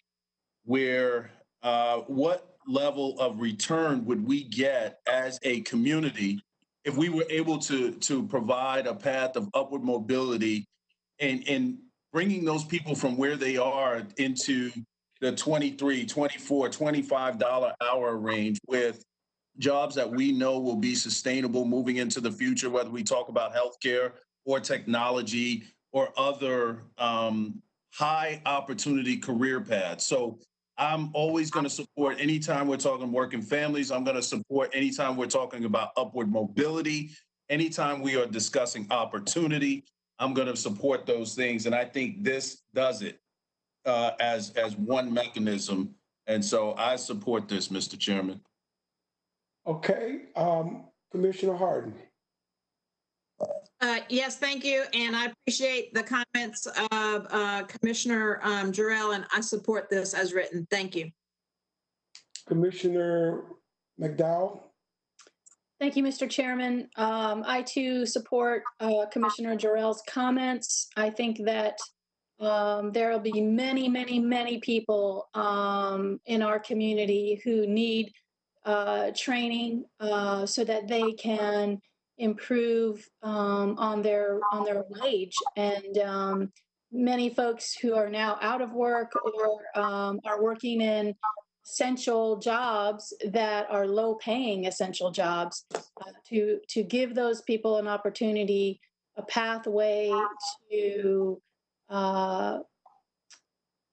for technology, for healthcare, putting them in programs that help them get to the next level of pay is a great investment. And so I support this this initiative for working class families. Commissioner Fuller. Right, thank you, Mr. Chairman. I think about a line worker, for example, at Duke Energy, who makes about $70,000, $80,000 a year. And I think about all the people who are out of work today, that $70,000 being made by one member of the family changes the whole trajectory of the family. So the notion that we can help people get to these high demand jobs like healthcare, but other fields as well, is transformational, not only for those individuals' lives, but transformational for our communities. And so I've always believed that every dollar that we can invest in helping somebody become self-sufficient, making enough money for their families to support their families, to buy goods and services in the economy, that's a dollar that comes back to us over and over and over again. Why? Because now not only are you no longer using or needing government services, but you're now becoming a taxpayer. And so I just believe that we make these investments to help people's lives, sure, but it's in the interest of all of us that every member of our community has a decent paying job, able to support their families, because we all benefit from that. So I am very much in support of this investment. I know we already make some investments in training, but this is intended to be, again, to try to move the needle, to not only give people an opportunity, but give them a reality of a better life for themselves, for their families, and for all of us. So I support this. Thank you. Commissioner Scarborough. I support it, yes. Okay, well, I'm having problems with this one. I understand the intent, but I have to remind us that the role of the community college is to do just that. That's the role of the community college. We fund the community college. In fact, people are oftentimes referred to CPCC to get additional training so that they can get additional jobs. When we recruit companies through our economic development program, many of you have asked, what kind of training is involved? How do you get the training? That's right. Who pays for it? So we know that training is available. All we need to do is connect people to the opportunity. And I don't know why it slips my mind, but there are other programs in our community that also provide training. The one down on 5th Street, I can't think of the name. Urban League. The Urban League provides training. Some of you were visited by a gentleman from Atlanta or somewhere. They're building a building up on North Tryon Street in the university area, a large building where they're going to be training people for jobs for the future, for jobs that they don't have the skills to meet right now today. They will have the jobs. And so I'm just questioning the need for an additional stand-up program to do what we already have a number of programs in our community to do. Well, you can reach the banner. Okay, second round. Okay, Mr. Chairman, this is Commissioner Cotham. I didn't get a chance to. Again? Yes. Okay. It's okay. Like I said, I know you're your favorite. I'm sorry. I apologize. No, that's all right. That's okay. And Mr. Chairman, it's amazing how we're agreeing so much today, and that's a good thing.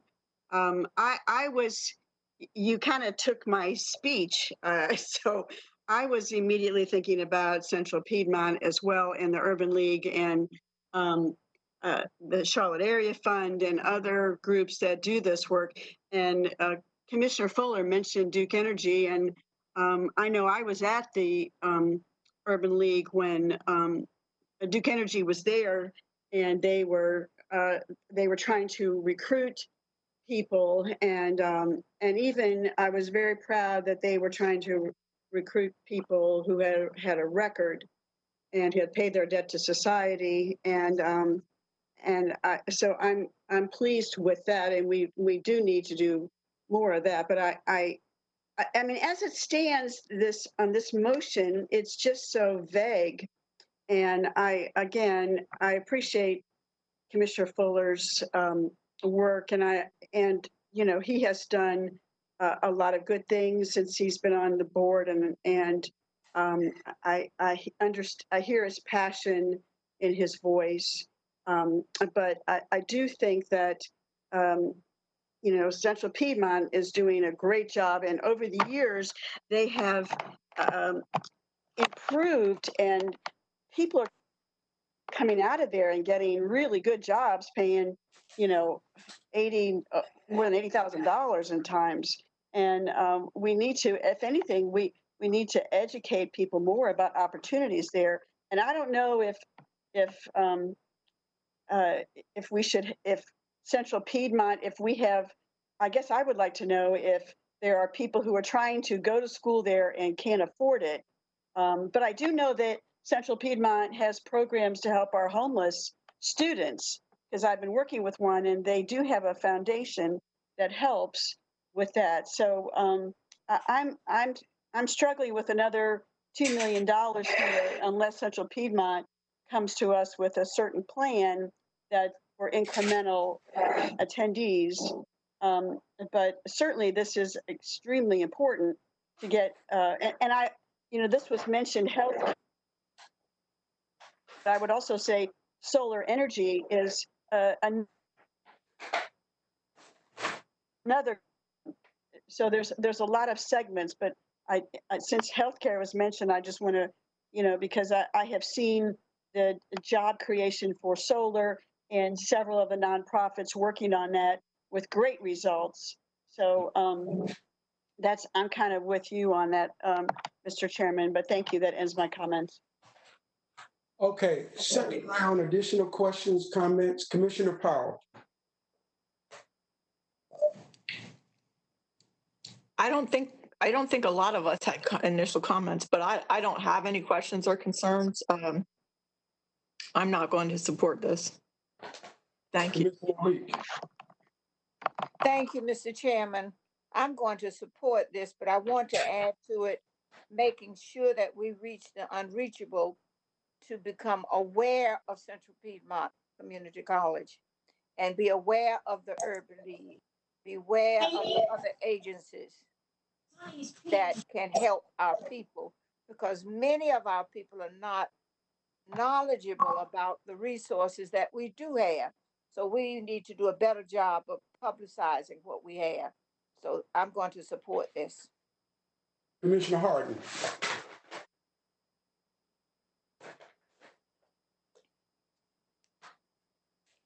Commissioner Harden? Yeah, can you hear me? Can you hear me? Yes. Okay, thank you. You know, here's what I know. Our community ranks last in economic mobility. And so I think that time and time again, when I'm out in the community, people say to me, we need to invest in workforce development that helps people, gives people a ladder to the next place. And so, I mean, I think we have to see the gap, and then we have to say that it's not that part of this is our responsibility. And so again, just like with the public health, I don't think healthcare is entirely the public's responsibility, but I think that we can do more. And in this case, I know that COVID, I mean, the statistic that we know, and we talk about can COVID address this? We know that 40% of the people making $40,000 or less are currently unemployed. That the unemployment is affecting that range of employee. And that if we, and the reality of it is that we're not going to be able to spend money. We should spend some of the CARES money. But this is, I mean, I'm looking for more of a systematic approach and systematic investments in creating long-term ladders, long-term elevators to bring people up to the next place. And so this is a long-term investment, not a short-term fix, but a long-term investment in addressing this lack of economic mobility that we have in our community. So I'm going to support this. Thank you. Commissioner McDowell. Thank you, Mr. Chairman. Yes, my reason in supporting this is because of the unprecedented unemployment we're going to find ourselves in. We can't just be business as usual. Folks who have lost their jobs due to COVID, we're just going to have, I mean, we already have huge amounts of people who need to get back to work. And so my thinking in this was to support people as they have to reinvent themselves in their jobs, that they do that with the ability to get to the next level in pay and be able to raise themselves up. And so I support this idea of job training. Now, I think that, maybe CPCC is the vehicle, but we have to be able to invest in people in order to help them help themselves out of this unemployment situation that we're going to find ourselves in. So just to reiterate, the unemployment percentages that we're facing with, and as Commissioner Hardin just said, 40% of the people are people earning less than $40,000. Those people, I want to support anything that we can do to help them come to the next level in their employment. And so if that is through CPCC, that's okay. But apparently, I'm just thinking we're going to need way more capacity than what we have now. So that concludes my comments. And you skipped Commissioner Jarrell.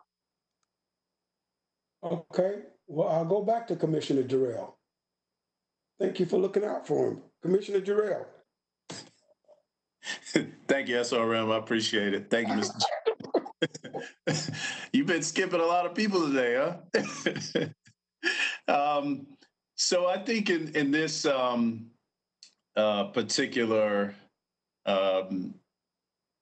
item, I think we have we have an opportunity to really close an important gap. And Commissioner McDowell, I like when you said about investing in people. And so if we take into consideration everything that people have stated regarding CPCC, Urban League, Duke Energy, so on and so forth, I think, that is good information for us to consider.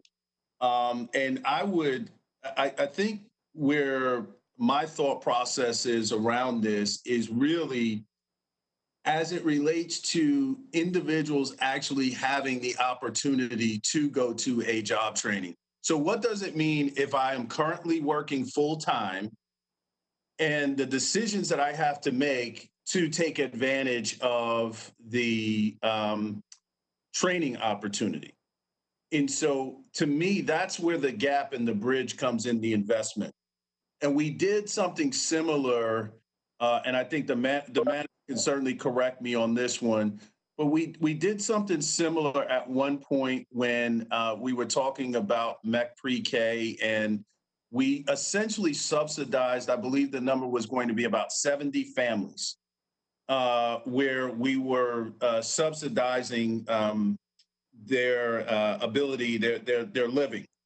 And so to me, this $2 million could be appropriated to align with the programs that are out there to sustain those people that qualify for programming, but to provide some level of stipend, cost of living, to be able to help them sustain, to be able to train because I think we're missing a lot of folks that could move up the upward mobility ladder because they have to make a decision. How do I support my family if I go into this training opportunity without income? So I would be willing and amenable to looking at this as a way to subsidize those families, helping these programs that you all have named. Some I'm familiar with, some I'm not familiar with the intricate details, but supporting those people that go into the training program that meet a certain criteria, such as having a family to support and have a real high probability of making it through the program and changing their life. So, Mr. Chairman, I hope that makes sense as far as what the intent could potentially be to help bridge that gap and not duplicate efforts. That concludes my comments. All right, Commissioner Fuller. Wait a minute, hold up. Commissioner Coppin.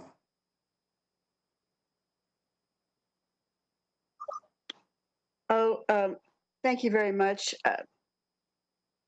You know, again, I need to have more meat on this. It's $2 million reoccurring. So we're talking $20 million in 10 years, and I don't know exactly what this is. So, I think that we are in a very strange situation, and we certainly are going to need more of this, but putting it together carefully is the key for the future. And that would probably involve Central Piedmont and some of our nonprofits. But, I guess they are our partners, and I'd like to have input from them as to what they think, because they are closer to the situation. They know better than we do about how many people, what they can do, and what's their capacity, and how many people are contacting them. I heard on CNBC about we're going to have an enormous amount of jobs in this tracing of the virus, because and there's going to be so many opportunities. That is a whole new thing. And, but I'm sure that Central Piedmont is on the cutting edge of knowing all these things. And, in 2014, we were last in that mobility, but that was 2014. And we have done a lot of amazing things since then. But then this virus has put the whole country going backwards. But I can't keep living with some study that happened in 2014. We did, as well as the city and the state, we did enormous things to try to overcome that. So I can't just accept that, because I think we're in a different place than we were in 2014. But I struggle with this without any ramifications of it and any input from our partners and any real facts. Again, this is a recurring money. So, and I'm also wondering, where will our manager, where's she going to subtract from to do this? And so I can't support this as it stands, because of the reoccurring part and the lack of definitive goals. Thank you, Mr. Chairman. All right, Commissioner. All right, thank you, Mr. Chairman. Here's what I know, and I don't really need an expert to tell me this, that when this virus hit and people had to stay home, many, many people have lost their jobs. What I also know is that when we do come back, whenever that happens, many of those people will not have a job. So what are we going to do? I believe that we have to prepare for this recovery from the virus. And we are forming a task force that will help us figure out how we do that. But there's no doubt that there are going to be a lot of people who are going to need jobs who won't get those jobs back. you think about retail jobs and especially in restaurants and hospitality jobs. Well, a lot of those jobs are not going to come back real soon, and people are going to need to consider moving to different fields to try to make money for their families. So I see this as both addressing the economic opportunity issue in our community that remains. Uh, we did not eliminate this problem in just 6 years of talking about it. It still remains. We're going to have to address that, but also, again, as I mentioned, that we're going to need some resources to help us recover. That'll be beyond the COVID money that we got through the CARES Act. And so I see this as part of what we'll need once we start to come out, so to speak, of where we are with this virus. So I do support this this item. And again, I think it's like a lot of the other items that we've talked about today. We are intending to try to strike at the systematic issues that we've been dealing with for years. And I know it can be uncomfortable and kind of a little bit out of the box. But look, our county is not going to spend money unwisely. You know, it's $2 million, but it's not as if we're going to be, you know, throwing money out windows and people picking it up on the streets. That's not what we're going to be doing. So while I know that people may not have all the particulars right now, our job as policymakers is to say what needs to be done. We leave it to others to help us accomplish those things. But we've got to set the direction and we've got to establish what the priorities are.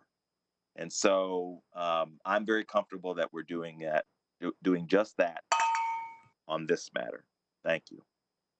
Commissioner Scarborough. I have no additional comments. All right. Let me tell you what we've just done already, and we're not done yet. We have saddled this community with nearly $50 million worth of debt into the future. Some of us aren't going to be around. The commissioners who come behind us are going to have to figure out what's essential and what they fund. Every time we put a reoccurring appropriation, those fundings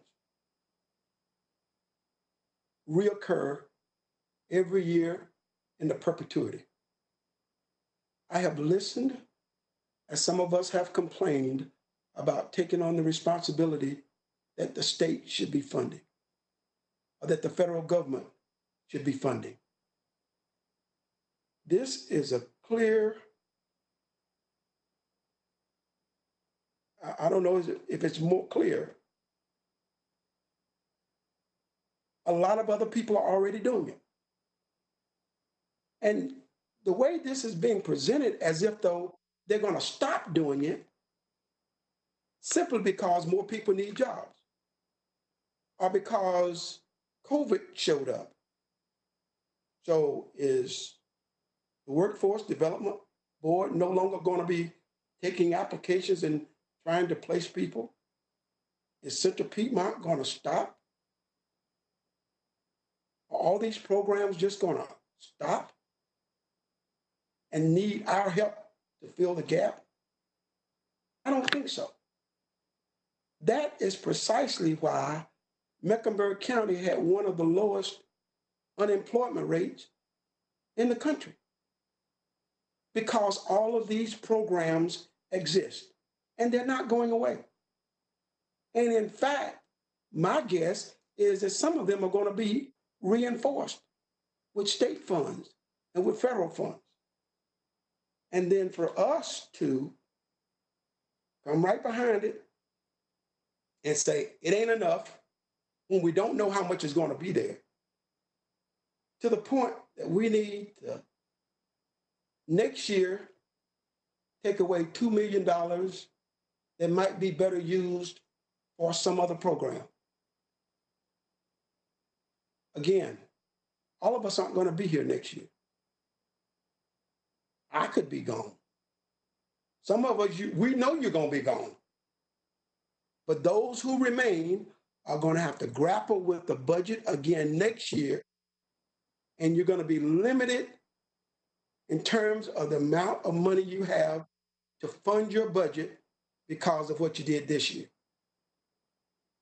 And so all of a sudden we have forgot about the fact that we're already dipping into our funds for future years. All right, I'm done. So let me get the roll call vote. The roll call vote is to appropriate $2 million to support displaced. Nobody talks about who's going to implement the program. All right, Commissioner Powell. No. Commissioner Leek.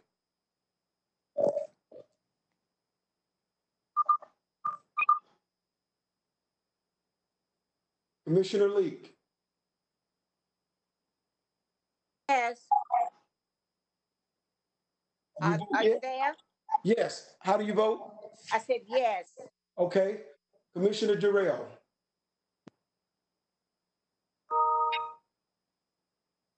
Commissioner Jarrell. Yes. Commissioner Harden. Yes. Commissioner McDowell. Is it too late to ask to make this a one-time instead of reoccurring? You still have the opportunity to do a substitute motion, yes? Okay, I would like to do that, make it a substitute motion that makes it a one-time expense. See if we can get support around that. All right, so we don't require a second. We'll go into discussion on the substitute motion. We'll start back at the top of the list. Commissioner Powell on the substitute motion, any question? No questions. Thank you. Commissioner Leek. I wonder when we say that some of us will not be here next year, and I understand that clearly. When I got on the board, I picked up whatever the previous board left for us to do, and that's a part of the process. So I heard what you said, but I'm saying yes to stay with it. Okay, this is on the substitute motion now. Okay, I'll go with the substitute motion. Okay. Well, this is just discussion. We're not voting yet. All right, Commissioner Jarrell. No questions. Commissioner Harden. No questions. Commissioner Susan Rodriguez McDowell.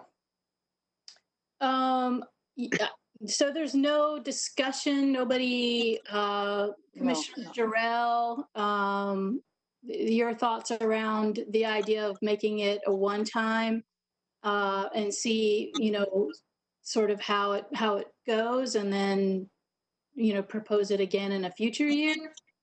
I just would love some dialogue about that. Mr. Chairman, may I respond? Certainly. Thank you. So, Commissioner McDowell, I think the way that I'm looking at it, and I appreciate your substitute motion. The way that I look at it is that even in future years, even if it's reoccurring, and please correct me if I'm wrong, we're not obligated to fund it at any future years. That's right. We could take a look at it again. So whether you say it's one time or next year we have to, make it a year by year allocation, I can't support the amendment because either way, I get the opportunity to look at it in future budget years. So that's sort of how I'm looking at it. And I would, respectfully take any thoughts around that as well. Okay. I will respond to that by saying this. I think I'm the senior member on the board right now, and I will tell you, just as it did for 14 years with CMS's budget, and the same is true as with the 12 years with the county budget, once things get approved in the budget, it is very difficult to take it out. And so what you're saying essentially is, if it's approved I don't have no for no money to take it out. operations, it will probably always be an ongoing expense. All right, Commissioner Cotham.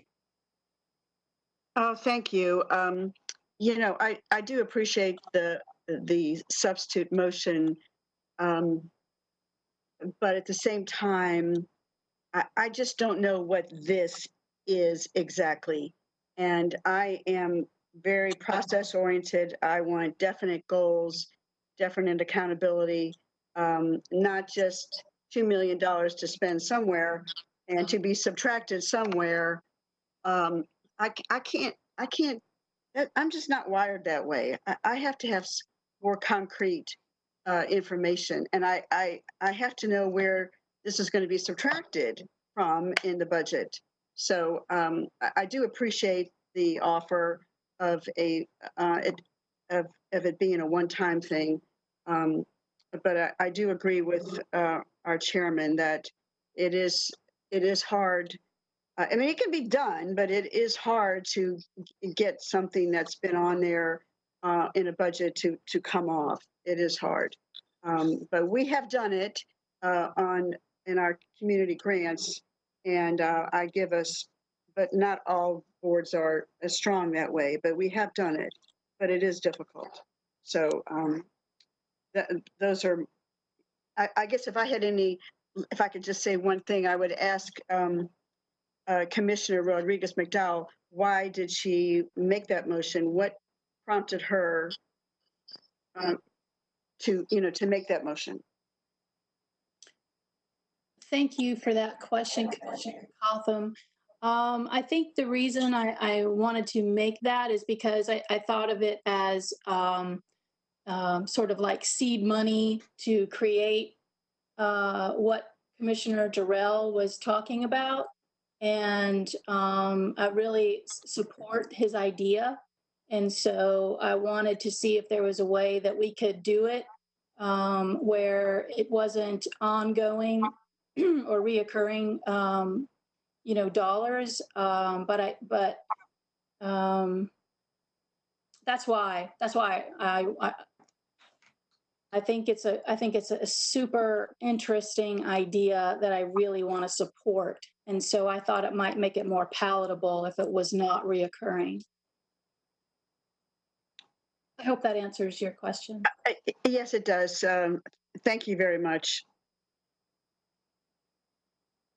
Commissioner Floyd. All right, thank you. So on the substitute motion, I certainly appreciate the notion of it, but I think about it really as Commissioner Jarrell expressed it. Are we going to find ourselves next year and say, oh, we don't need to do this anymore? No, I don't think so. I think this is going to be a continued need for quite some time. And there's nothing that obligates any future board to make the same appropriation. Yes, it is a bit more difficult because you actually have to do some work to take it out. But as was mentioned, we've done that before. And we, every year, I mean, there are plenty of things in the recommended budget that we have now that have been going on for years. And when we want to change things, we change them. That's what we do. So I can't. I don't think I'll support the substitute motion to make it one time because I think these needs will continue on and probably will increase in the future. Thank you. Commissioner Scarborough.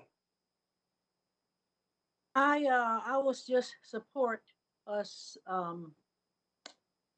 let's see, more than one time, that we should look at the motion. I'll support the substitute motion. You had to laugh about that, right? I had to think about it. I'm done. Okay. All right.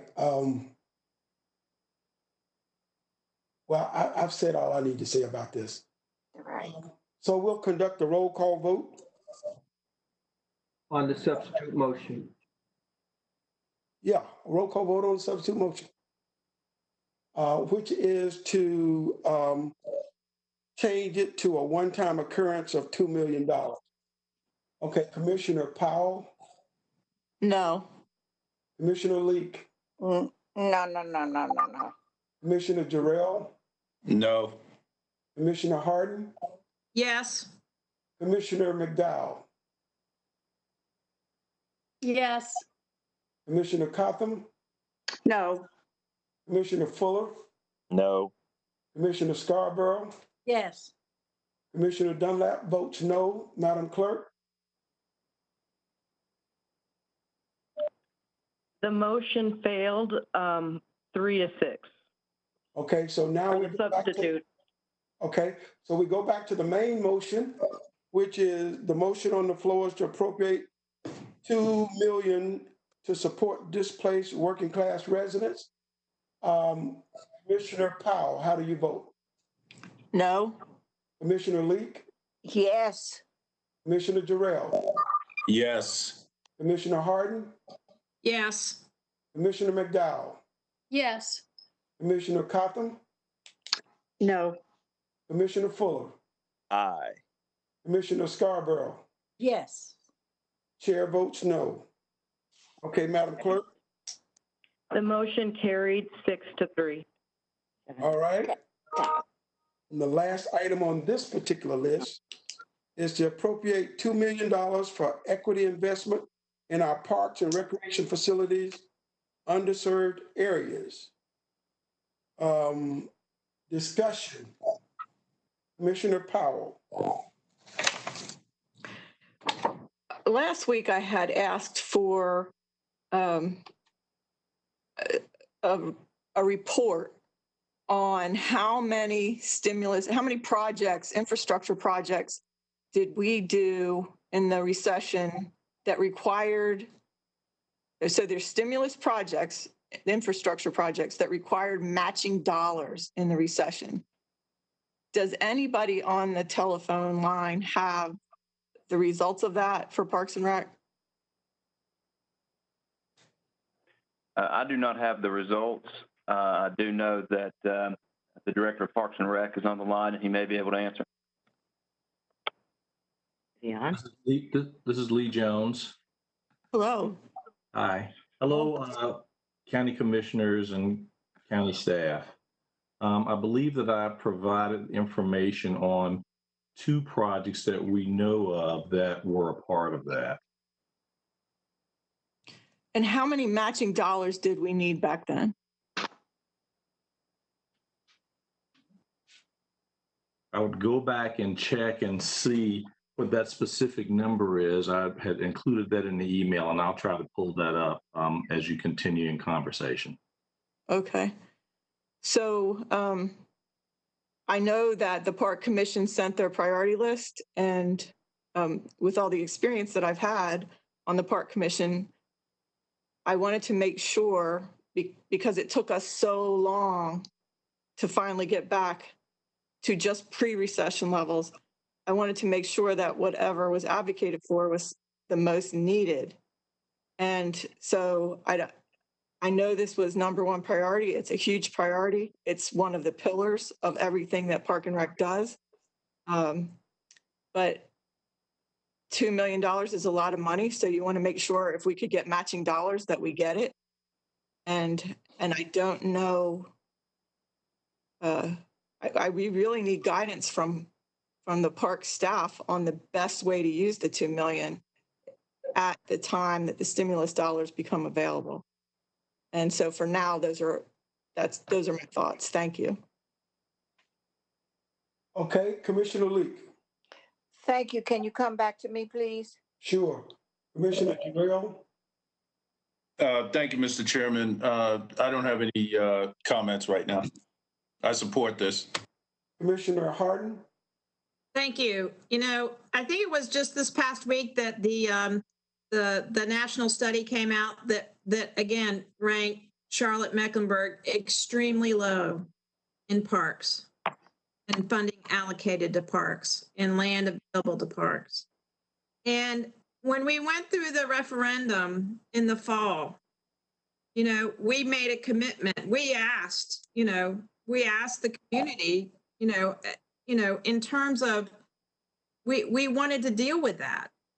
And, this is a commitment that says that we care about our natural resources and we care about our parks and having more access to parks, and that they're an important part of health. I mean, we're seeing people go to parks now more than they ever have. They've become critical now more than ever as we go through COVID.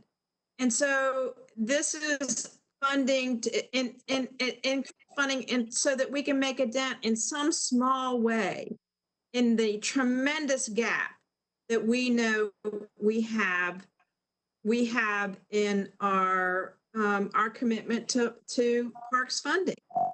And so I just want to say that I to the community, I want you to, commissioners here, look at the things that we're fighting for. We're fighting for healthcare. We're fighting for jobs. We're fighting for the environment, and we're fighting for education. And so this is a commitment to the environment. It's a commitment to make, we know, just like we are on social mobility, we know that we are so behind on our park investments, and this will help us address some of that disparity. So thank you. No other comments. Commissioner McDowell. Thank you, Mr. Chairman. I'm supporting this measure because the Parks and Rec Commission, this was in their ask. And I feel like it's extremely important that we pay attention at this time to the uproar in our community around parks. And I think that this was one of their recommendations that I wanted to fully support.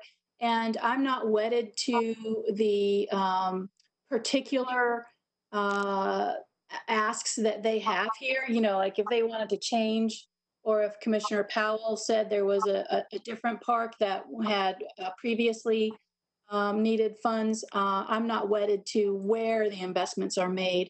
I just want to make sure that it's a meaningful investment and it's an equity investment in parks because we have such disparities.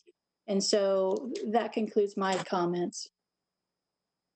Commissioner Cotham. Oh, thank you. I feel like a broken record, but I'm still struggling with exactly what this is. I'm just not, I haven't viewed my role as a county commissioner as just, here's some money, go figure out what we're going to do. That I'm just uncomfortable. And I respect our staff. I respect the great work they do. And I think, certainly we need more park areas, and especially, we've needed more rec centers, and I think the West Side deserves one for sure.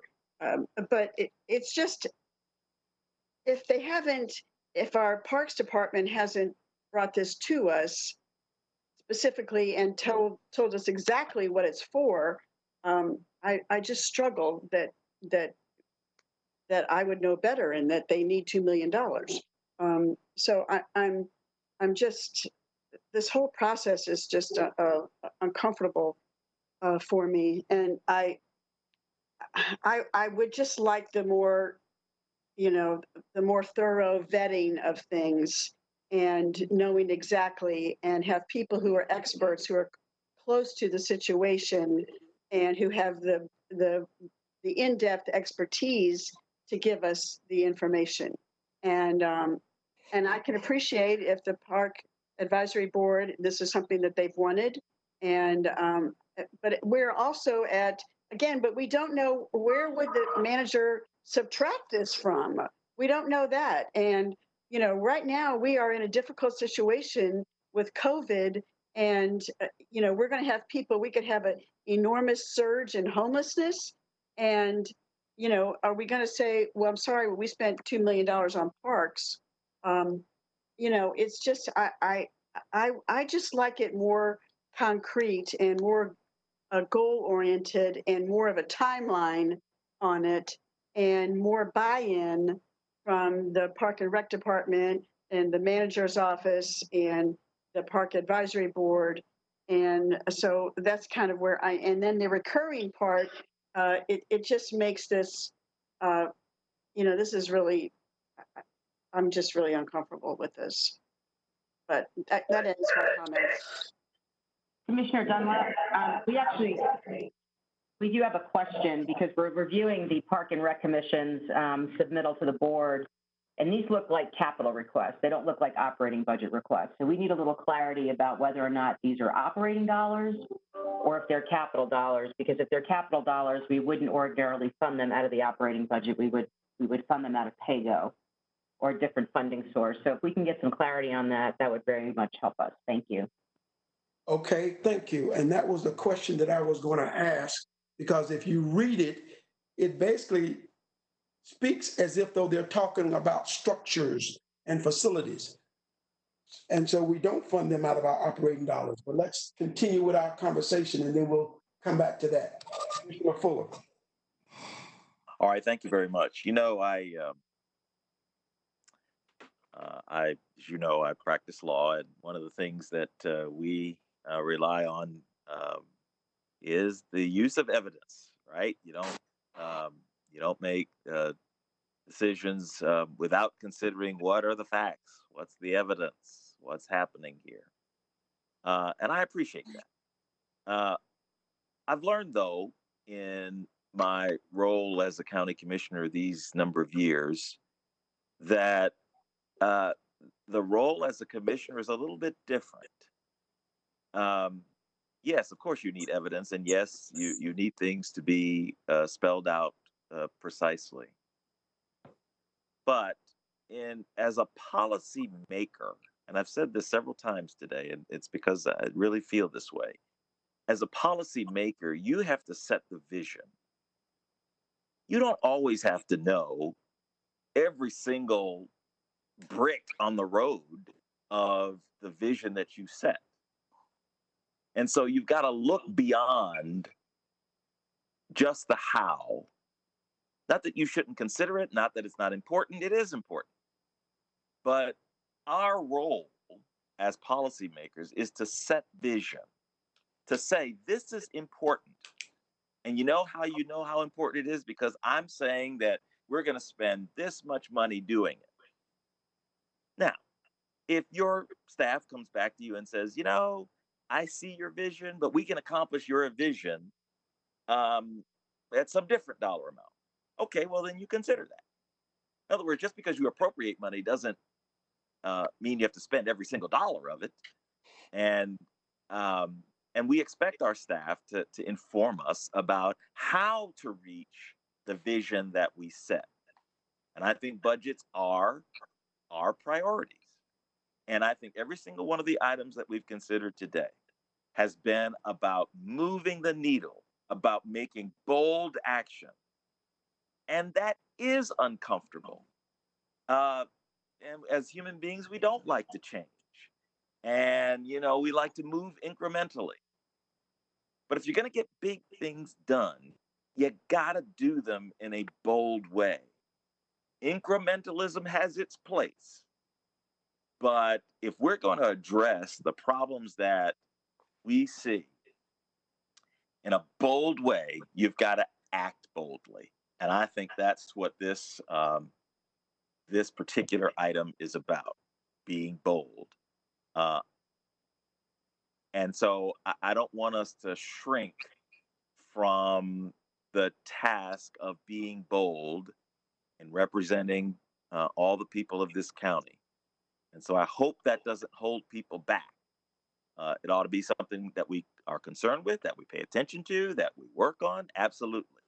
But it shouldn't hold us back from doing the things that we need to do to address the needs that we know our people face. So that's all I have. Thank you, Mr. Chairman. Commissioner Scarborough. What was the question? It's been so long. I forgot what the question is. We were discussing whether or not to appropriate $2 million for parks and recreation facilities. And my thing is says, yes, we should. Okay. So the manager brought this up earlier, and anybody who's been around me for any period of time know that I like consistency.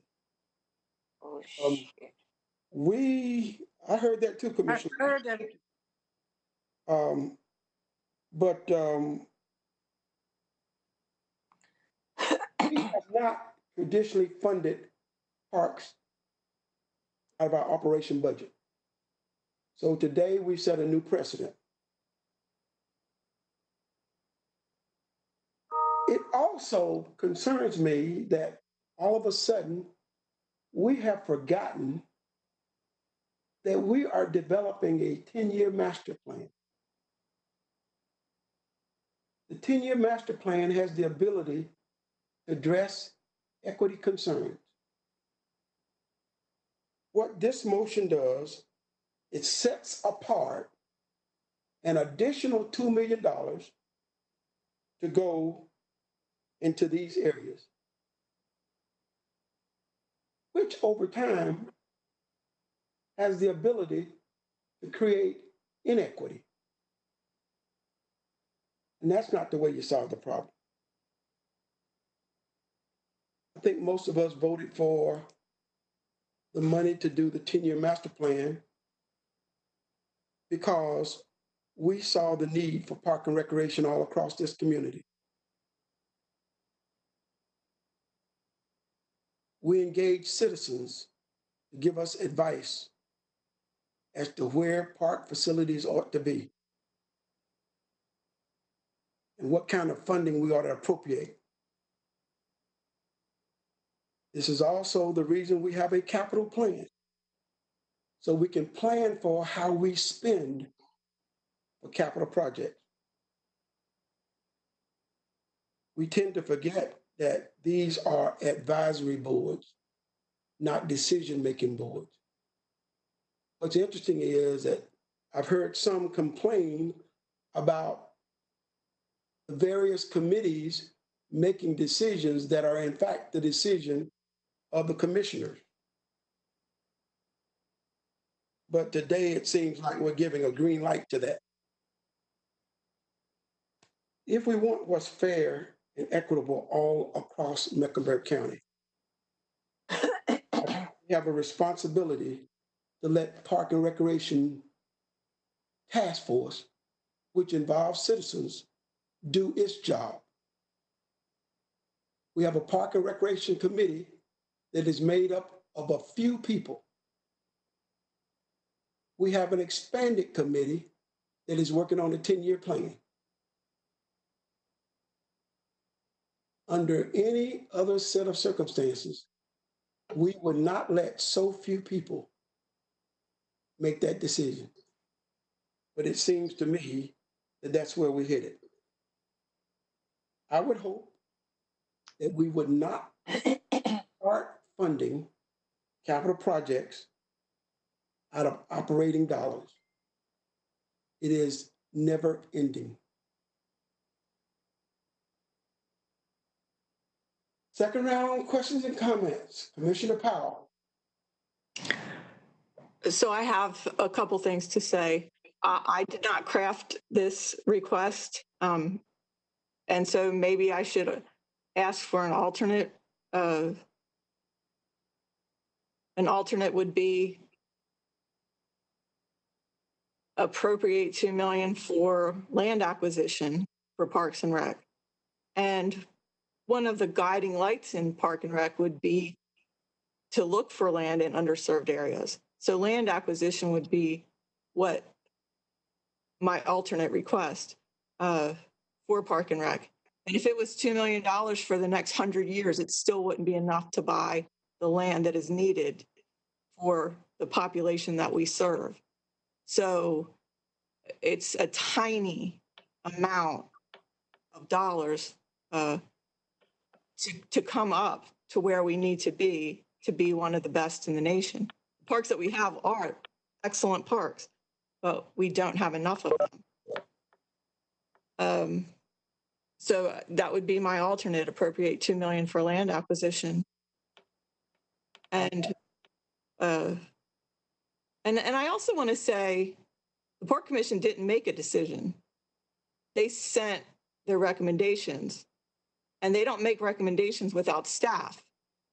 And they're some of the finest people that I've ever known who volunteer and serve to advise us on things that we need advice on. So they didn't tell us what to do. They just listed their priorities.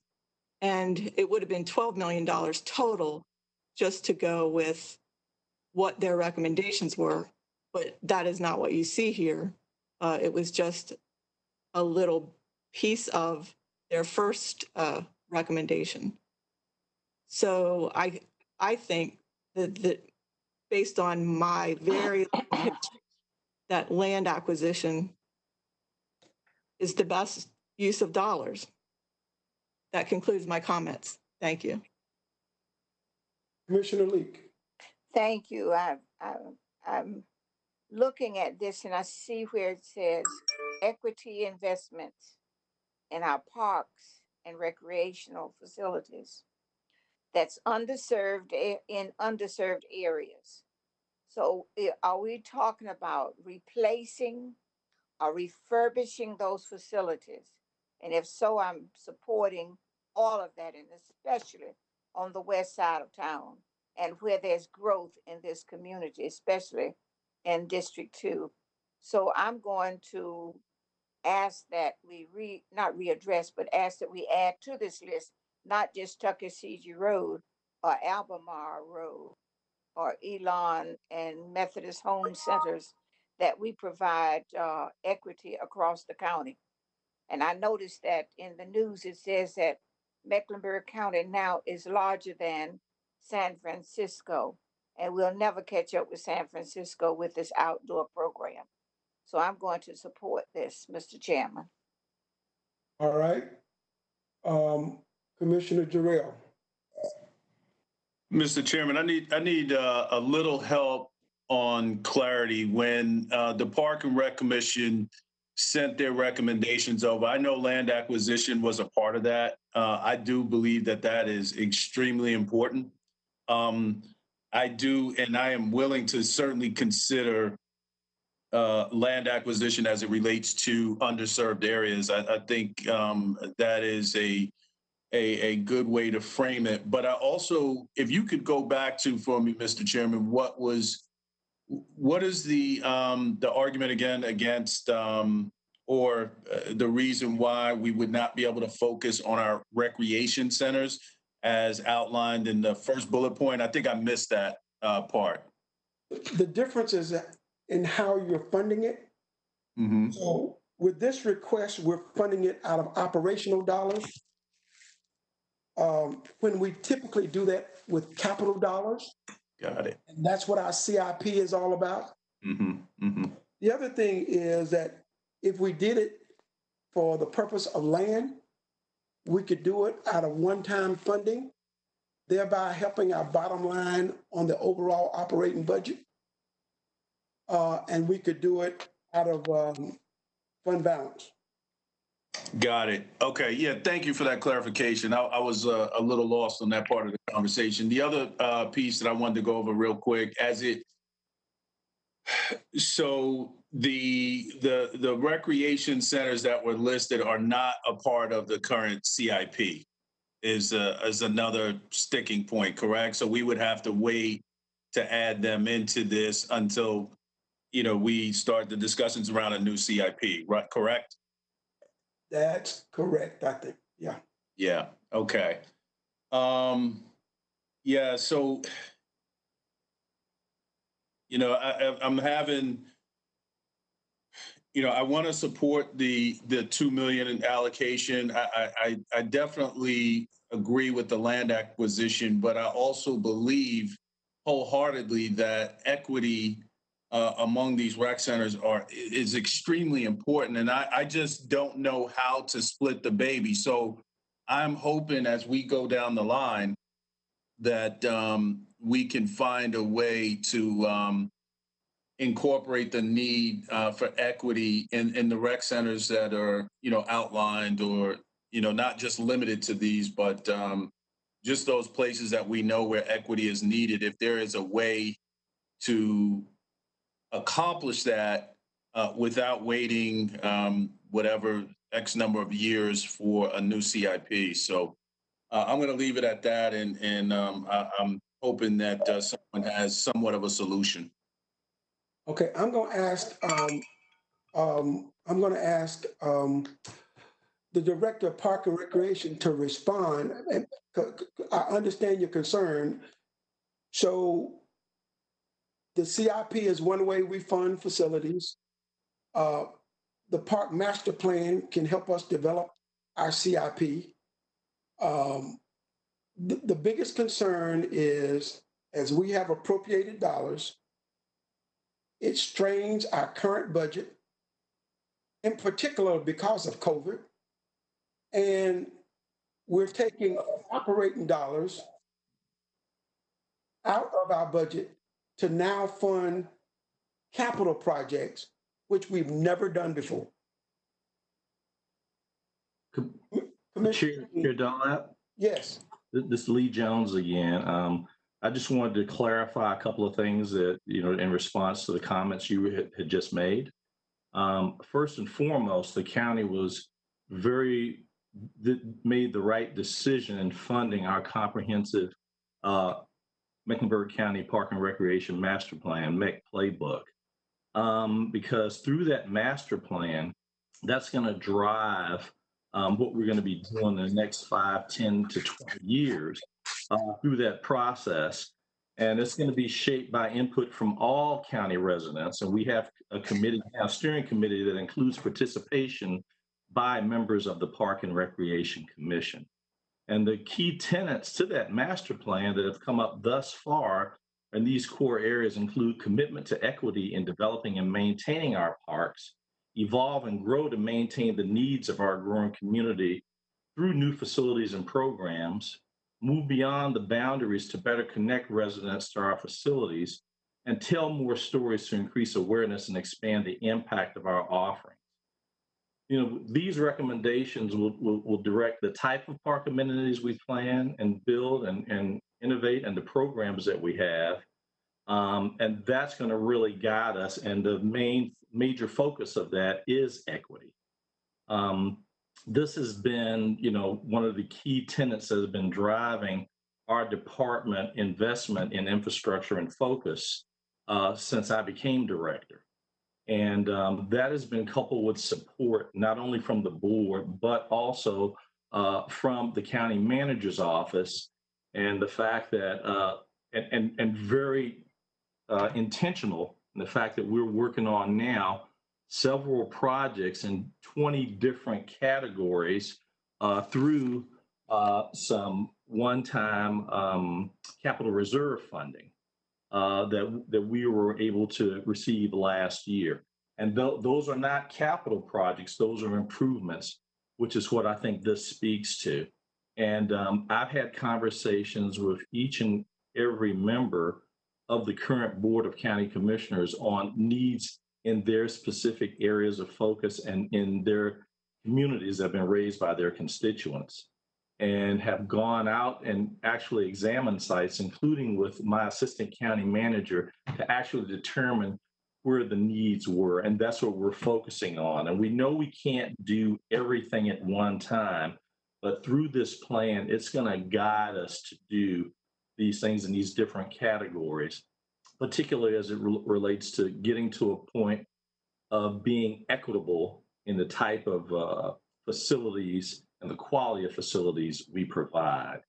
And I think that will help to address some of the concerns that are raised in the Trust for Public Land study. And we have already developed through almost 9 months of research and work on the history of what we have done and how the park and recreation system grew and evolved, over the last 80 years, and can see what areas we need to address that may not give us that score that we're looking for in TPL, but will certainly enhance the quality of the park and recreation offerings that we provide to our residents. Okay, I hope that's helpful. Commissioner Harden. Well, you know what I think is going to be helpful is money. Because we are behind, and we've been behind, and we continue to be behind. And our community asks us for more parks. And, you know, so here's what I would say is that, I mean, I hear what staff is saying, and I'm saying that we need to do more. And I see our green spaces folding away by the second. And I see our tree canopy being lost. And I think that our community is begging us to make more investments in our park and recreation center, and especially in underserved areas. And so we have really smart staff people. And I think by allocating this funding, we're saying that this is important. And that's why I'm going to vote for this. Commissioner McDowell. Thank you, Mr. Chairman. I'm troubled by this one because I am not sure about this being the right place. And so I don't have any further questions. I'm just, yeah, I need a little minute here to think about it. So I don't really have further questions. Thank you. Okay, Commissioner Cox. Oh, thank you. I think this is dangerous. To set a precedent without to take money out of our operating funds when we have never done this, and to totally ignore all of the work that has been done and will be done. I just think this is a very dangerous precipice we're on, and I cannot support this. I think it is the wrong item at the wrong time in the wrong place. And as I listened to our director, Jones, I certainly felt the experience, the expertise, the comfort of a highly qualified leader working with the community, working with different committees. And this is how we build consensus for things. And this is how we get great results. And that has been a model that has worked tremendously.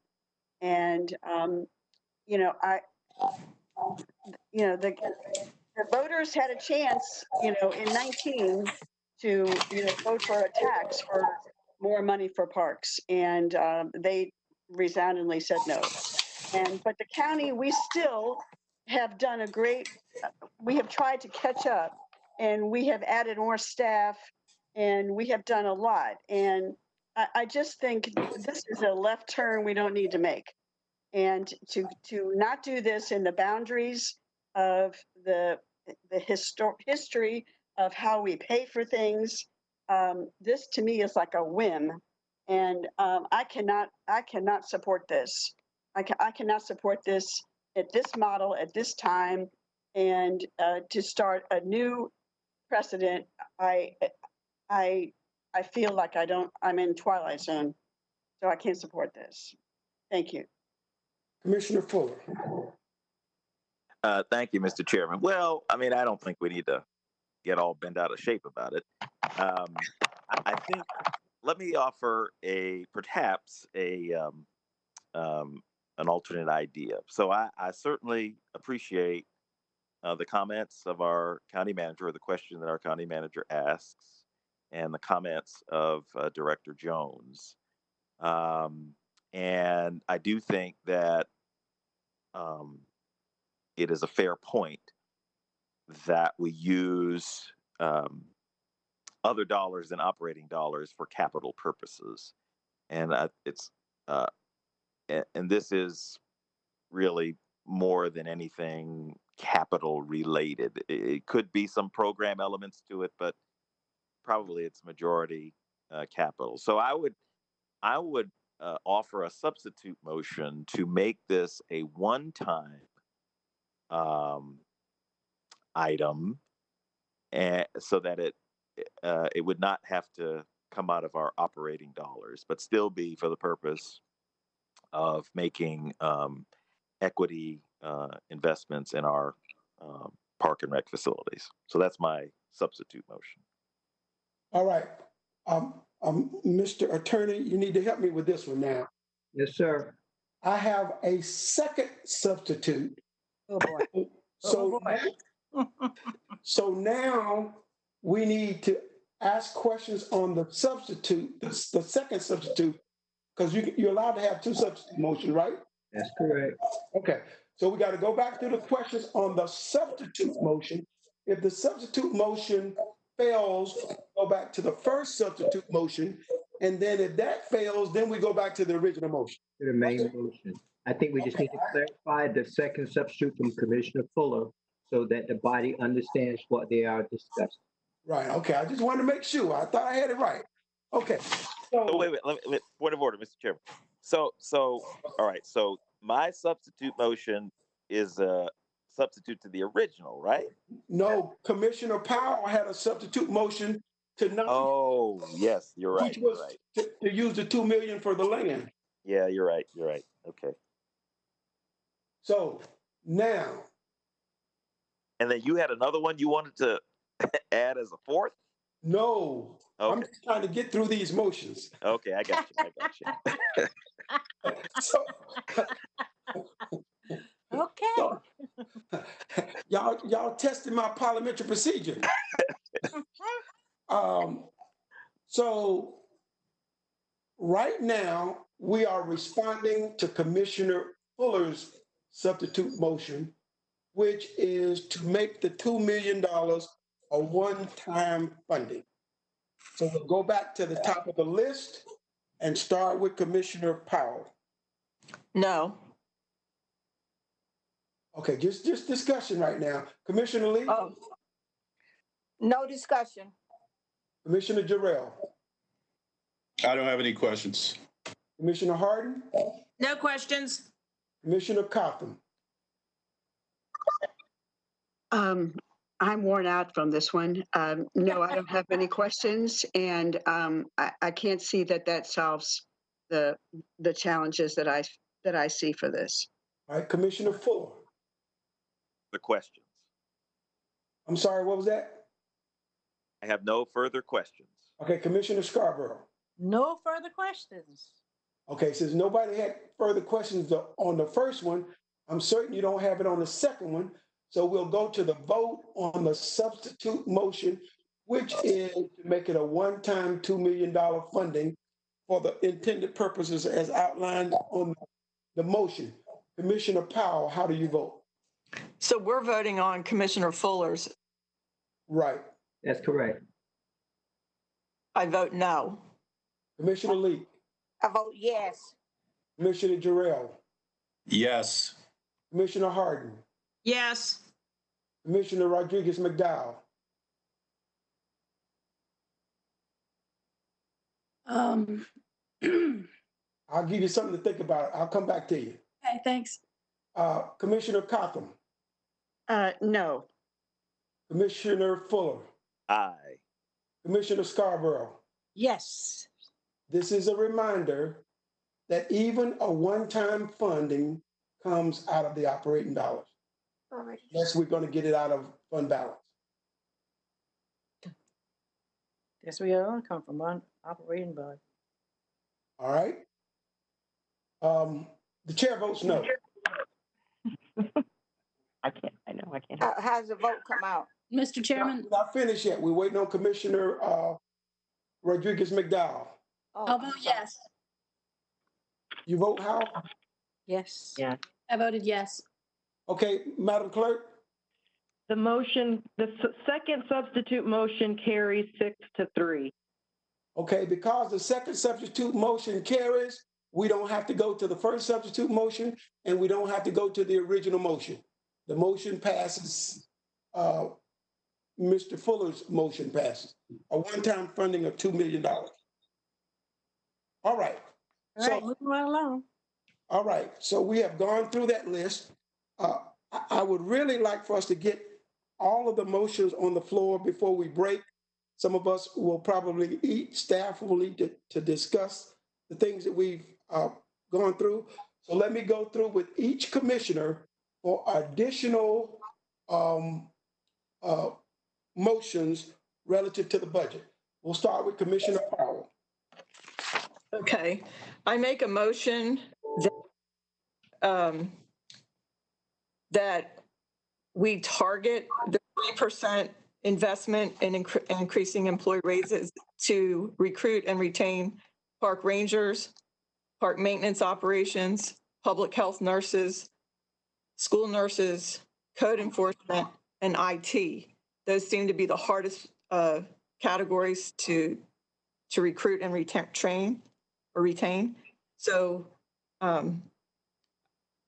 I can't support an across-the-board 3% raise, but I can support a raise for the park rangers and the other ones that I listed, and I can list them again if I need to.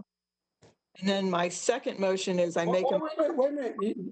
We have to go through each one. Okay. All right. So just hold. Chairman Dunlap, I don't understand what that means. I don't know how to operationalize that. So you need to give me more specifics about how that gets operationalized. Okay, so let me clarify what I thought I heard her say, because we're dealing with the motions. The motion is to not support the recommended across-the-board budget for increased funding, but to instead fund those specific categories that she listed, which included park rangers. Did I get that correct? You did. And this is in our question book that we got the answers to, the hard categories to recruit and retain. So park rangers is number 1. Park maintenance operations was number 2. The nursing category for public health and school health nurses was number 3. Code enforcement technicians was number 4. And then I've heard repeatedly that it was not listed in the questionnaire. Okay, so that's her motion. Now we start with questions.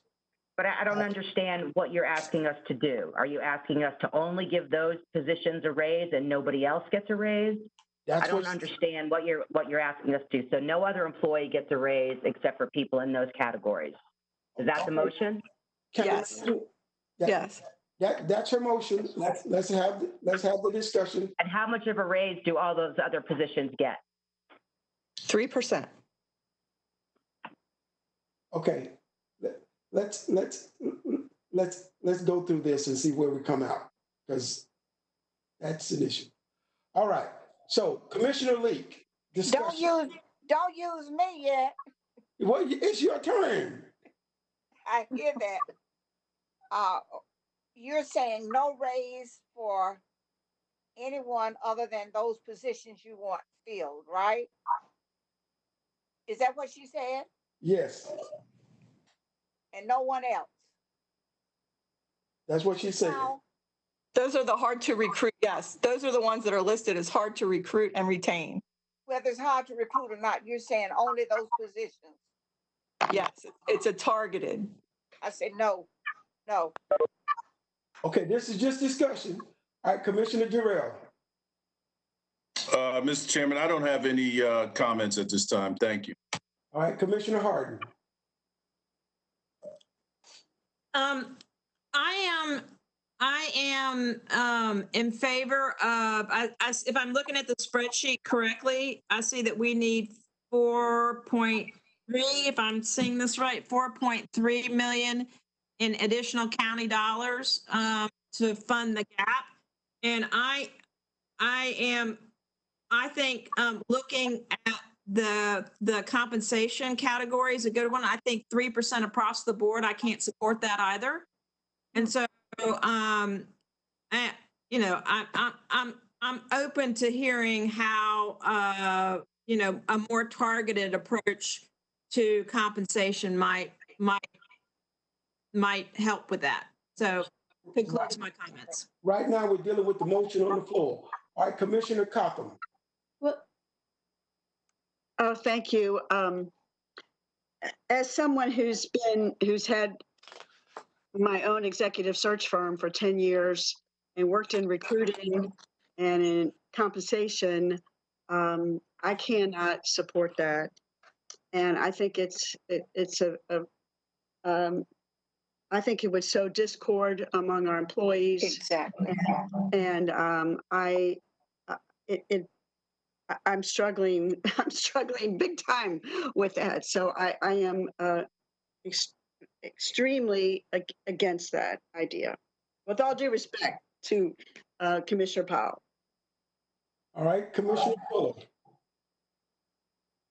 All right, thank you, Mr. Chairman. I think one idea that I think about is, you know, we've just gone through a number of items that are going to have budget impact, and you know, part of that motion, we weren't finished with all those motions. Part of that motion was to allow the county manager and staff to come back to us with adjustments to accommodate those things that we've just spent most of the day talking about.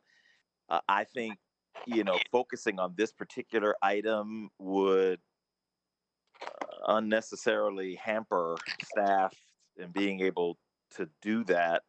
And I am uncomfortable about the staff morale if we just said that a raise was only targeted to certain people. It might be possible to do targeted raises. That may be possible, but I do have some concern about that, and so I don't think I can support this motion. Thank you. Those are all the comments I have. All right. Before I comment, was there somebody that asked me to come back to them? You never came to me, Commissioner Susan Rodriguez McDowell. You never. All right. Then, all right. Okay. So I would like to say that I cannot support the across the board raises either. I understand that this is something that maybe has been done in the past, that when one gets a raise, everyone gets a raise kind of thing. But I don't think that's the right way to go. I think we need to do targeted raises based on, I think the hard to fill is a good way to go, and also people who are in jobs that that are super taxing, and that, you know, extra compensation would help to add to retention of those positions. And so I don't buy into the idea that it'll cause resentment among the, you know, over 5,000 employees. I just don't think you can go across the board. I just don't think, especially in light of our pandemic, in light of our high unemployment rate. We have so many people in our community who have lost their jobs. And I think the fact that our county employees have their jobs, and in our budget, we are funding their benefits and, you know, hazard pay and things like that. I think that has to be enough this year as far as across the board goes. So I'm in favor of targeting, but I'm not married to this motion exactly. I think there are other jobs that could be looked at, like social worker. Detention officer is one of the ones on the list of folks that are hard to fill jobs. And so I think I'm not ready to jump on this particular list, but I do support the idea that it's not across the board. So I'm not quite sure how to get around that. In my mind, I was thinking more of a $3 million targeted raises, and then using the other $6 million to fund the priorities that we've outlined in our previous motions. So that concludes my comments. All right. Commissioner Scarborough.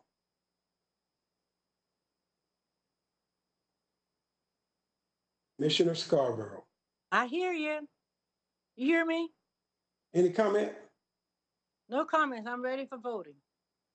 Okay.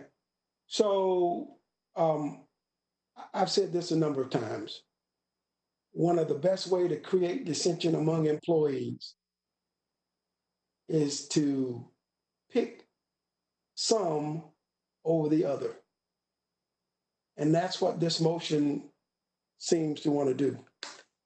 If we really want to talk about retaining employees, then we need to address what our HR director has said to us for 2 years. And had it not been for COVID, my guess is that we would have implemented a plan to pay people according to their particular categories based on the things that she outlined when she came to the retreat. How people get promoted, how you move up the ladder, how you're compensated. That is not possible. And so then to create an inequity is not the way to address that. Because when the plan comes back to us, our HR director is then going to have to look at compensation and say, well, they got a pay raise last year when nobody else did. It created an inequity. And so now it just makes it more difficult to create a plan that is equitable. And I don't think creating inequities is the way to do that. So anyway, second round of questions, comment. Commissioner Powell. So I love hearing everyone's point of view, and I don't want to create inequity. I just think that it's and I have so much respect for the Director of Human Resources. And I know that her plan was much bigger than what is proposed in the county manager's budget. So I don't want to create any kind of inequity. And I just think it's a bad time to give a raise across the board with all of the unforeseen things that are coming our way. And I thought it would be good to target, but I understand I understand however the board votes on this. I just wanted to throw it out there. I appreciate it. Thank you. All right, Commissioner Leek.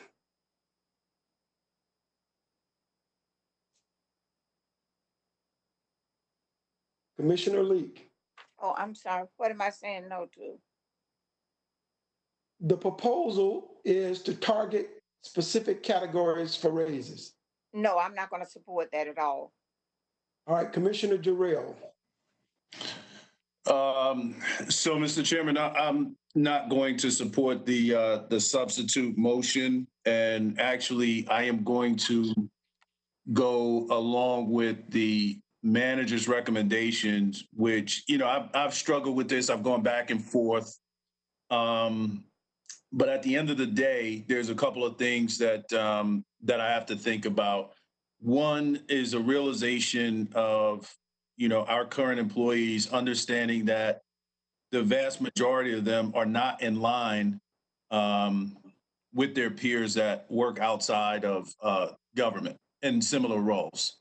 And I think, that has to be taken into consideration. And plus the ask that I know that I make of them, the ask that I know this board makes of them. Right. And I do believe that we do have to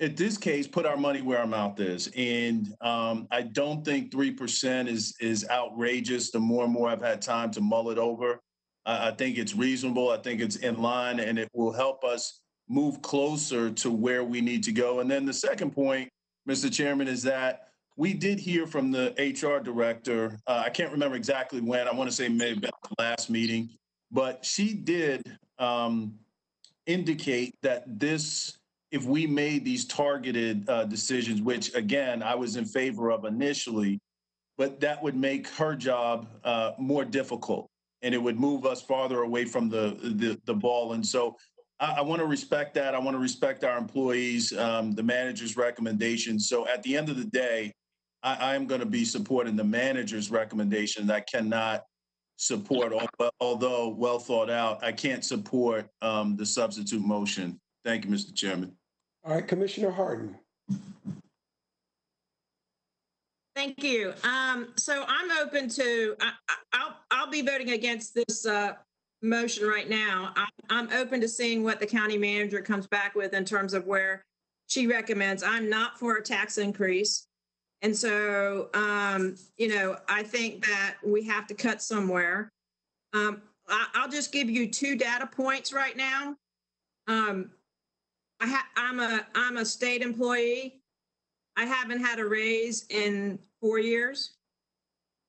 And my husband's company, which works is a multinational, very large company, this year said that there were going to be 0 raises. So I think we pay our employees well. They have a great healthcare system, an unmatched retirement system, literally unmatched. Very few people have pensions anymore. And we are paying their increase in healthcare. We are funding funding this year's retirement issue. And so I think that a 5.5% raise last year, on top of a 3% raise this year, I think we need to have an outwardly facing budget. And I think our community is asking us to step up in terms of funding education, gun violence, healthcare, workforce development, the environment. And I think they want us to focus on outward needs. And so for us not to fund those needs, but to fund our internal wants to have, I think sends the wrong message about what we're supposed to do as commissioners. And so I appreciate our employees. I'm a state employee. I'm right there with you. But I can tell you that, again, let me just say this. I haven't received a raise in 4 years as a state employee. And we definitely took care of our employees last year. And I was thrilled and happy to vote for that 5.5% increase. And I am happy to fund our increases in health insurance. And I am happy to fund our retirement. And I am glad we have pensions. I think that we need to be sensitive to our employees who have hazard, who are working, amongst the community, especially that might expose themselves to virus. But so I think that we have to have an outward-facing budget, and so thank you. All right, Commissioner Susan Rodriguez McDowell. Thank you, Mr. Chairman. I want to say that in my experience outside of the county, I have never worked at a place that got across the board raises. Yes, there have been cost of living increases, but my experience is usually that raises are targeted towards performance and that sort of thing. But what I want to say is that I am incredibly proud of the Mecklenburg County team of employees. I think that every single employee that I've met, I've been extremely impressed with. I just am so proud of I'm actually proud of being a Mecklenburg County employee myself. So I'm very proud of what the work that our employees do. And I think that they deserve raises. I think that they are low paid as compared to people in the business world, in the corporate world, certainly. And so it's not that I don't think they deserve a raise. I just don't think this is the time for raises for government employees. When our community members are suffering so greatly, I just can't vote for raises across the board. So my feeling is if that we can't do targeted raises, if we're not in support of targeted raises, then I think there should be no raises. And we should fund the healthcare and the retirement and all of those things that take a big chunk of our money. But adding raises to that at this time, to me, does not feel like the right thing to do. And so I'm going to have to vote against that. As far as raises, if we can't do targeted, then I think we have to just ride it out another year at the current levels. So that is my comment. Commissioner Cotham. Thank you. I have a question,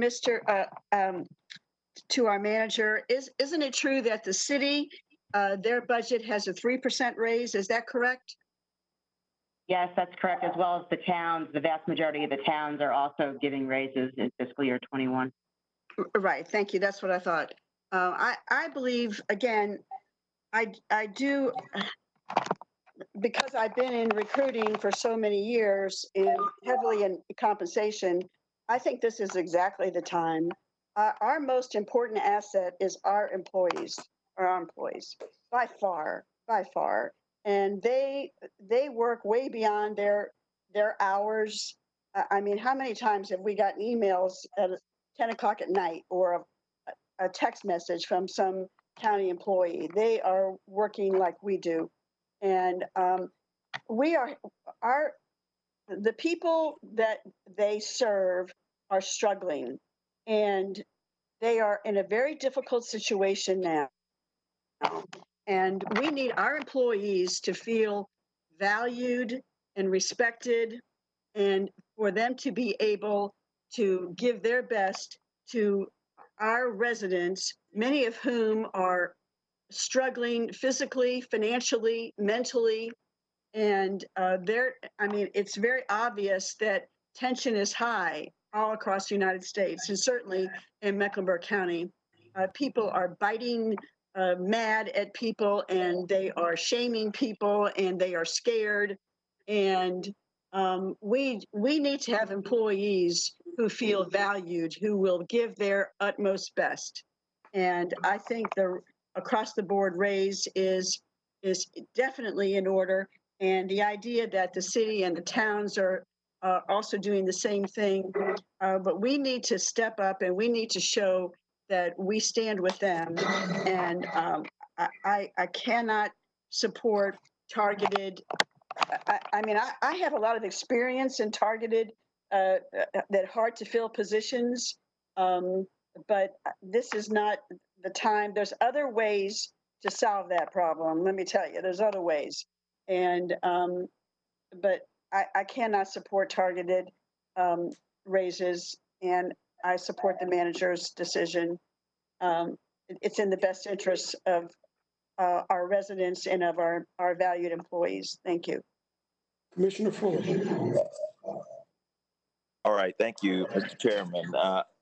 I have to say that, well, again, I don't support the current motion on the table, but with respect to across the board raises, I confess that I did struggle with that because we had given substantial raises last year of 5.5%.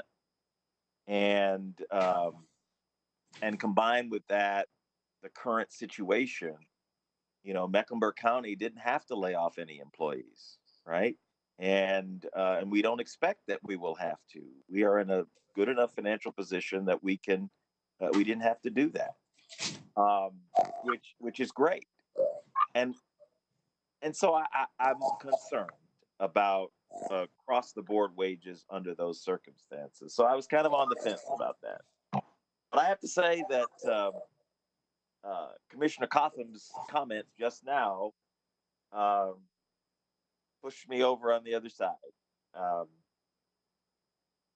I absolutely agree that our employees are just top notch. I mean, you just don't get better than Mecklenburg County employees.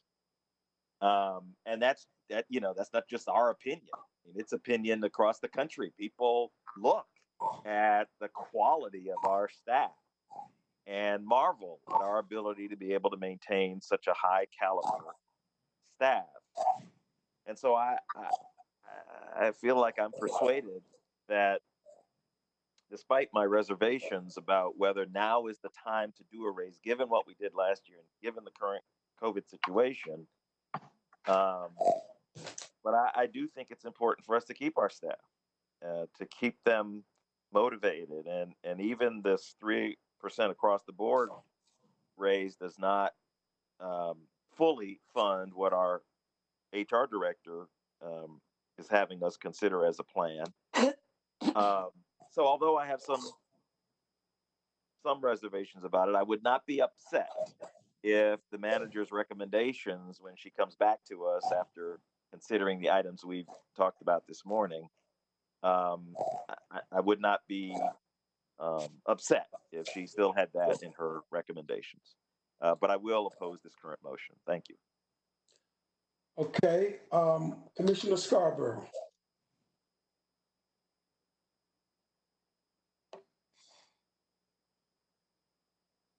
Commissioner Scarborough. All right. Can you hear me? I can now. Okay. I said the manager's recommendation, I'm gonna make a motion that we support the manager's recommendation. Did you hear me? I did hear you. It just causes confusion though. Okay, so now we had a motion by Commissioner Powell. We now have a motion by Commissioner Scarborough. Correct. Given that we have a motion by Commissioner Scarborough, Mr. Attorney, do we need a motion to do what is already in the recommended budget? Well, it's the same motion that part of the recommended budget, but since it's been made by an individual commissioner, we want to go ahead and vote on that one because in effect, it's a substitute, just move forward. Right, that's what I thought.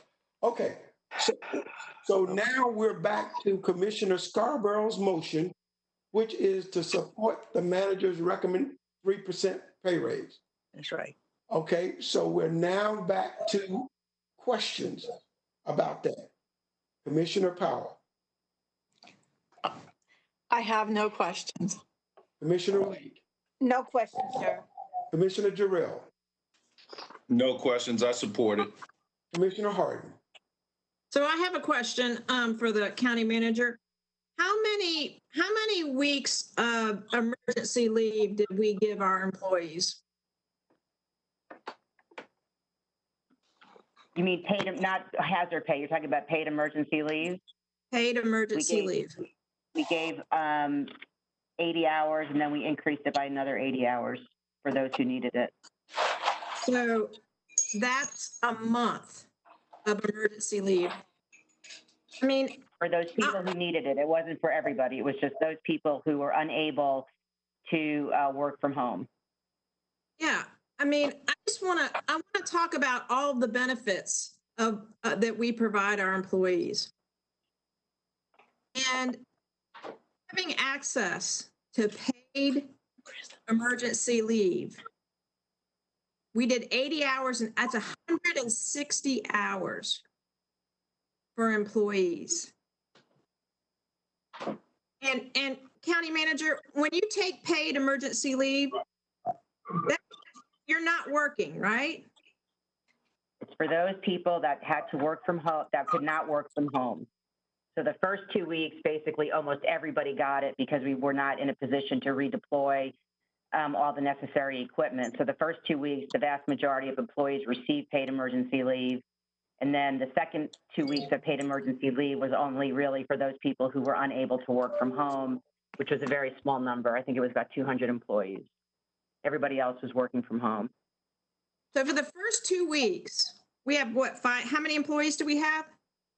5,700. 5,700 weeks were granted paid emergency leave. No, not 5,700 weeks.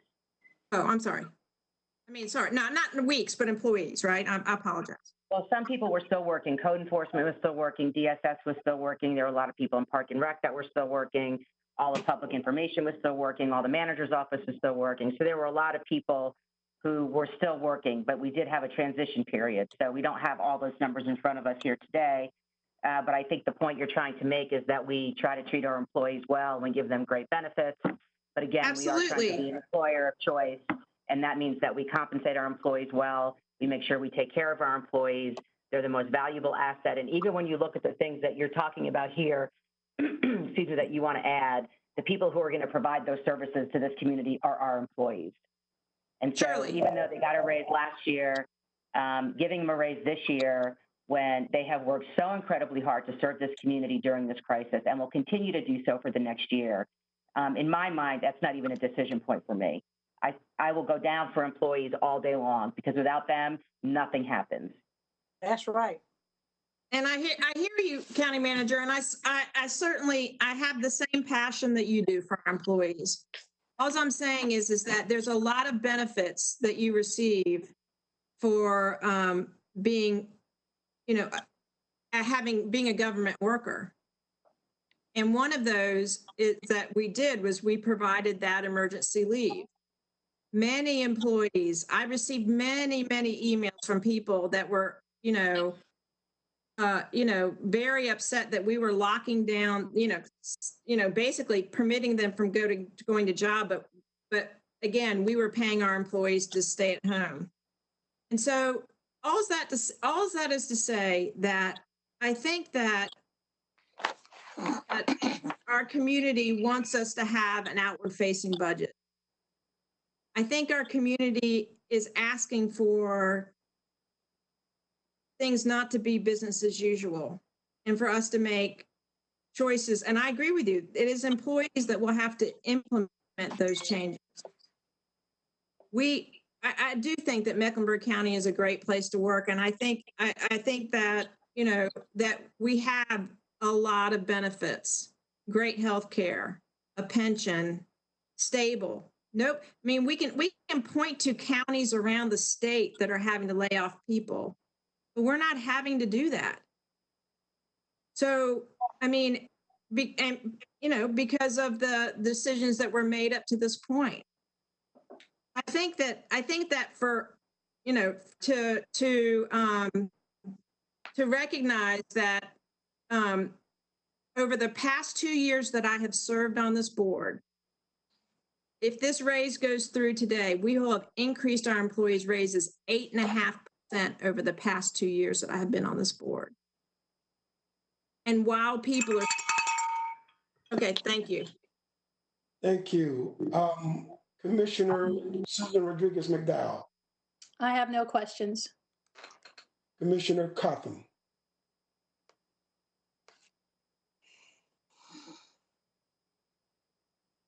Commissioner Cotham. No further questions. Commissioner Fuller.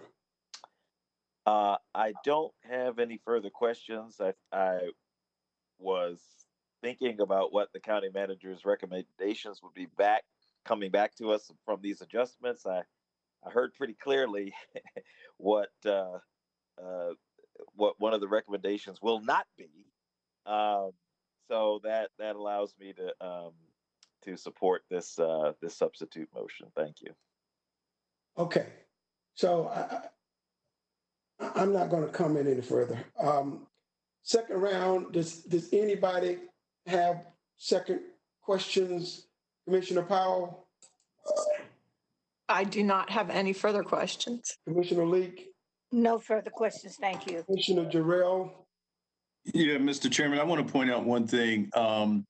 I think and certainly we should take in the comments of the county manager, with all due respect to my colleagues. But one of the things that I wanted to also point out is, when we are having this discussion around working families, these are the very people that I personally am referring to. They are included in this. And I hope that's a lens that we can look from to move this ball forward and to go ahead and carry this motion. So thank you, Mr. Chairman. Commissioner Harden, No further questions. Commissioner Rodriguez McDowell. Thank you. I just would like to comment on Commissioner Jarrell's comment. And I would like to point out that when you make the raises across the board, you lump in people who are at the highest end of the pay scale as well. And so if this were targeted toward the lower end of the pay scale, I might have a different vote. But the fact that this would be directed toward everyone, even the highest earners, I just can't support it. So that I don't have any questions. All right, Commissioner Fuller, No further questions. Thank you. Commissioner Scarborough. I don't have any questions, sir, but I want to make a motion that we accept the manager's recommendation. We have that, Commissioner Scarborough. So thank you for that. We are now going to the vote on Commissioner Scarborough's recommendation. Commissioner Powell, No. Commissioner Leak, Yes. Commissioner Jarrell, Yes. Commissioner Harden, No. Commissioner Rodriguez McDowell, No. Commissioner Cotham, Yes. Commissioner Fuller, Yes. Commissioner Scarborough. Yes. The chair votes yes. Madam Clerk? The substitute motion carried 6-3. Okay, Commissioner Powell, you had other recommendations? I'm happy, and tell me if I can do this. I'm happy to withdraw my motion from all the, Oh, no, your motion doesn't matter now. Oh, okay. Passed. Oh, I thought you had another motion. I just want to say thank you to everyone. And this motion would be like, if there is the money left over from the Youth Conservation Corps, so my motion is if there is money left over, can we direct 30,000 of it to Trees Charlotte? Okay, so your motion is to appropriate 30,000 to Trees Charlotte. Yes, if there's leftover money from the Youth Conservation Corps. Okay, so we won't know the answer to that. That's why I'm trying to help you with what you're trying to do.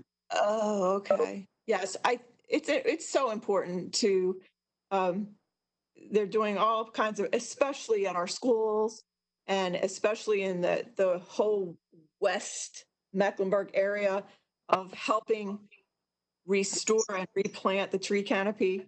And so people who can't afford trees are getting trees through Trees Charlotte.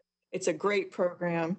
And they asked for $30,000 worth of funding and they got zero. And so I just wanted to advocate for them. Okay, are you? We're having some difficulties. Give us a couple minutes to get back on the call. I'm sorry, Chair Dunlap. Okay, if everybody can just pause for a minute. Mr. Dunlap, is it possible we could take a 5-minute intermission? Well, yeah, not in the middle of a vote, though. We got okay. But we got to get through this vote. We were trying to get through all motions so we could kind of suspend for the day so staff could go back and do that. Sure, but how many hours have we been sitting here without a little 5-minute break is all I'm saying. It was 11 o'clock, wasn't it? In the middle of a motion. Okay. Madam Clerk, are we ready to move? Yes, we can move on. Sorry about that. All right, Commissioner Powell, is there a motion or not? Yes, I make the motion. And that's it. I don't have any more. Okay. So your motion is that we appropriate $30,000 to Trees Charlotte. Okay. There's a motion. Discussion on the motion. Commissioner Powell made the motion. Commissioner Leak, No question. Commissioner Terrell, No questions. Commissioner Harden, Can we get information on staff on why they didn't recommend the funding of Tree Charlotte? They were one of our community service. They're one of our community service grant recipients. And the fiscal year 20 was their first year, and their project was to plant trees at pre-K locations, and they were unable to meet their performance targets. And so we were unable to continue with them. And in fact, they actually have to refund money back to us because they were unable to meet those targets. all right, you've heard the manager's response. Commissioner Susan Rodriguez McDowell, No questions. Commissioner Cotham, Given what I just heard from the manager, I have no further questions. Commissioner Fuller, I have the same response as Commissioner Cotham. Given what I just heard, I don't have any questions. Commissioner Scarborough. No additional questions. All right, second round, Commissioner Powell. I'm happy to withdraw my motion. Thank you. All right, that takes care. All right. Now, Mr. Chairman, before you stop, I just want to make sure, because there were a couple other things that we didn't vote on in my motion that I think are really important. And one of those is to maintain the tax rate. Mr. Fuller, we are not there yet. Oh, okay, fine. Okay, all right. All right. We will take a 5-minute break, and we'll come back at 2:37. So we're staying in recess for 5 minutes. Gotcha. Okay.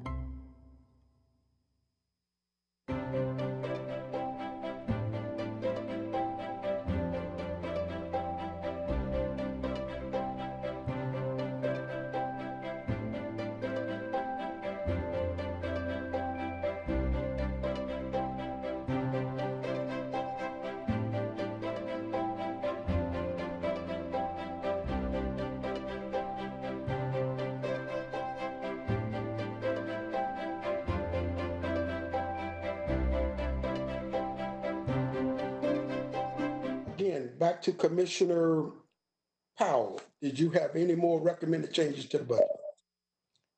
No more. Thank you. All right, moving on to Commissioner Leak. You have any more recommended changes to the budget? I do have, but I need some help, I believe, and I'm going to ask for some. I want to put the request by the board, school board, into restricted contingency fund. And I'm trying to find out all what they asked for. What page is that on?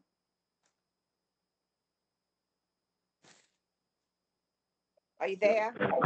Yes, Commissioner Leak, if you look at the second page of the handout that was in the front page of your binder, you'll see a detailed CMS's. It says, it talks about teachers' local supplement. I probably want to pull some of this out and not put that in supplement. I mean, not put it in restricted contingency fund. But what did it help me with the superintendent? I mean, where it talks about their askings as it relates to maintenance.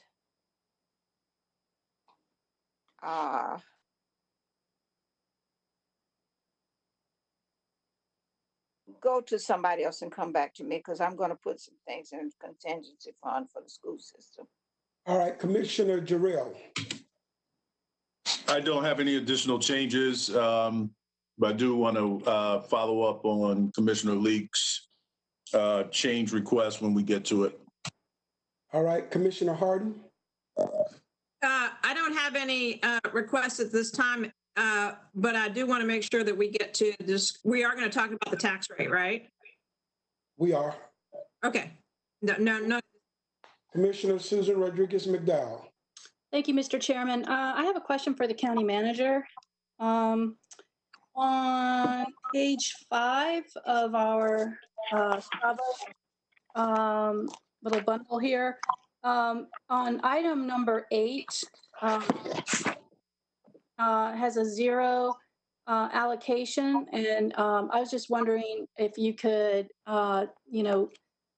explain why we decided not to fund Hope Haven. We're gonna find out for you. Remember, they did have some financial issues over the last year, but we'll get the staff person who worked on it to come back and tell you that, and we can come back to it if you want to give us a minute. Okay. I was looking at item number 9 with Loaves and Fishes getting $50,000, and I had asked a question where the answer came on page 20.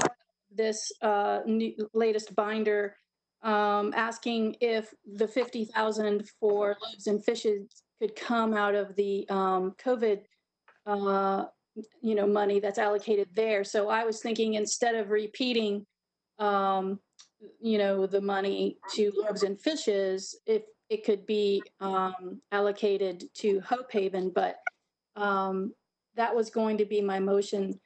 But I'll wait until you have an answer on that.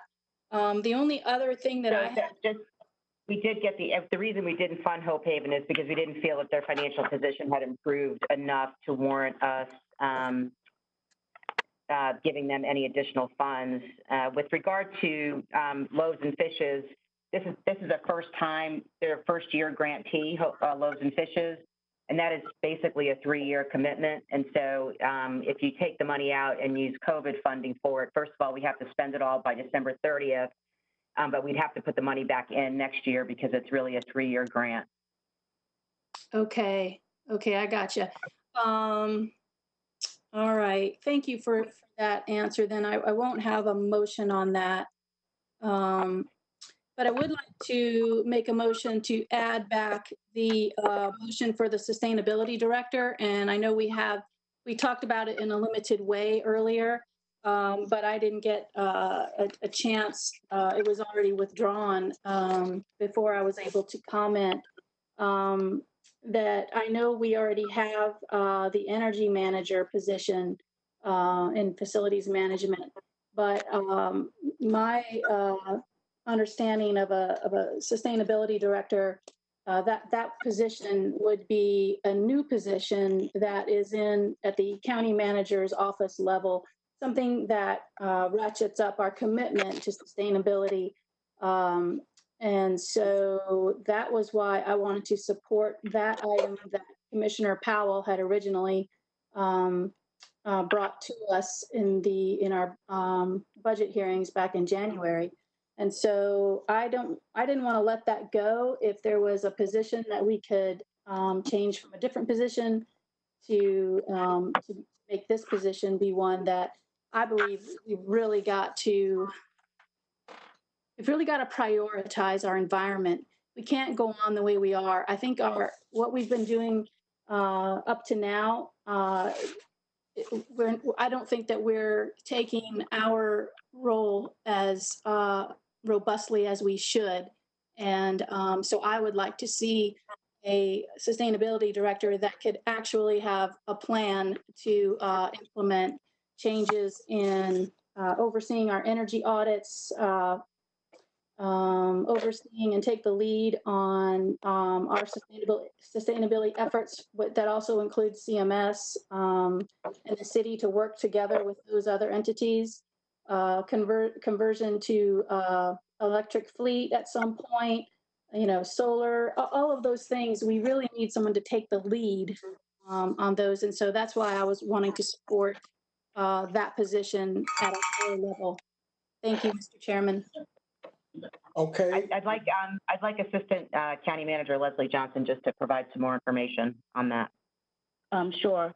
As the Environmental Stewardship Committee is aware, we are the collective staff, both from Louisa, Asset Facility Management, Park and Recreation, and others, are working to bring to the board later this summer, no later than fall, a potentially revised environmental leadership policy, as well as a supporting action plan. That body of work right now is being co-championed by myself and my colleague, Derek Ramos. And collectively, we are leading that effort to ensure that we have the effort and actions to carry out the things that you're very much describing. From there, we're leveraging, as County Manager Dioria already referenced, there's two key staff that take the lead. There's one piece that is done by Dylan Kirk, who is in Louisa, and he is a sustainability coordinator. I don't know if that's his official title, but that's kind of what he is, a coordinator manager. There also is someone in Asset Facility Manager, which, as you referenced, which is the energy manager. And then across all of the department, Louisa, as well as AFM, there are other key persons that are involved, as well as in Park and Rec. And collectively, we have created a team to make this a priority in the business and the work that we're doing moving forward. We hope that the action plan would drive what would be the need moving forward if there was one, but at this time, based on the things that we're trying to carry out, we don't feel like that position is needed, coupled with opinions from the director from Land Use and Environmental Services Agency. Mr. Chairman, do I get to respond to that, or? You can. Okay. Thank you for that. I appreciate your response. And I just want to say that I think that when we have been talking about this in the Environmental Stewardship Committee, I always was hoping that this would be an FY21 item, and to put it off to FY22 feels too far off to me. And I think that this is we're at a crisis, and we have got to respond to our sustainability needs in a much more robust way. And I just don't see it with the current way that it's going. And so I still want to keep this motion in and see if I can get any support for it. I think we have to be bold, and we have to take charge, and we have to set a new vision. I understand that you guys are still working on presenting where we are in the county, but to put this off for a whole year just feels like a bridge too far for me. So thank you. That concludes my comments. Okay, there's a motion by Commissioner Susan Rodriguez McDowell to reinstate the Sustainability Director. Discussion, beginning with Commissioner Powell. So in January, I was advocating for this, and it's an extremely important position. I was advocating for an environment and energy officer, and which is typically like a PhD position, a very well-educated environmental expert. Given that we had an unanticipated a global pandemic, and given the unforeseen nature of what's coming, I feel like this could be, if we did say, yes, we want this position, we're setting somebody up for a position that might not last very long based on the economy. And so I'd hate to hire somebody and them be at risk, because we're currently in a hiring freeze. And there are, I'm guessing, many places where we need staff, where we have needs. And so I'm in a very difficult position. I don't feel like we're putting it off, because if we're putting anything off, it's just trying to make sure that we are in a secure place to be able to hire the right person, and that they have the stable employment. And like, if we have to lay other people off, I'm just in a very strange position because of where we are. And those are all my comments. Thank you. Commissioner Leek. Thank you, Mr. Chairman. I'm looking at what I want to do about the school system, and someone may have to help me with that. Commissioner Leek, I'm we're here. on another agenda item. We're now dealing with the motion by Commissioner McDowell. And what is her motion? That we hire a sustainability officer. Okay, I'm going to support her. Commissioner Jarrell. I have no questions right now, Mr. Chairman. I'm inclined to support Commissioner McDowell's motion. Commissioner Harden. Thank you. And I want to say that, you think the things that cause systemic asthma and COPD, and you look at what's happening to our air quality and our water quality, and Mecklenburg County should be leading the way in that. Absolutely leading the way. Like, we should be like number one when it comes to the environment and sustainability. We're just not. And I appreciate knowing what's going on with it from Assistant Director Leslie. I'm just tired, and I'm Leslie Johnson. So I appreciate getting that update, because I didn't know that was the status of the situation. And we, as a county, we are behind. If you look at what other counties are doing in terms of their commitment to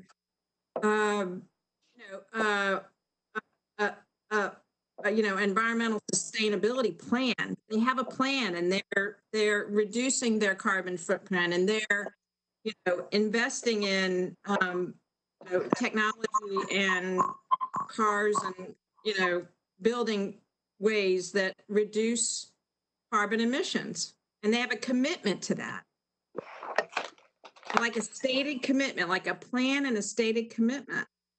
And so, I think the reason that we've done so great on pre-K is because we have an amazing director for that program that drives that agenda.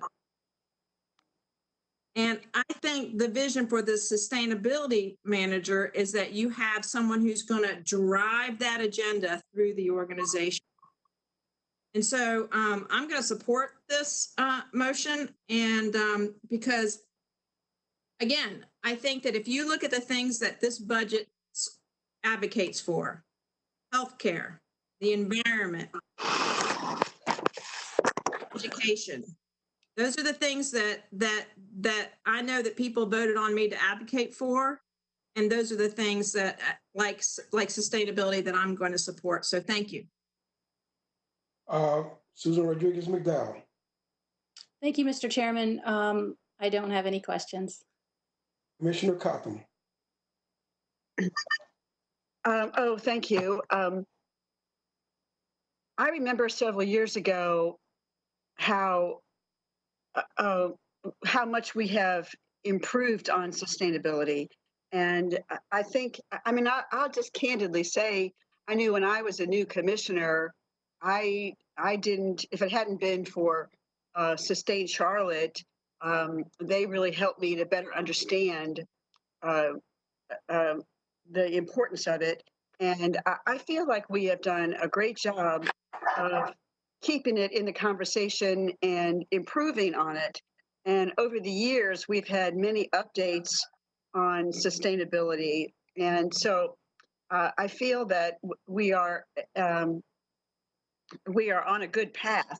I mean, I guess in every area, there's always places to make improvement. But just like Dr. Johnson updated us that they're going to update us on some new things coming with sustainability. I think that we should not upset the apple cart, and I think we should listen to the work and the results that they're going to present, and then make policy after we do that.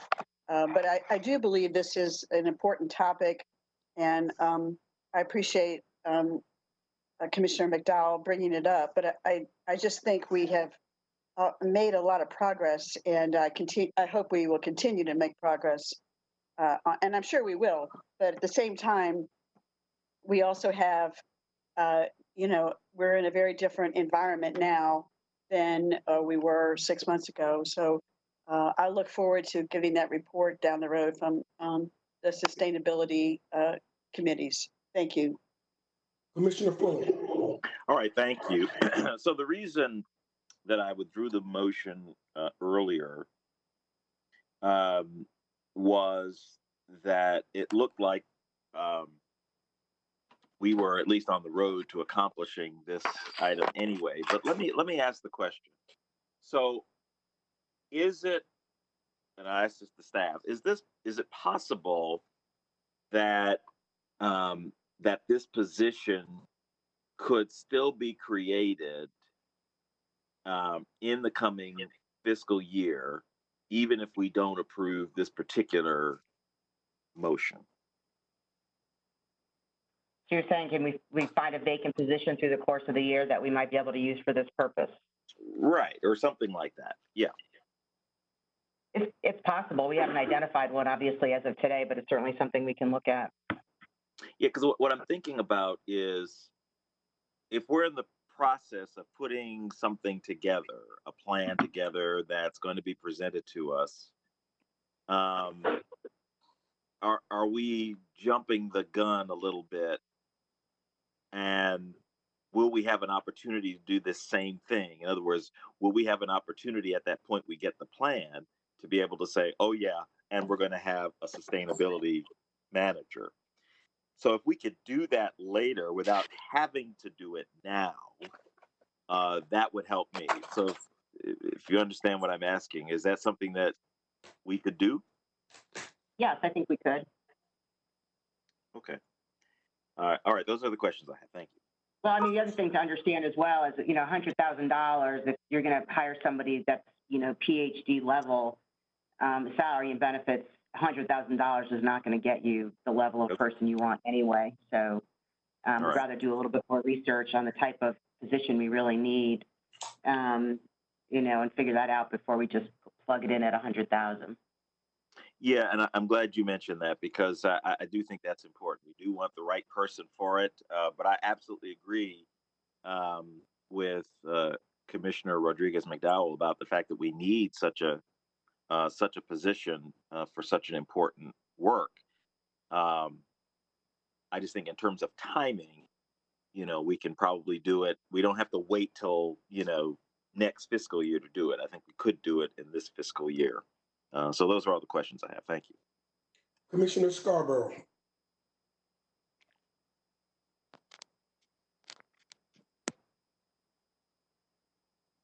Commissioner Scarborough. I've asked all the questions. All right, thank you.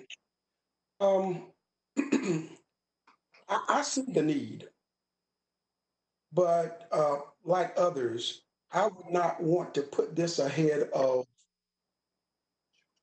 the information coming from staff to justify the need and to make recommendations as to the qualifications of the person who might serve and what his or her duties might do. So until I have that information, I am not prepared to vote yes on this. All right, second round, Commissioner Powell. This is Commissioner Powell. I want to do this the right way. And I think that, I don't know who mentioned it previously, maybe Dina. I don't think 100,000 is enough for the person that we need.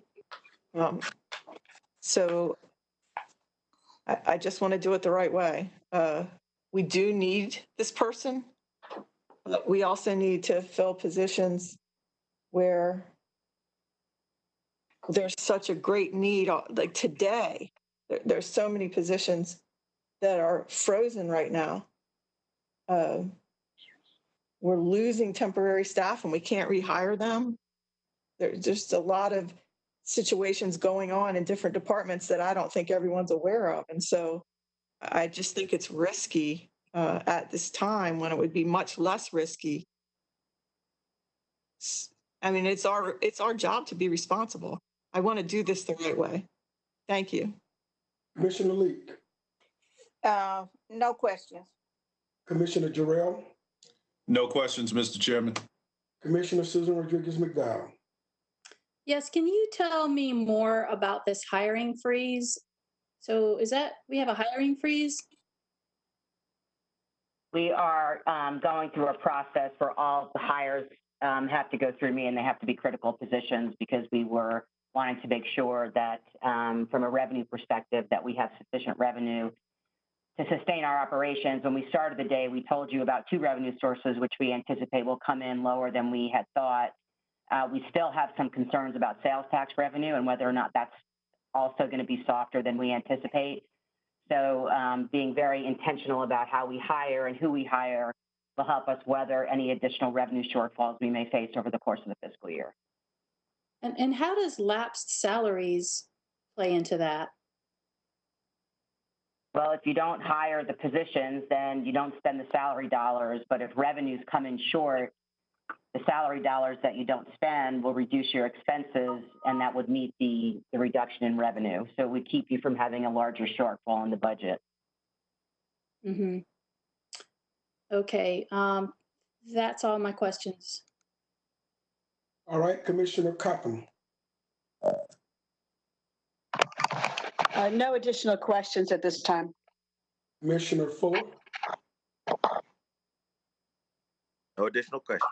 Thank you. Commissioner Scarborough. No additional questions. All right. Hey, Chairman, you skipped me. Uh-oh. Oh, everybody's had their turn then. Okay, Commissioner Martin. Thank you. Now I'm your favorite. So I have a question. Can we get a commitment of a date when we're going to get that presentation from the staff on these new? I mean, because I guess I want to. I hear what they're saying. You know, it could be this summer, it could be this fall. I'd like to have it firmed up on when we're going to hear from them, because you know, I can tell you that my constituents want to know when we're going to we're going to, talk about this issue and address this issue. So is that possible? I don't think we're in a position to give you a date today, but let us go back and talk to the rest of the staff that work on this and see how far along they are. But no, we're not in a position to give you a date today. So but do I have a commitment that'll be before, can you give me, it'll be before time period? Like we know that will it be this fall? It likely will be this fall. But again, we'll have to go back and look at what people have been working on and kind of where we are with all of this. So likely this fall, but it's not a commitment. Well, I feel like that's the problem, that our constituents are like, when are we going to deal with sustainability at the county level? And so, and that's why I think as a commissioner, I feel like I have to push, because I don't have a clear answer for when we're gonna address it. And so, I just want to say that, I hear what Commissioner Cotham is saying, and I am looking forward to that presentation, but I do worry that it won't come, and that we'll be in. We'll be having the same conversation next year. So if we don't put in money or somebody in the position to kind of help manage this agenda. So that's just a concern I have. So thank you, Mr. Chairman. Well, I don't think that would be the case, but Assistant County Manager Leslie Johnson will certainly respond to your concern. Sure. I appreciate your interest in wanting to know a timeline. I want to first be able to speak that I'm a person of my word. And I am going to commit that it's going to get there to no later than this fall. What has been happening to the environmental stewardship committees up to this point is that they have been receiving at each meeting a breadcrumb, is the way that we've categorized it, update on the different types of topics that will potentially be included in the action plan. We've been having conversations at the Environmental Stewardship Leadership Committee. So while the full board has not had any awareness on this topic, the subcommittee has.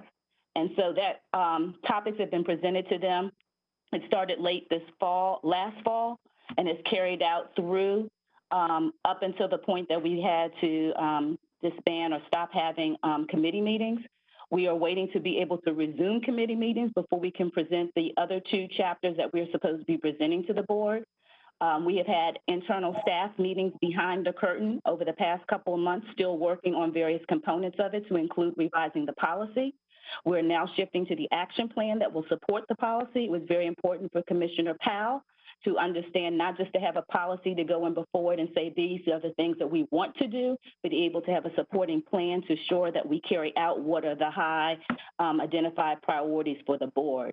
Once we share that with the committee, which is anticipated when you resume coming back as committees after the summer, sometime in late August or September, assuming that there's no revisions from the committee or whatever comments we receive from them, then we will bring it to the full board. The other piece of content that you need to be aware of is that we also have been ensuring that we involve the community, which includes advisory groups. So everything that we are presenting and vetting at the committee level is also having to be scheduled and go to the board. The committee was the last thing I'll present is the committee was presented a timeline for carrying out this whole body of work. The only difference has been that we've had to modify that by about 60, no more than 90 days because of the COVID and having to work remotely. Hope that answers your question. Yeah, that is helpful. Thank you for that detail, Leslie. I appreciate it. Okay, we are now. Oh, that's everybody except for me. Are you coming back through is this the second? That was the second. Ah, okay. All right, so we're now at the vote. So the motion is to create a sustainability officer at the salary of $100,000. Sustainability director, okay. Commissioner Powell, how do you vote? This is going to be one of the strangest votes of my life because I believe in this so much, but this is not the right time.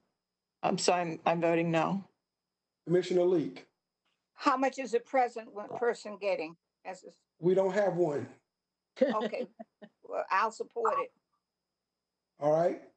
Commissioner Jarrell, I vote aye. Commissioner Harden, Aye. Commissioner Susan Rodriguez McDowell, Aye. Commissioner Cotham, I vote no. Commissioner Fuller. Just because I think it's a timing issue. Otherwise, I support this very much. But at this time, because we can do the same thing later, I'm going to vote no. Commissioner Scarborough, I support the manager's recommendation. okay, the manager doesn't have one in this case, except for the manager did not recommend this position. Okay, I vote aye. So in support.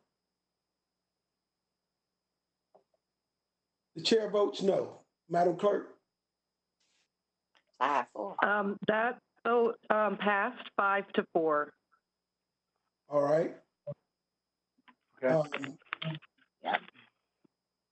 See, next on the list is Commissioner Cotham. Do you have any motions relative to the budget? No, I do not. Thank you. Commissioner Fuller. Yeah, so did you want me to do these other things at this point, or you want to do those No, after this? we'll do that afterwards. All right, very good. Then I don't have anything else right now. Commissioner Scarborough. I have nothing else. All right, I have one.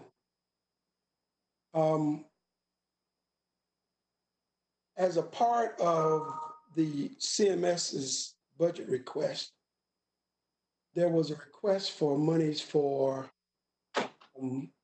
compensation for employees. I will tell you that I have dealt with their budget for over nearly 14 years. I dealt with the county funding their budget for 12 years. I believe that the school system can make available monies to support their priorities. We have advocated to bring all of our full-time staff up to a $15 an hour wage. The city has done the same. The school system has not. And they keep relying on our funds in order to do so. Currently, we fund the school system over $500 million. And it appears to me that that is not a priority. So I am going to, at this time, request that we move $11 million from the manager's recommended budget to be put in restricted contingency for the purpose of increasing the salary to a $15 an hour minimum for all non-certified employees that are full-time. That's your cafeteria workers, your bus drivers, your custodial staff, and I think secretaries are in that. That is my motion. Second. Okay, we'll start discussion, beginning with Commissioner Powell. Can you repeat where you said this money's coming from? It is simply going to be moved from the manager's recommended budget. In other words, they're going to get the same amount of money. We're taking $11 million out until they provide for us a plan to pay all of these non-certified people. Then we will move the money from contingency back to CMS. And if it doesn't cost $11 million, they'll still get the rest of it. We want to see the plan to fund the salaries. So you are saying like that they can't spend it any other way except to increase salaries? Until they provide a plan. Okay. And we approve the plan for the salaries, then they get the 11 million. And so if it only costs them 5 million to do it, they get the rest for their budget. But we want to make sure that the compensation is taken care of.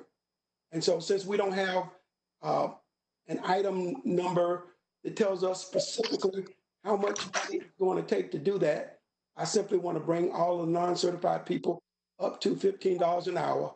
All of the certified people, as I understand, is already making $15 an hour.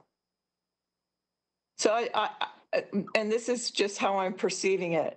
My understanding is that they have very little flexibility with, this is my understanding, so that there is very few dollars that aren't already encumbered.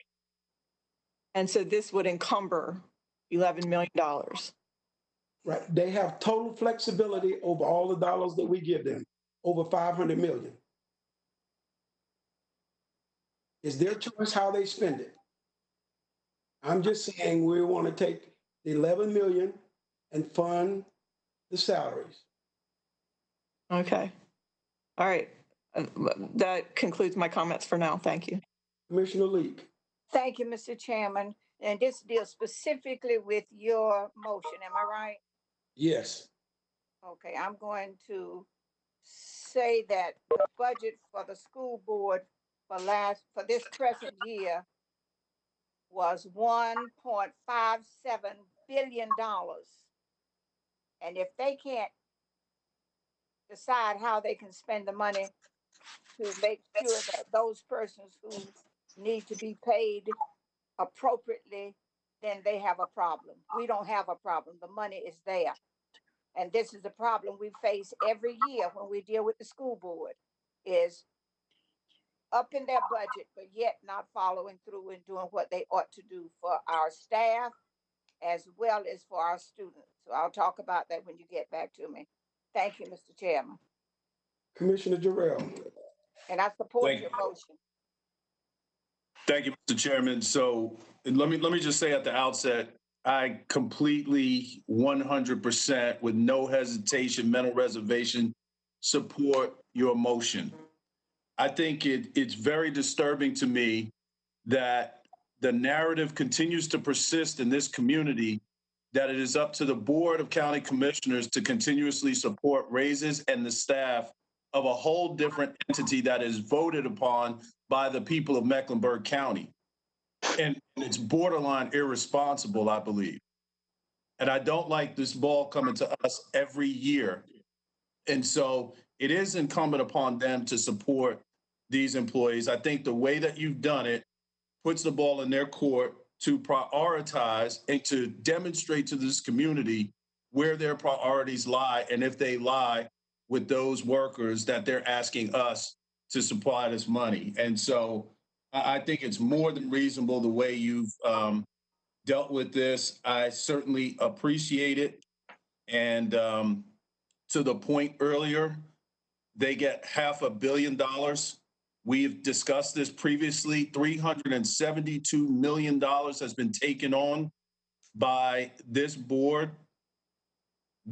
as it relates to funding that we do not have to provide. And there is never an acknowledgement of that fact. And I think it needs to be put out to the community that, we are doing over and above what our responsibility is. And we have actually led by example in this regard. So thank you for this motion. I certainly support it 100%. Commissioner Harden. Thank you. Chairman, I want to ask if you would consider a friendly amendment to your proposal, and that would be that for the remainder of the funds that we give the school board flexibility to decide how they want to spend that funding. So the $11 million goes to contingency until we hear a report on how they're going to, address the wages, and the remainder of the funding, we're not going to dictate which category it goes into, whether it be, whatever, school psychologists or maintenance or sustaining operations or whatever. I agree. That's the intent, is to give them the remaining portion to use the way they deem appropriate.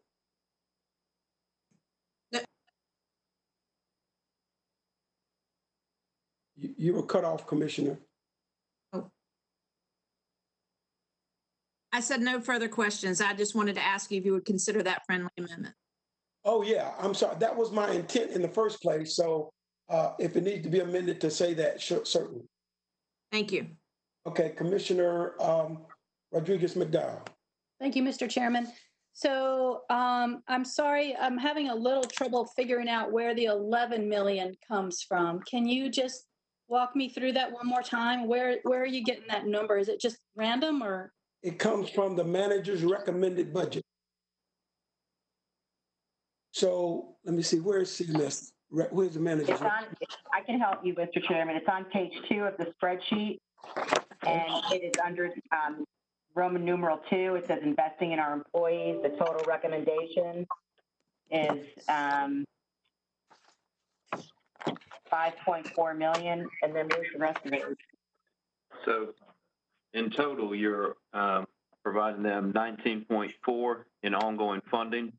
So if he's referring to 11 million, which is the total that they request for investment in employees, then it would be the difference between that 19 and the 11 million. Which line is that on, sir? So it's the subtotal under line number 6. You can see the Board of Education request 11.6 million, and the manager's recommended funding of 5.4. So that's where the 11 million comes from. Okay. Thank you for that. So we're not saying that 11 million is what it would take to get all of their employees to 15, right? Right. When we don't know what that would be, because I believe they're asking for like 2.8 million to get their custodial staff. Well, they were asking for funding in a lot of different areas, and they wanted to also increase certified staff. So they wanted to give more money to principals and people like that. We've been giving money to them over the years, but we have never addressed the non-certified people. And so they're asking us to give more money to the certified as well as the non-certified. So we're asking them to bring everybody's salary up to $15 per hour. Mm-hmm. Okay. So basically, we're asking for a higher salary for their folks than they were asking for. They were asking to get them up to 14.11, and we're asking to get them to 15. And the reason for the 15 is that that's what we have deemed as a livable wage. Okay, I'm on board. Thank you. That helps a lot. Thank you.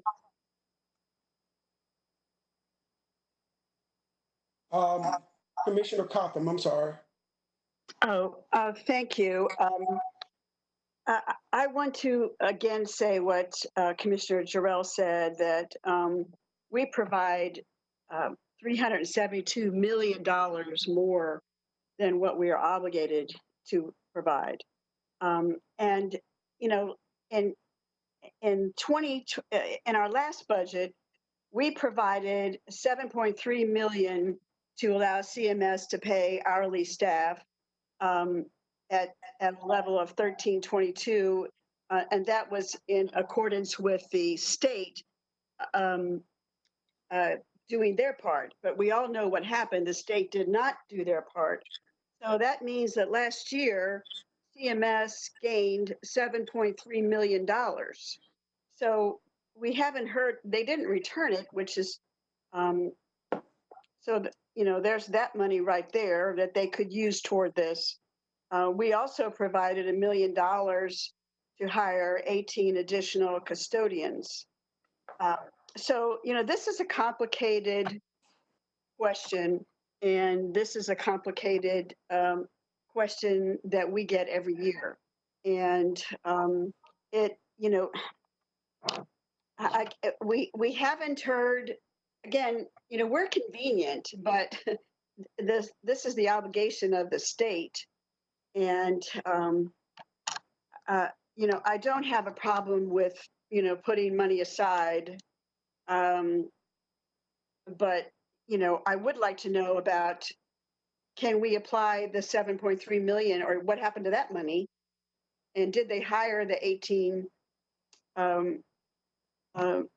custodians last year? And, you know, and I have to say, I have to also say, numerous times I have been stopped, especially when I'm over on Beatty's-Ford Road, and custodians come up to me and they tell me that they they don't have supplies. So they say that, they have mops, but they don't have any wax and things like that. And so I guess I would also like to know at some point if CMS, how they are, because I've heard this numerous times, but they're all afraid. So, these are difficult things that we have to deal with here. But I would like to know, what happened to the $7.3 million and what happened to the 1 million? And, could that be part of this? That's all my comments right now. Thank you. So Commissioner Cotham, let me just tell you we don't know about the custodians. We'd have to follow up with you on that. But if you do recall correctly that we put $7.4 million in their budget for the current fiscal year to do raises for locally funded employees to match what the state would give. But as you know, the state never passed a budget. So the state never gave any state employees a raise. So CMS took the $7.4 million and provided increases to non-certified staff up to the $13.11 an hour, but not just for the locally funded employees. They did it for all the state-funded employees as well. That was not the intent, was for us to provide that raise to state-funded employees, but they did, and quite frankly told us after the fact because we thought we would have that money available to us for this upcoming budget year, but that was not the case because they used it for that purpose. But we can find out for you about the custodians. I don't have that information with me today. Well, that's very good. I appreciate the clarification and update on that. I did not know that. So thank you for telling me that. Okay, Commissioner Fuller. Thank you, Mr. Chairman. I have been chomping at the bit to say that I heartily support this motion. I do so because, as has been mentioned already, the school board and CMS organization, they got plenty of smart people over there. They can figure out how to fund their non-certified staff to get them up to $15. I know we'll hear the gnashing of teeth and all of that, but I'm sure they'll be able to find a way so that we can fund this for them. Look, we're paying for it. It's not like we're not paying for it. We are paying for it. And all we're saying is we want to get what we're paying for. They'll figure it out. So it should be no problem for the school system to be able to provide these raises to non-certified staff. And when they are able to do that, we'll be glad to send over the check for them to pay for it. So I support this heartily. Thank you. Commissioner Scarborough. They will figure it out. Okay. Excuse me. I have no additional comments. All right, second round, any additional question? Commissioner Powell. No additional questions. Commissioner Leek. Yes, I do have some extra concerns about the security monies for the, is this appropriate to ask this now? Well, you can ask the question, but there's a motion on the floor. And so if it's leading to a different motion, we'll have to wait until we finish this one. All right, well, no, I don't have any more questions. I'm just disgusted with the school system for saying to the general public that we don't support education. Every time you turn around, they're building and saying nasty things about the county and what we're not doing, but never talk about what we are doing when they're not educating our children. And I'm gonna talk about that education point. Thank you. Okay, Commissioner Harden. Thank you. So Chairman, let me just clarify, so just make sure that we're talking about the right numbers. So CMS, the amount of recommended increase is $25,663,665. Is that correct? That's correct. Yes. And you are recommending that we put in restricted contingency of that $25.6 million, $11 million. Is that correct? Okay, so let me clarify. The 25 million is the increase. That's on top of what we gave them last year. So all of that. is what we're funding their budget. So County Manager, would you tell us what the total funding is for CMS this year recommended? $527 million. So the 11 million comes out of the 527 million. And then once we've approved the plan, they get the balance of the 11 million to go back to their budget. So, so hold on just a second. So I'm just want to make sure. So the 27 is not this year amount, but that the county manager's recommended amount. Is that correct? The 27 is the recommended increase. So No, the bottom line is the county manager is recommending that we spend 527 million of county dollars to support CMS. That's the county manager's recommended budget. Right. And you're saying, and that recommendation includes a $25.6 million increase. Is that correct? That's correct.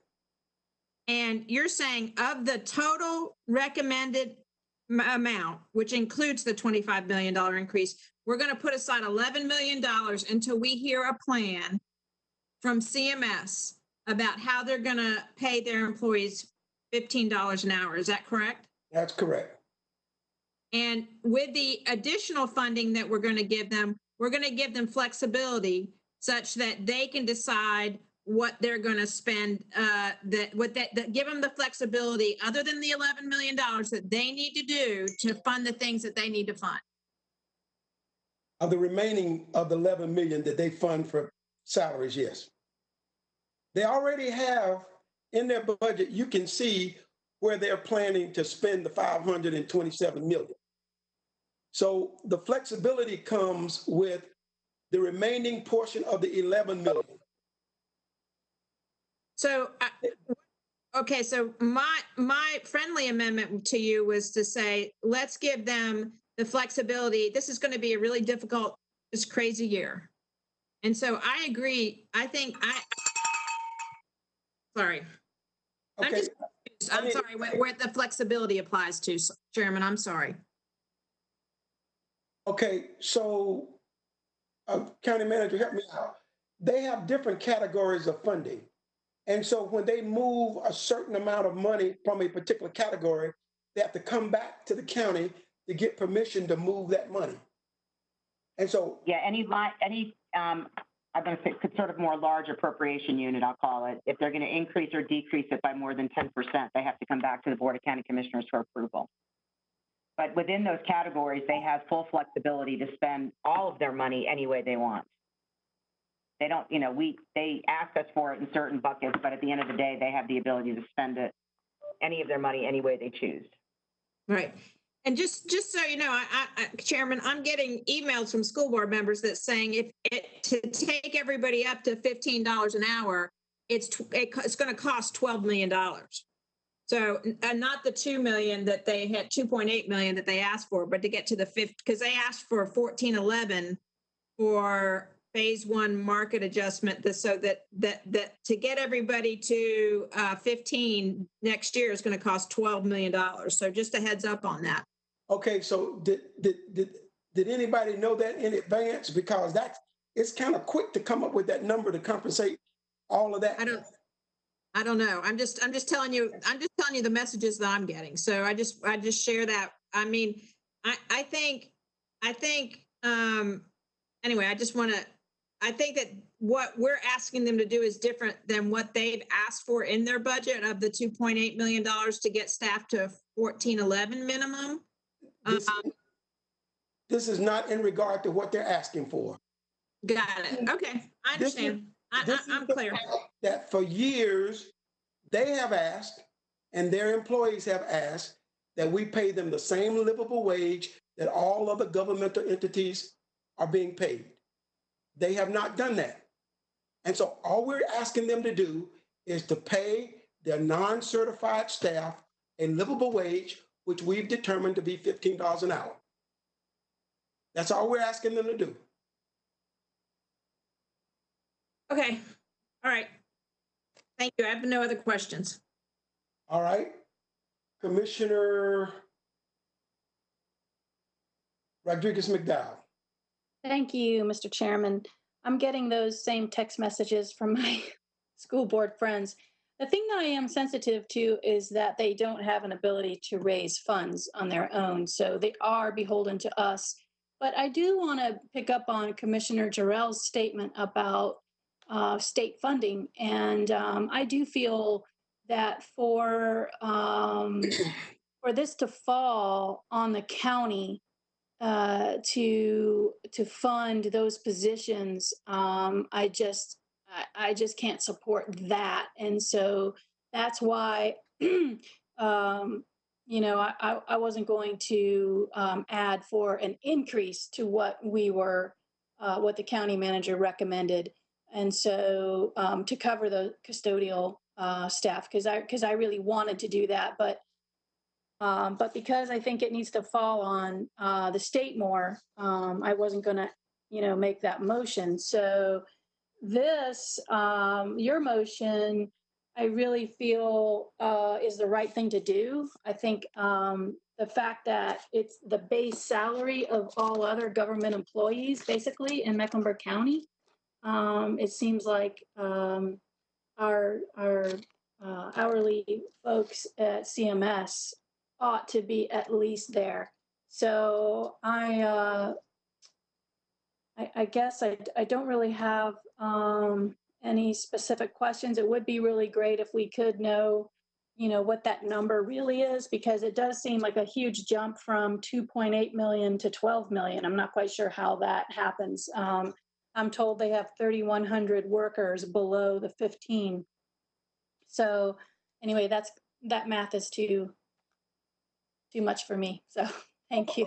So Commissioner Rodriguez McDowell, the 2.8 million is to bring up the salaries for locally funded employees, not for all of them.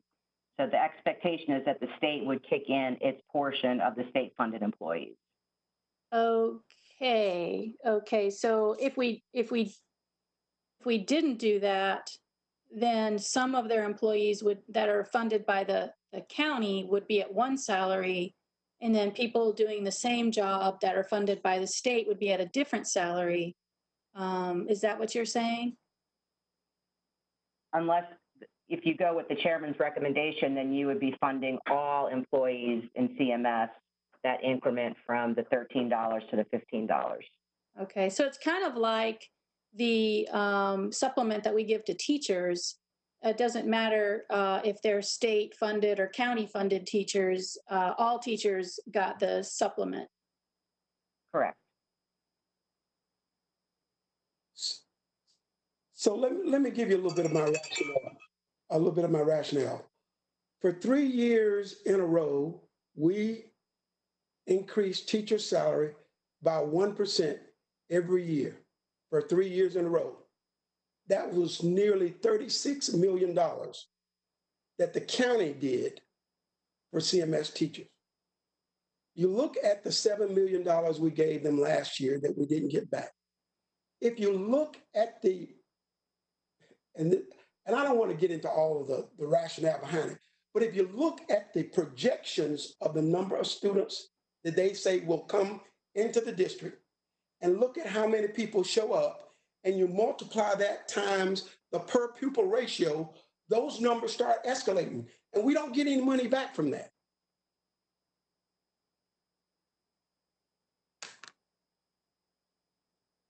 I've been doing this for a while, and I don't think they're going to be hurt at all. They might have to reprioritize, but they won't be hurt.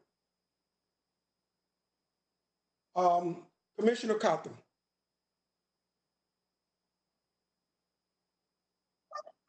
Thank you. And thank you, Mr. Chairman, for that clarification. And I do respect your experience on school board and on the county commission. So you do bring a good, along with Commissioner Leek, you do bring in-depth knowledge of this. But I think the key word there was, reprioritize. And I look forward to the school board doing that. And I think it has gone on a long time where so many of their workers were not paid a living wage. I know that they do, some of them do have opportunities for overtime with sports that, when sports groups rent them. And I do see employees there when I have gone to the schools on the weekends. So I know, but they're also time away from their family. So I think the way you presented this is a reasonable and workable. And those are my comments. Thank you. Commissioner Fuller.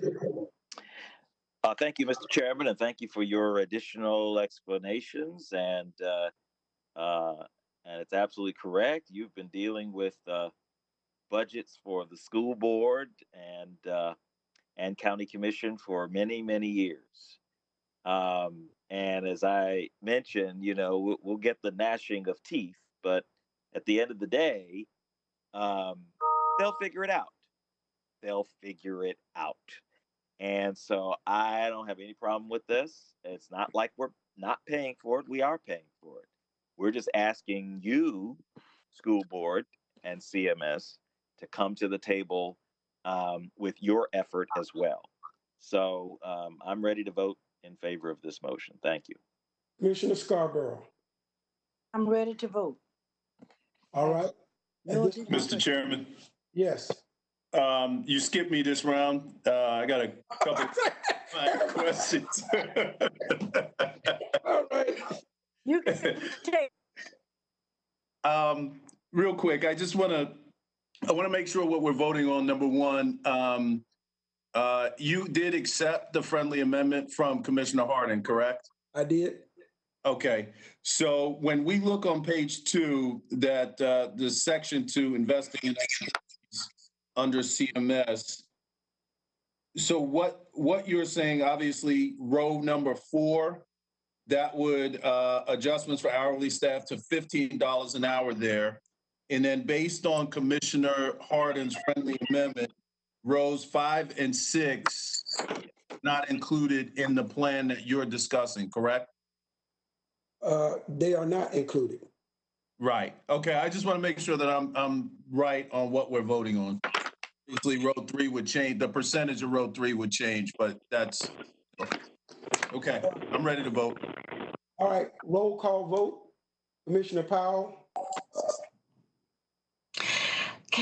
I'd like to hear Commissioner Hardin say her amendment again before I vote. Commissioner Hardin.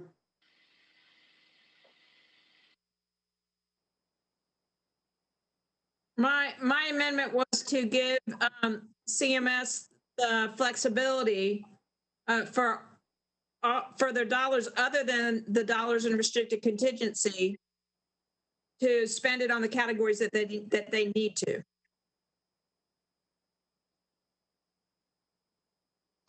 Okay, I still have concerns, so I will vote no. All right, Commissioner Leek. I support your motion, Mr. Chairman. Commissioner Jarrell. I vote aye. Commissioner Hardin. Vote aye. Commissioner McDowell. Aye. Commissioner Cotham. Aye. Commissioner Fuller. Aye. Commissioner Scarborough. Aye. Chair votes aye. All right. The clerk is coming to give you the vote. That motion passed 8-1. Okay. This is the last time to add something, amend something to the recommended budget. Okay, Commissioner Powell. Leak is okay. We're coming. I have no additions. All right, Commissioner Leek.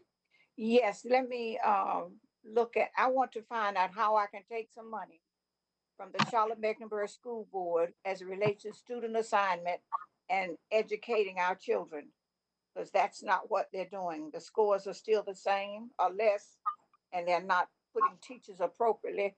How and where can I take funds to show the public that we have to say to the school board, you must use this money to educate our children? I'm going to ask Dina to tell me where. Well, the funding that they use to educate students is really across the board throughout their entire budget. It's really hard to pick a specific line item. I guess what I would suggest is if you want to do that, I would just take a percentage of the CMS budget. I don't know what number that would be, and just put it in restricted contingency. And how much are we giving them? We're giving them $520.8 million. I thought it was 37,100. Oh, you're talking about the increase? Yes. The increase is $25.6 million. So in this way, I would take the money from? You could, or you could put, you could take, a portion of their total budget and put it in contingency. All right, that's what I want to do. I want to take at least 25 million from that. Right, so their instructional services budget for the current year is about $273 million. So if you took 25 million, that's about 10% of their instructional services budget. Let me take 15%. 30%.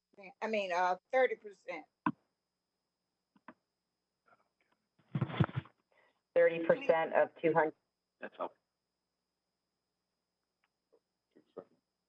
And while you're figuring that out, I did have a long conversation with About $82 million.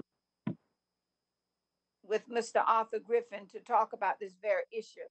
And I'm seeing where students are not getting diplomas, but certificates. And they're saying that they're educating our children not for jobs. And this is where poverty comes in. My concern is, we have to hold them accountable because it's supposed to be educating our children. And we're finding that if you look at the test scores and look at the growth that our children are not experiencing because pupil assignment is not appropriate. And they're not putting our children where they can be educated. And the public is on our back about it. And we need to hold the school board accountable for what they're not doing for our children. So that's why I'm saying what I'm saying as it relates to the calls I've gotten from parents complaining about the school board and looking at these agencies on page 6 that support also the educating of our children. I think it's 2.712. Is it 2,712,000? How much is that?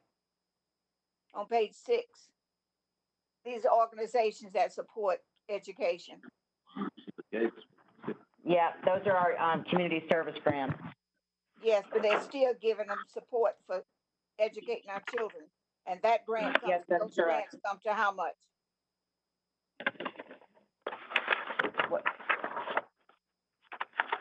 Well, the community service grants is about 1.7 million.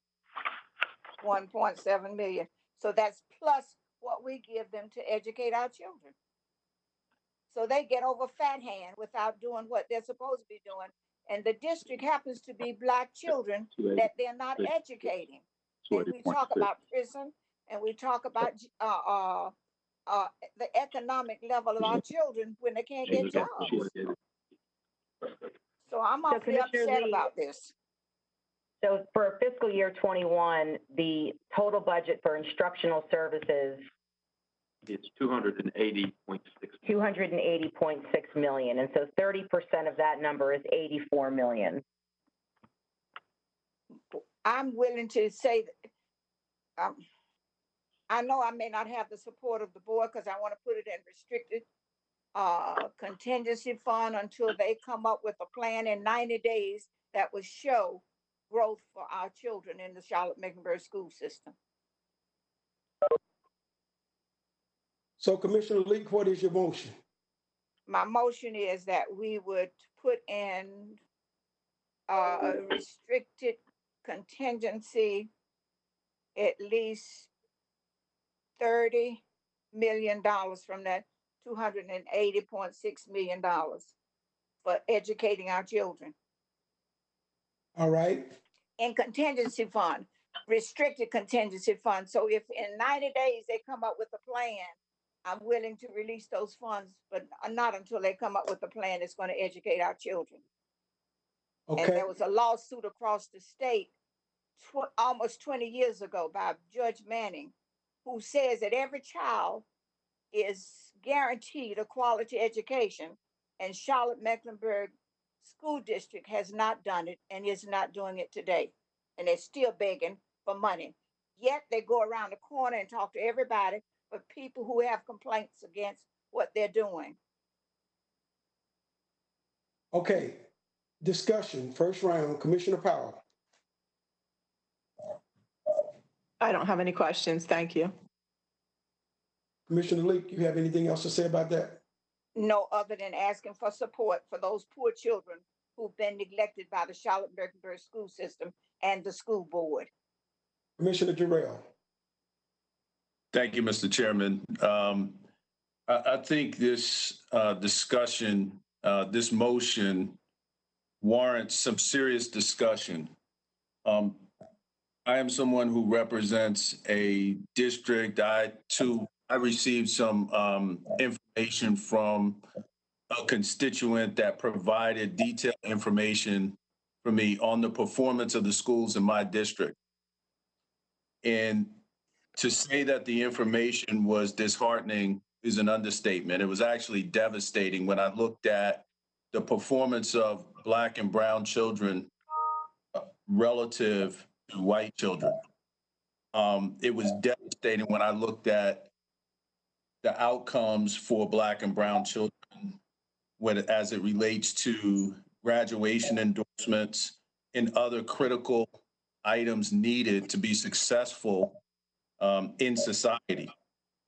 And it can't be surprising to any of us the path that a lot of our children are on with the current outcomes. And I'm really concerned about that. I would also ask my colleagues, and I would point to the fact that when we met with our school board colleagues, if you look in your book, question 24, I asked how many children that graduated in 2019 met the standard of having a meaningful career opportunity. That's something that's not even measured today. It's a quote unquote aspirational goal. I'm not comfortable with that. I'm not comfortable with, if you go further on, if you look at the acknowledgement that our schools that are challenged and most vulnerable have the highest numbers of substitutes.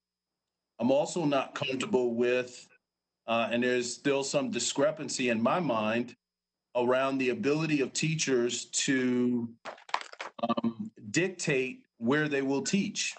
That's right. And so again, we continue to have the strongest teachers not in the schools where they're needed, or the most experienced teachers.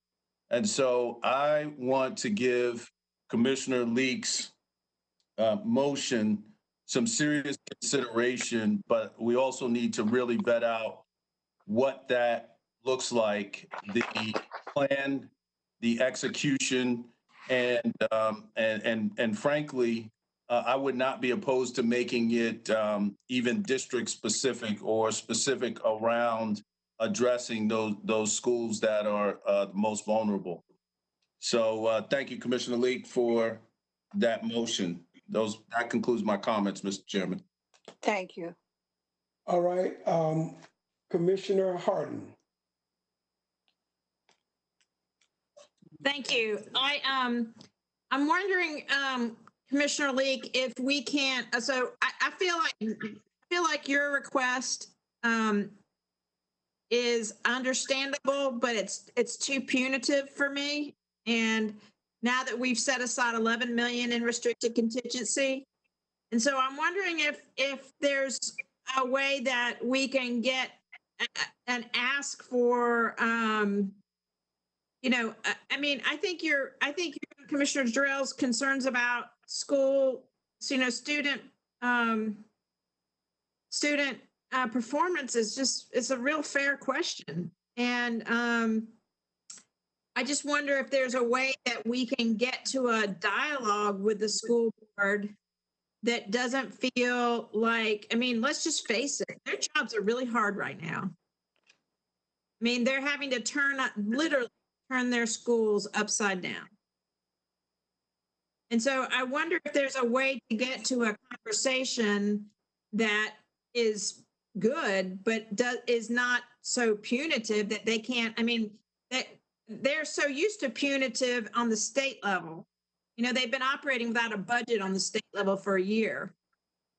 And so I want to be able to have them be able to plan and do what they need to do with kids, while at the same time having a very serious conversation about student performance. So I guess I'm just looking for another way to get there other than something that, you know, we've already kind of set aside money in restricted contingency, asking for a plan as it relates to the $15 an hour.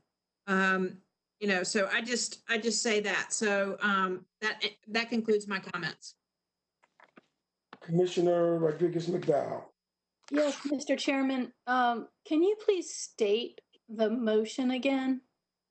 The motion is that we set an additional, was it $30 million in restricted contingency until the CMS gives us a plan to educate children. Okay. I love it. That concludes my questions. Commissioner Copham.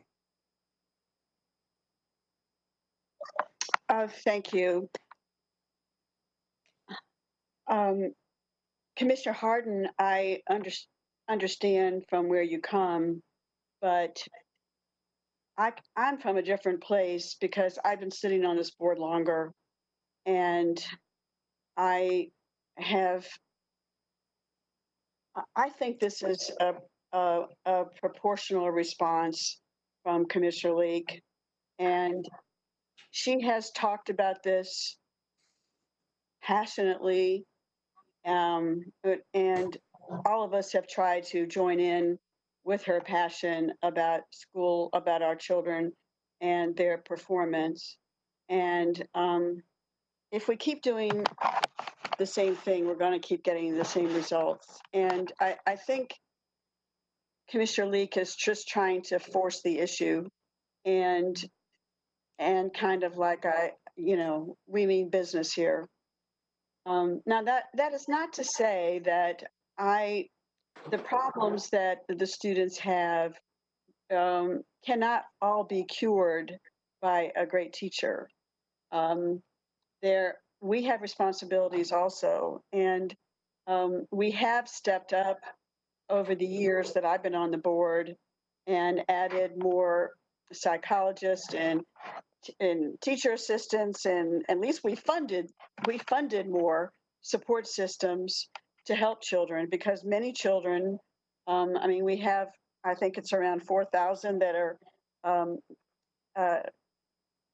categorized as homeless, and a lot of them go to school with a lot of family problems, and then you have a bright and shiny new teacher ready to teach, and the child is not really ready to receive the teaching.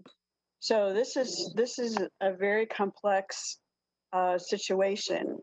However, the county over the years, and this year and last year, we have always gone over and above the amount of money that we are required to give. And even though we continue to have,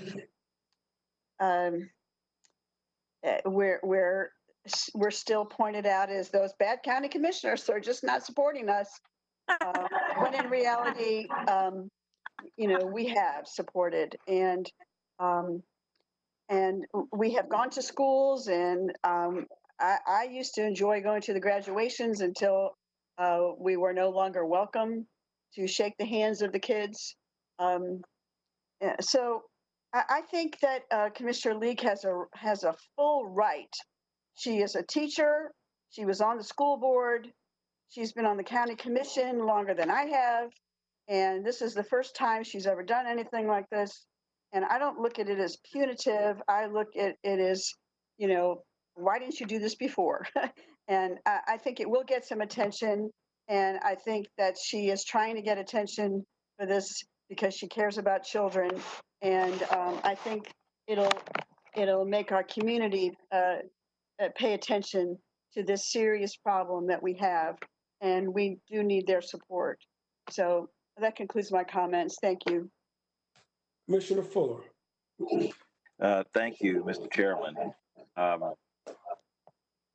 looked at our budget book, or the last notebook we got that answered our questions, and Commissioner Jarrell alluded to this, but he asked 3 questions in a row addressing the performance of our children in our school system. And I have to say the responses that were given were entirely unsatisfactory. Entirely.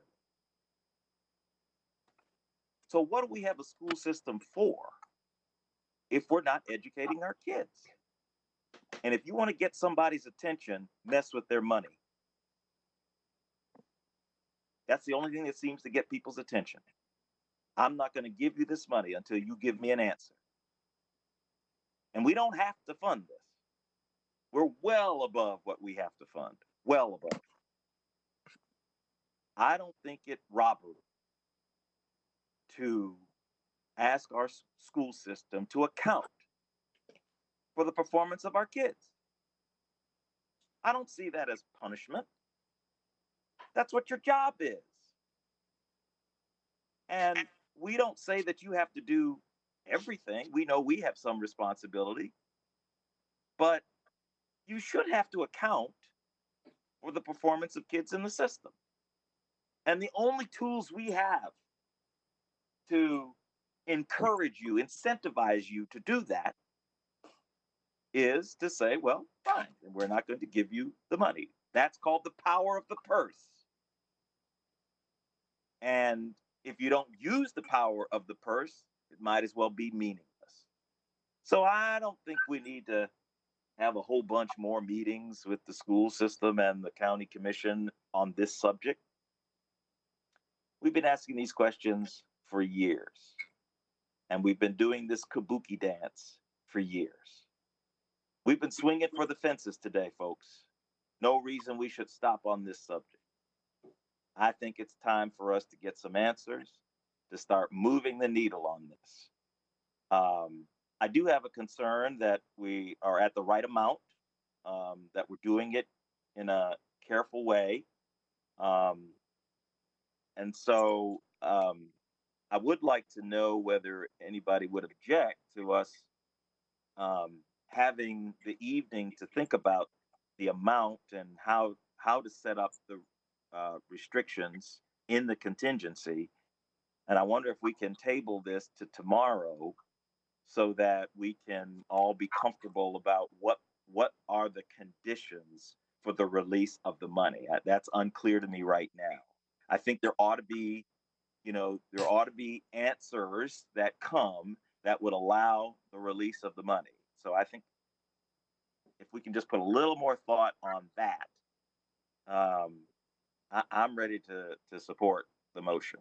So that would be my motion, Mr. Chairman, to I guess it's in the form of a substitute motion, but to table the matter until tomorrow, where we would come and complete our vote once we've had a chance to think about what kind of conditions there would be for the release of the money.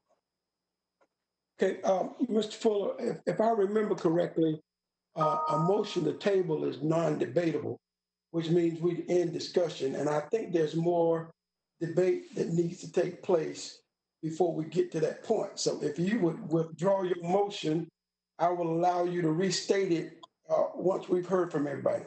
All right, that's fine. I'll do that temporarily. Thank you. All right, thank you. Commissioner Scarborough.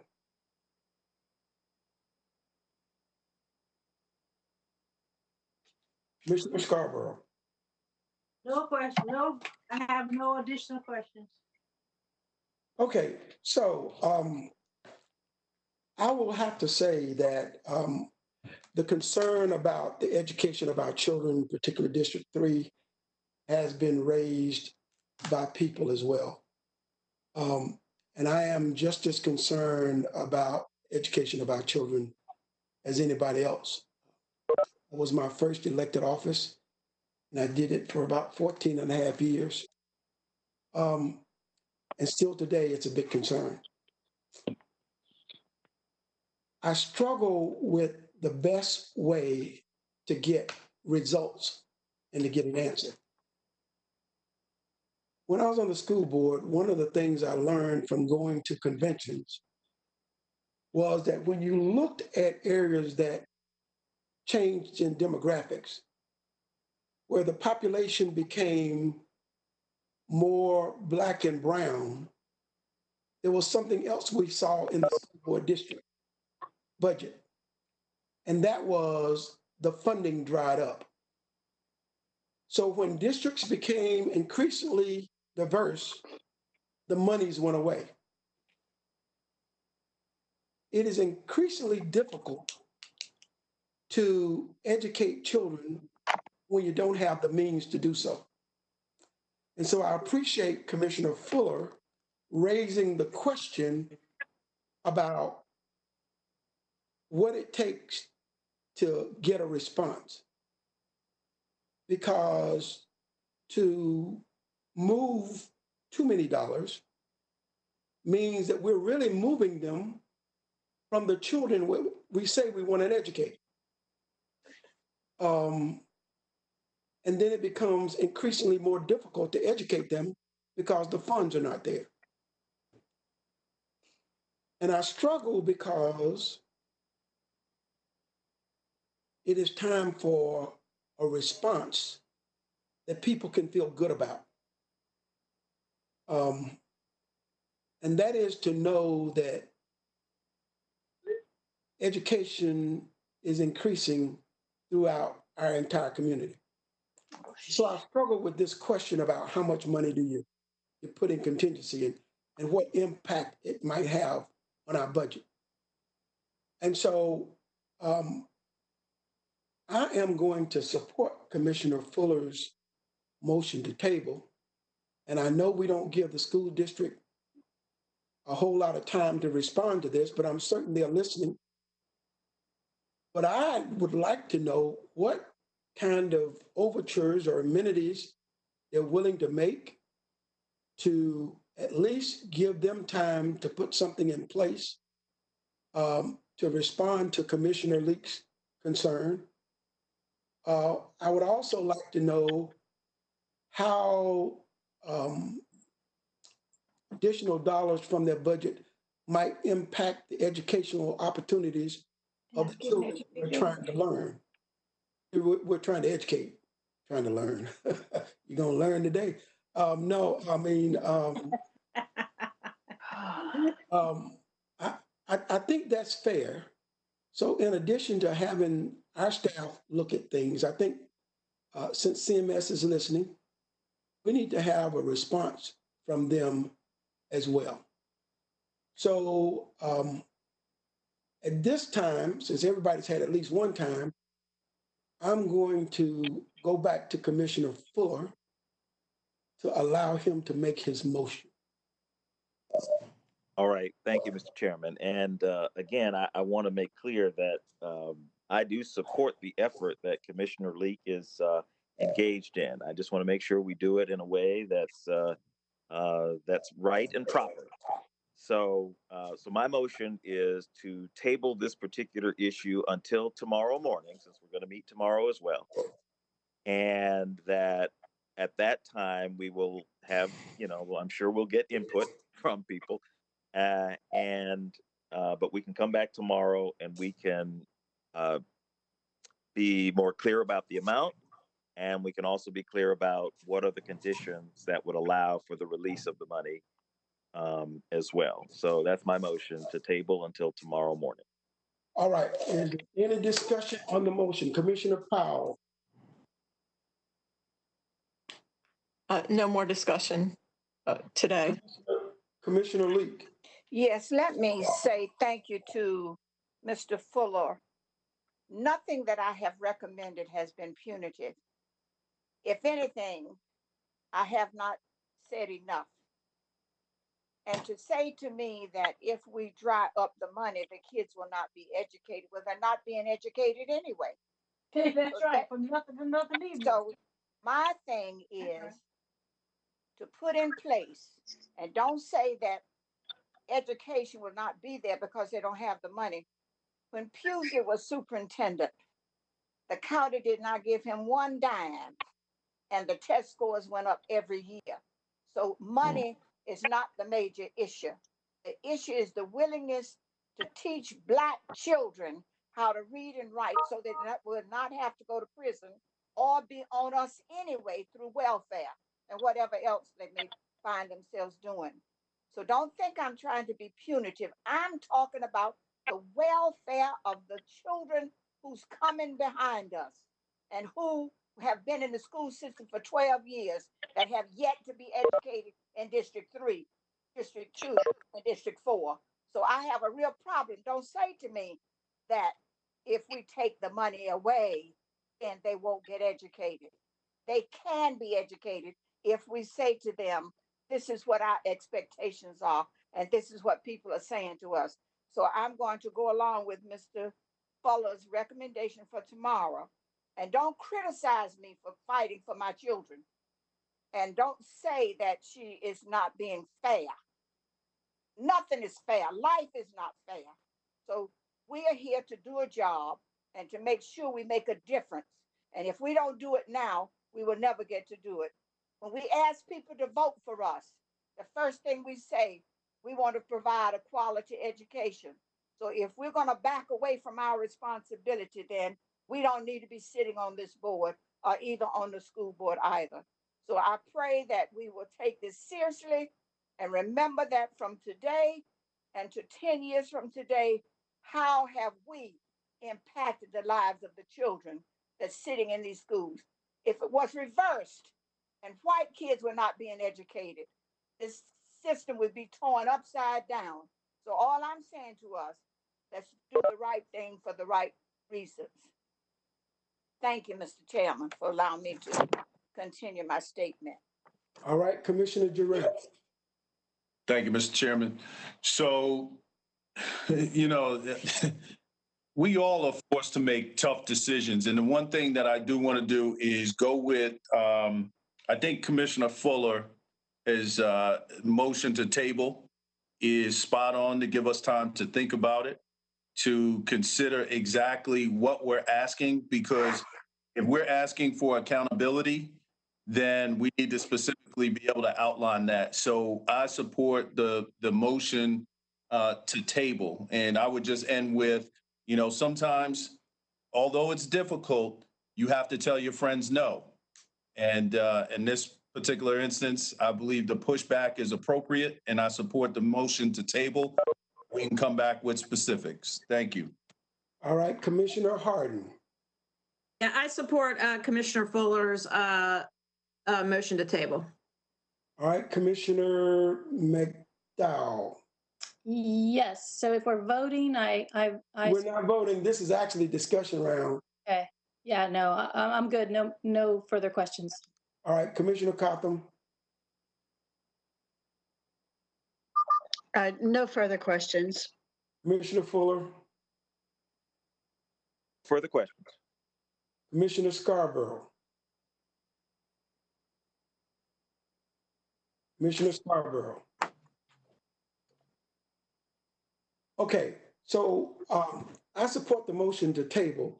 What I want is, or what I don't want is for us to leave and come back with no more information than we currently have. So I need for somebody to share with staff and with CMS, who is listening, what you need to know by tomorrow morning. And so let me go back to the top of the list. If you need for CMS or for our staff to provide any information for you to help you make your decision tomorrow, Commissioner Powell. I do not need any information. Thank you. Commissioner Leek. Yes, I do. I would like for the school board to come to us tomorrow and give to us a recommendation of how they think they might can come up with accountability and change the flow of non-educating our children, but a formula that will give us a quality education for our children. All right, and I'm gonna ask staff to make sure the CMS get that message, even though I know they're listening, but we want to make it sure that it gets to the leadership. Okay, Commissioner Jarrell. Thank you, Mr. Chairman. In addition to what Commissioner Leek said, I want to understand and see what's in the works regarding their ability to measure when they say about their meaningful career opportunity for our graduates. What does that mean? I want a plan that measures that so that I know at any given moment how a cohort is performing. And so if it's going to just be aspirational, I just don't believe that's good enough because it's not meeting the standard today. So that's number one. Number two, what is the plan when we're moving into with these schools that are in high poverty areas, in areas of opportunity, our most vulnerable areas? What is our plan to, one, provide the resources that are needed, whether you're talking about teachers and other ancillary resources in those areas so that we can move the needle? So it should be a comprehensive approach. So those are the two main items that I'm looking at, Mr. Chairman. All right, Commissioner Harden.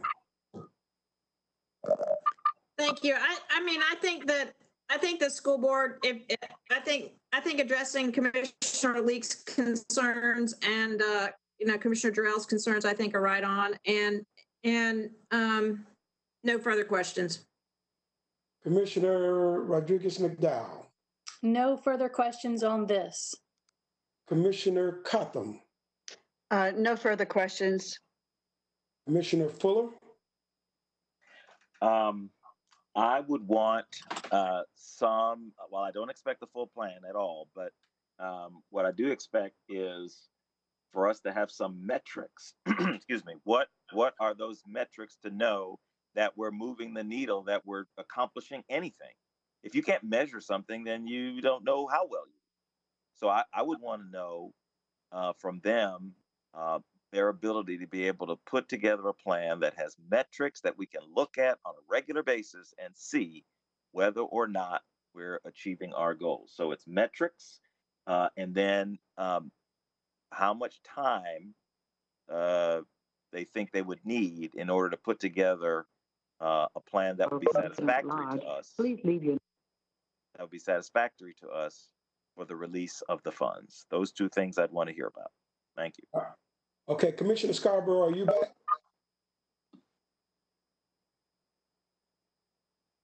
Commissioner Scarborough. Okay, so I think that one of the things I'd like for them to respond to is the impact that restricted funding will have on their operation.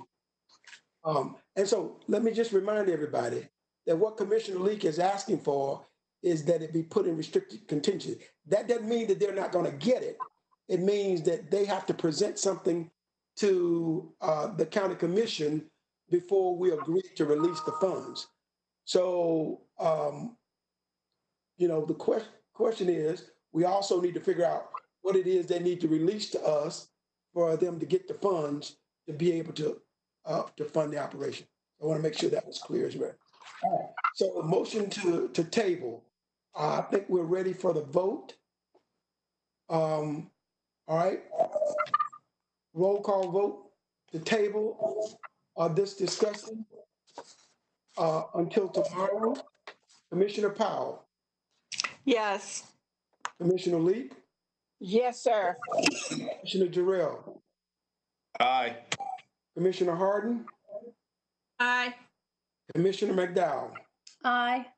Commissioner Cotham. Aye. Commissioner Fuller. Aye.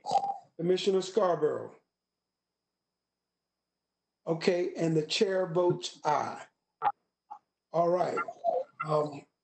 The motion carried 8-0 for tabling that motion. Okay, And one was absent. right, but it still counted. It counts as a yes. I'm sorry, Madam Clerk.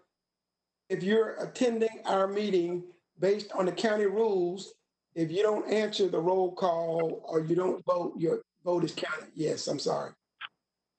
Mr. Chairman, Yes, ma'am. I had one other concern. Could I, it's short, really short. Okay, go ahead, Ms. Lee. My next one is on page 4, number 21. Information Servicing and Technology for the Republican National Convention. I want any monies that we have allocated for that convention to be withdrawn.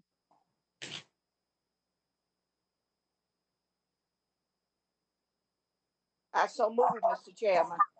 All right, you heard, Commissioner. Is that okay? I'm sorry. Can somebody put that on the board for us? I'm missing something. Yeah, we'll put it up. Just give us a second. That is 50,000 that we have in the current budget funded with fund balance. Is that the sum total? I thought it was more. I thought it was more too. Is that it? That's it for the current fiscal year, or for the 2021 fiscal year. There's also some funding in the sheriff's office as well. There is funding in the sheriff's office. Let's go to that. How much? That was not county funded. That was to be reimbursed. I think it's about 680. But get that number. Make that clear to me. I'm not hearing what you're saying, young man. The funding in the sheriff's office is not county funding. We were expecting that to be reimbursed. I'll get you that money number in just a second. Oh, those funds will come back to us. That's correct. And how much is that? Just one moment. And thank you, sir.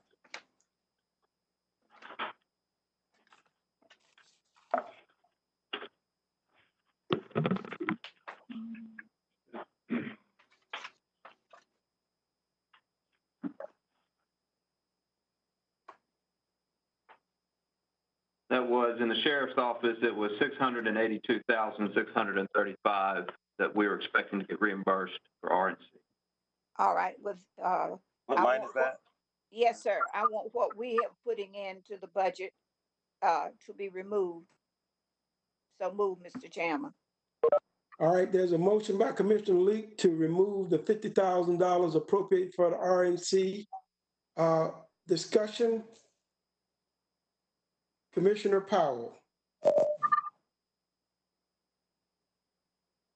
So, Dina, is this in the, or Adrian, is this in the 2021 budget?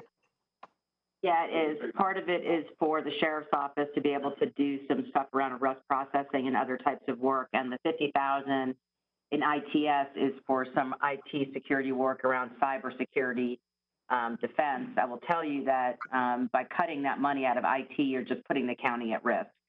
Because if RNC goes forward as planned, we need to take the necessary steps to protect the integrity of our infrastructure.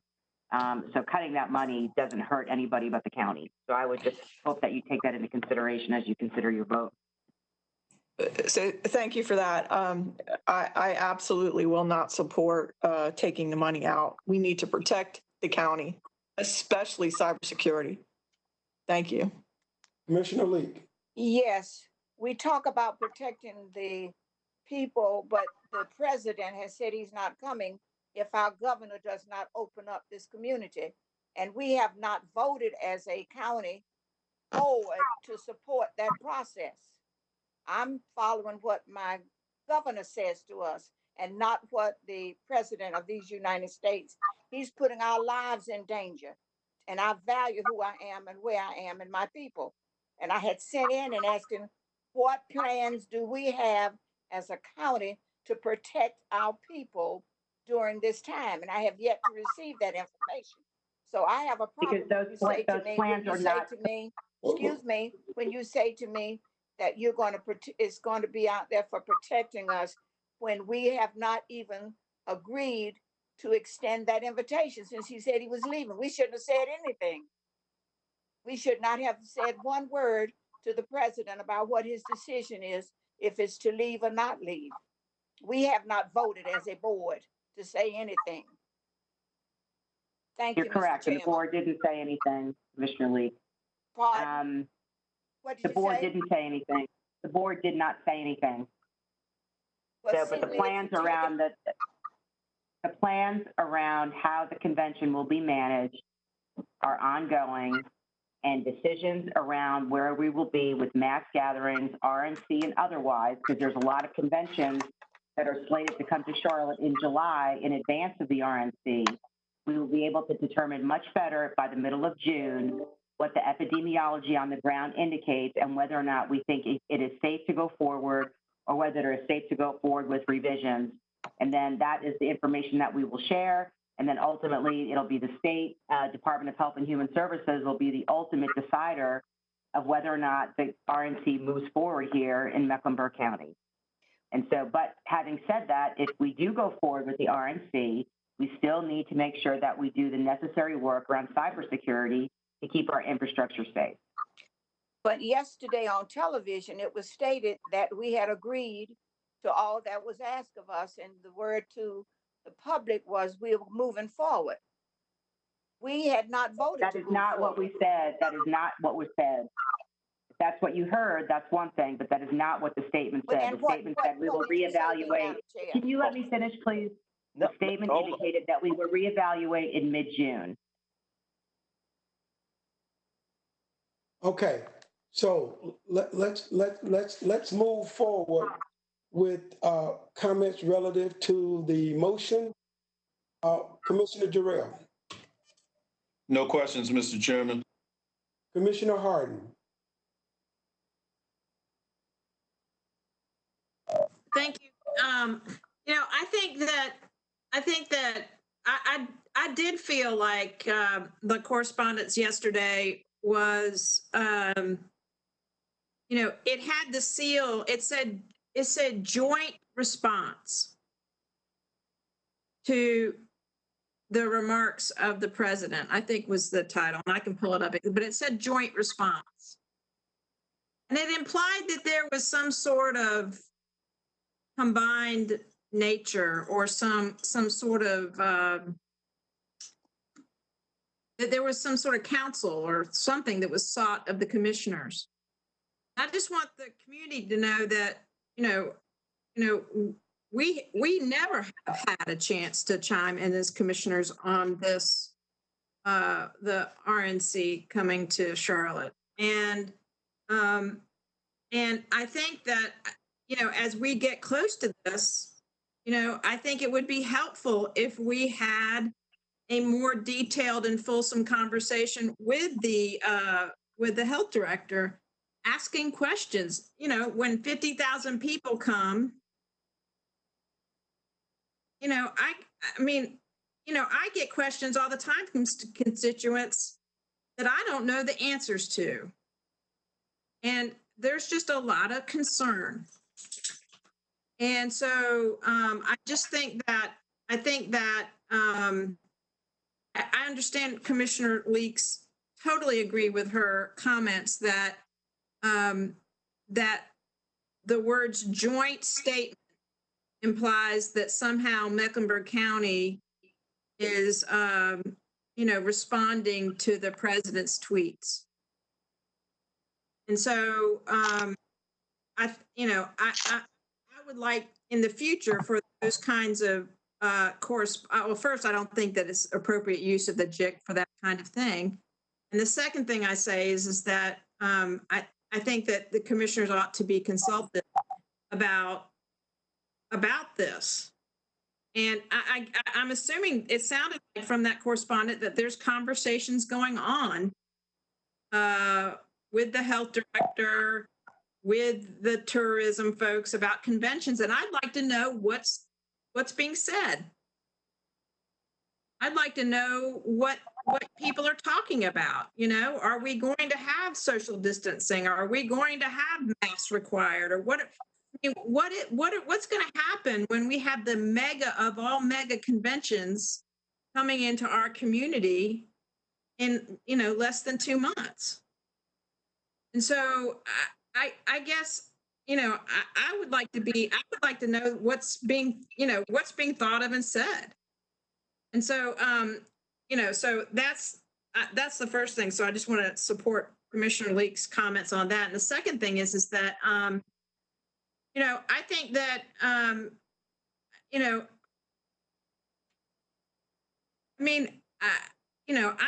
don't think that our budget, I think that if we have to fortify our systems to support a convention, I mean, we should ask the city for reimbursement for that. I mean, that's crazy. That's crazy that says, that this is what it's like, funding security for, people to bring guns into our schools. That's crazy. And, so I think that, maybe we ought to ask the city to reimburse us for that expense or something, because I don't think the taxpayers of Mecklenburg County should be on the hook for that. So I understand Commissioner Leake's concern about that. So no further comments. All right, Commissioner McDowell. Thank you, Mr. Chairman. I agree with what's been said. I think that it is crazy to put this in our budget when this should not even be happening based on the pandemic. But I also understand what the county manager is saying. I do not want the county to be at risk in any way. And so, but I also agree with Commissioner Hardin that we ought to be reimbursed for this if the city is getting funds to fund this convention, then we ought to be getting a reimbursement for that. So I do not support using taxpayer money to fortify ourselves against the RNC coming, but I do want to make sure that we're protected. That concludes my comments. Commissioner Cotham.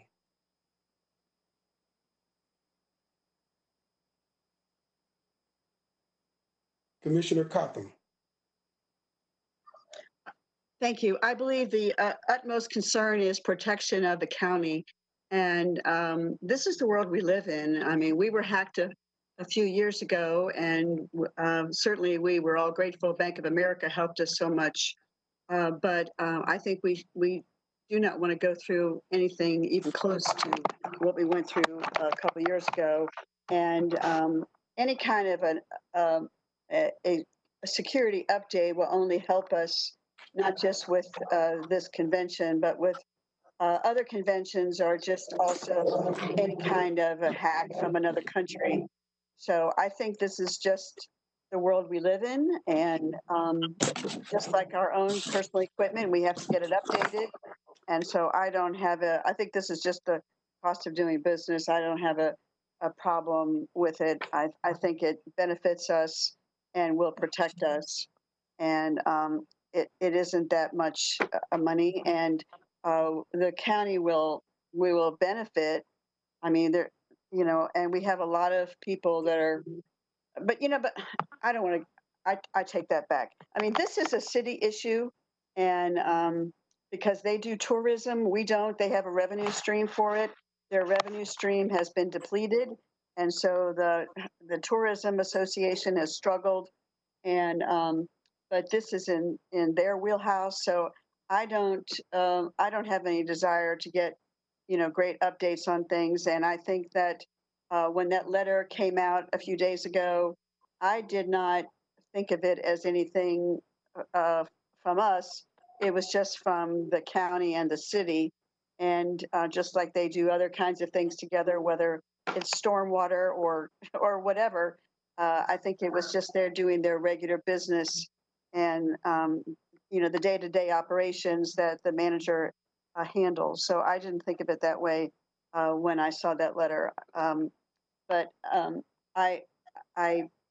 I'm most have the priority of protecting the county. So I will vote that way. Thank you. Okay, Commissioner. Thank you, Mr. Chairman. You know, nobody asked me as a county commissioner whether I supported this convention coming to Charlotte. And if they had asked me, I would have told them no, no, and no. Because I don't want to give not 1 cent, not 1 iota of support to having this president in our community spewing the filth that he has been spewing in public for the last 4 years. I don't see how it helps our image at all to have the RNC in Charlotte. And the notion that the President of the United States would make infantile threats to not come to North Carolina unless we exposed ourselves to the risk of infecting tens of thousands of people is an outrage. I was deeply offended when a statement was put out talking about me, because when you say Mecklenburg County, you're talking about me. I was deeply offended that there was any response to these infantile threats. If the mayor wanted to make a comment, let her make a comment. We didn't have to join. We didn't have to say one word. So I'm getting a little sick of these statements being made, attributed to the county, that I had nothing to do with or wasn't consulted about. So I'm going to continue. And that if you're going to say something on my behalf, I want to be consulted about it. So I don't want the RNC here. I have no shame to say it. If the president wants to go somewhere else, go. And don't let the door hit you on the behind when you're gone. That's all I have to say. Commissioner Scarborough, Yeah, you have any comments? I don't have a problem with the RNC coming here. I think we have to be bigger people than that. We didn't say when the DNC came, so now all of a sudden the RNC want to come and we don't want them here. That's not fair. They bring money like everybody else. And I would like to see them come here. I got three friends right here in Mecklenburg County who are Republicans. And they want to see the Republicans come. Let them come. We welcome the DNC when they came. So that's all my comments. All right. I am proud to say that for nearly 2 years, we have kept partisanship out of our discussion. I realize that this is a real sensitive issue to a lot of people. And while some may not like the fact that they're coming, the fact is that if they abide by the rules put in place by our government, then they should be treated no different than anybody else.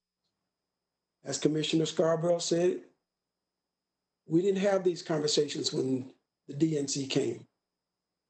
And there were Republicans on the board at that time. And so $50,000 is insignificant in a $1.9 billion budget. And when you think of how the $50,000 will be used, it is not really about the RNC. It's really about Mecklenburg County's protection. I don't remember the exact figures, but I remember when we got hacked. We spent about $7 million, maybe $9 million, in technology upgrades. The year after that, we spent, I think, maybe 7 million in technology upgrades. So about $15 million in a 2-year time frame. And we're talking about 50 million to keep us from having to spend.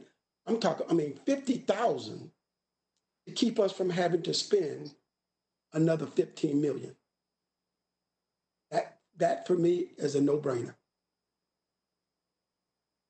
And so I hope we will look at it in that vein, and that if the money is reimbursable by asking the city or asking the RNC, then fine, we should ask them to reimburse us. But we should not be foolish and not be willing to spend 50,000 when it protects us from spending 15 million. And not only that, I don't know that we ever got a final report about what it cost us in terms of man hours and staffing time and whatever it took to help recover all of the things that we lost as a result of the spyware. And the funny thing about that is that other communities all across this country had been hit with the same thing, but none of them were willing to talk about it. And then when it hit Charlotte, it was all over the country. Since that time, even more communities have been hit with spyware. I think that's a small price to pay to protect the county's valuable asset. And I hope we will vote accordingly. All right. Second round, additional follow-up questions. Commissioner Powell. I also hope that we vote to include it because it's so important.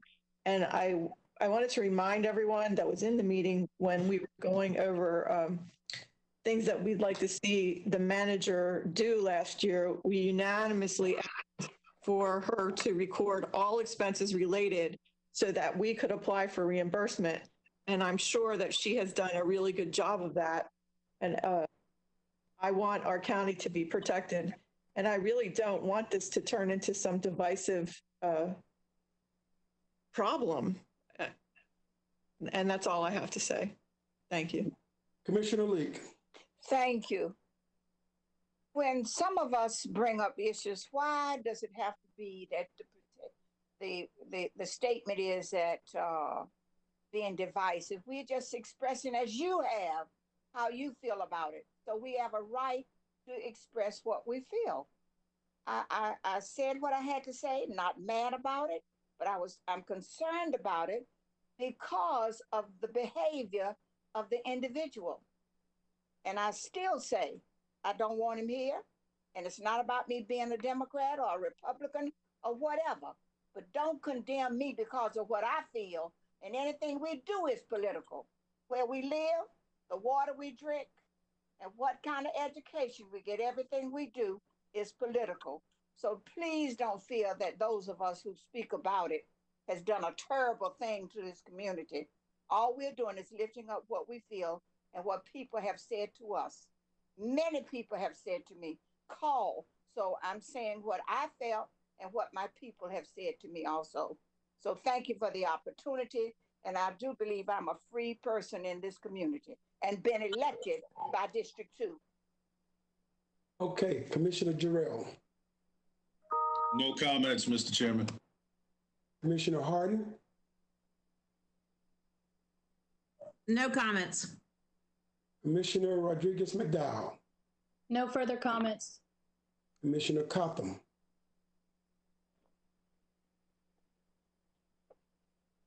Commissioner Cotham. Commissioner Fuller. No additional comments. Okay, thank you. Commissioner Fuller. Thank you, Mr. Chairman. The only thing that I would say is I don't want my comments to be misconstrued. That's right. As being against having Republicans in Charlotte. I have no problem having them come. In fact, If George Bush wanted to come to Charlotte, welcome him here. I'm talking about this person who's currently sitting in this office. That's what I object to. Has nothing, it's not the Republicans, some of them, but that's a whole nother issue. But it's this president. And I'm not going to curtail my language against what I see as an affront to our democracy. You can call it whatever you want to call it. But I don't want to support that kind of behavior. I don't want to support the consequences of that kind of behavior. So I have one vote on this board. And I believe that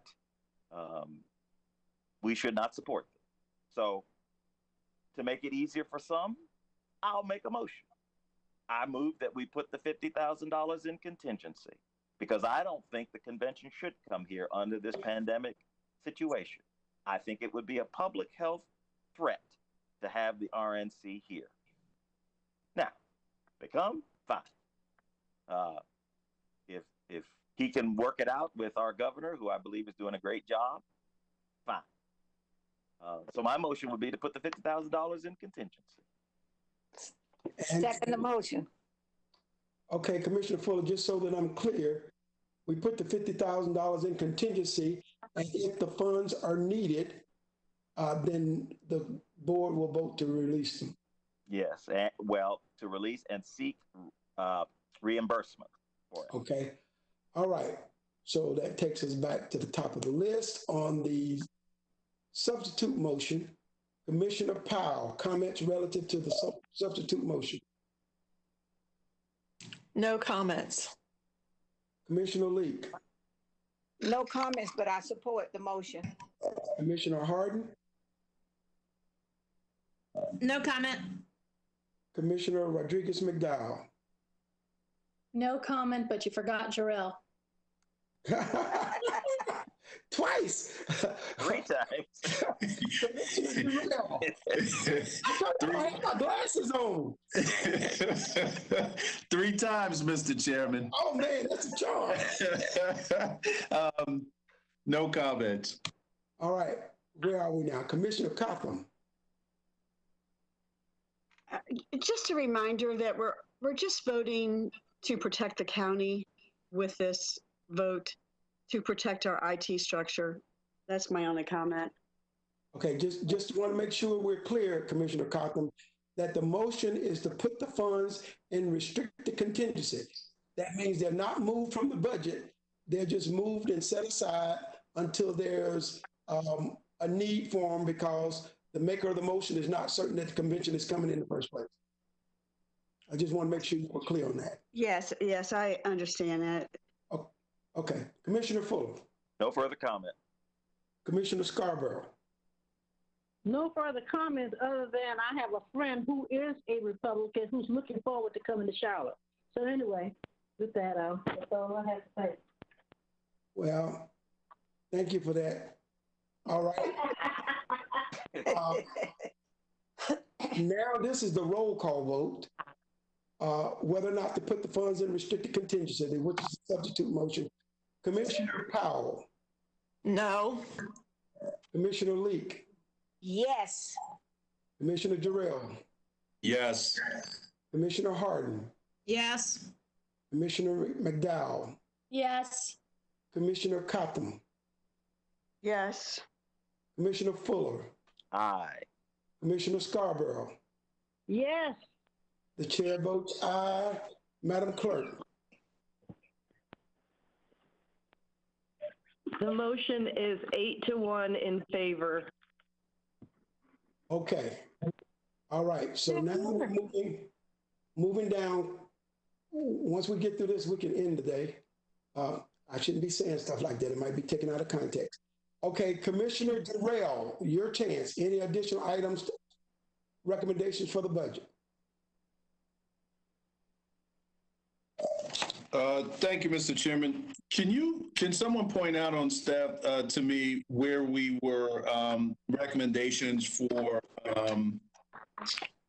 Court administrator.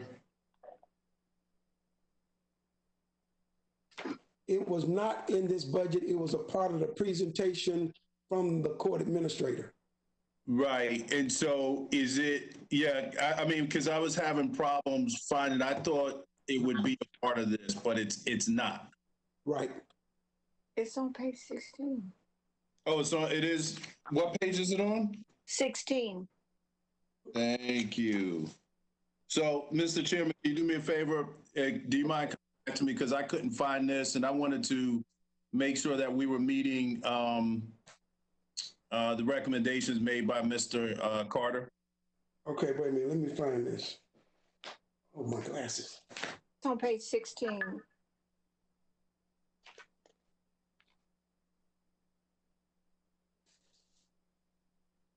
Let's see, court. Okay, what line item? 265.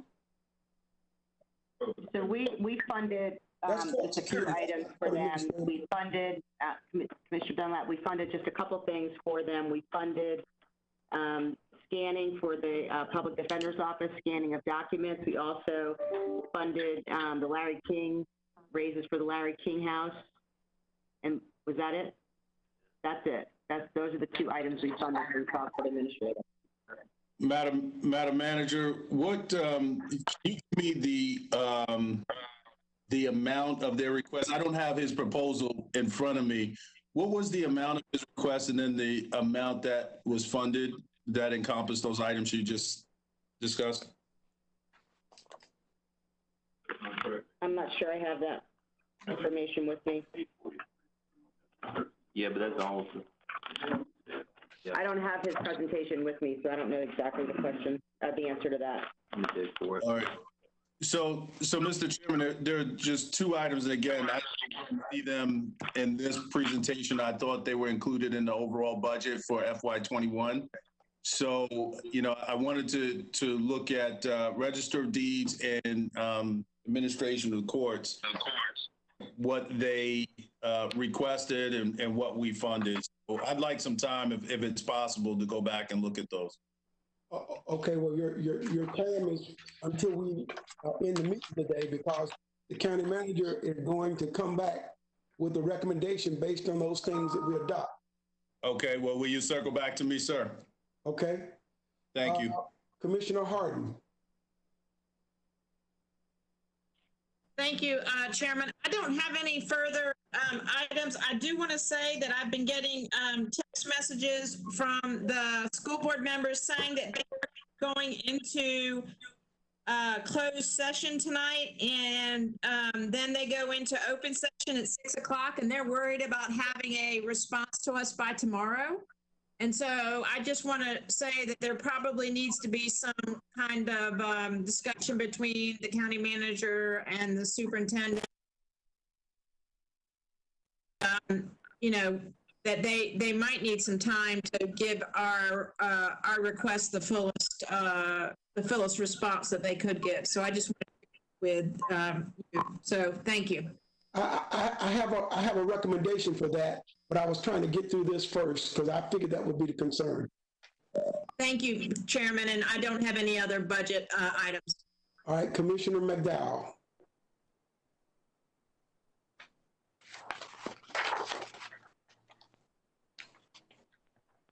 Commissioner McDowell. Sorry, I was muted. Yes, I do have one more item. In light of the motion about accepting the 3% raise across the board, I would like to make a motion that pulls commissioners and the executive team out of that raise.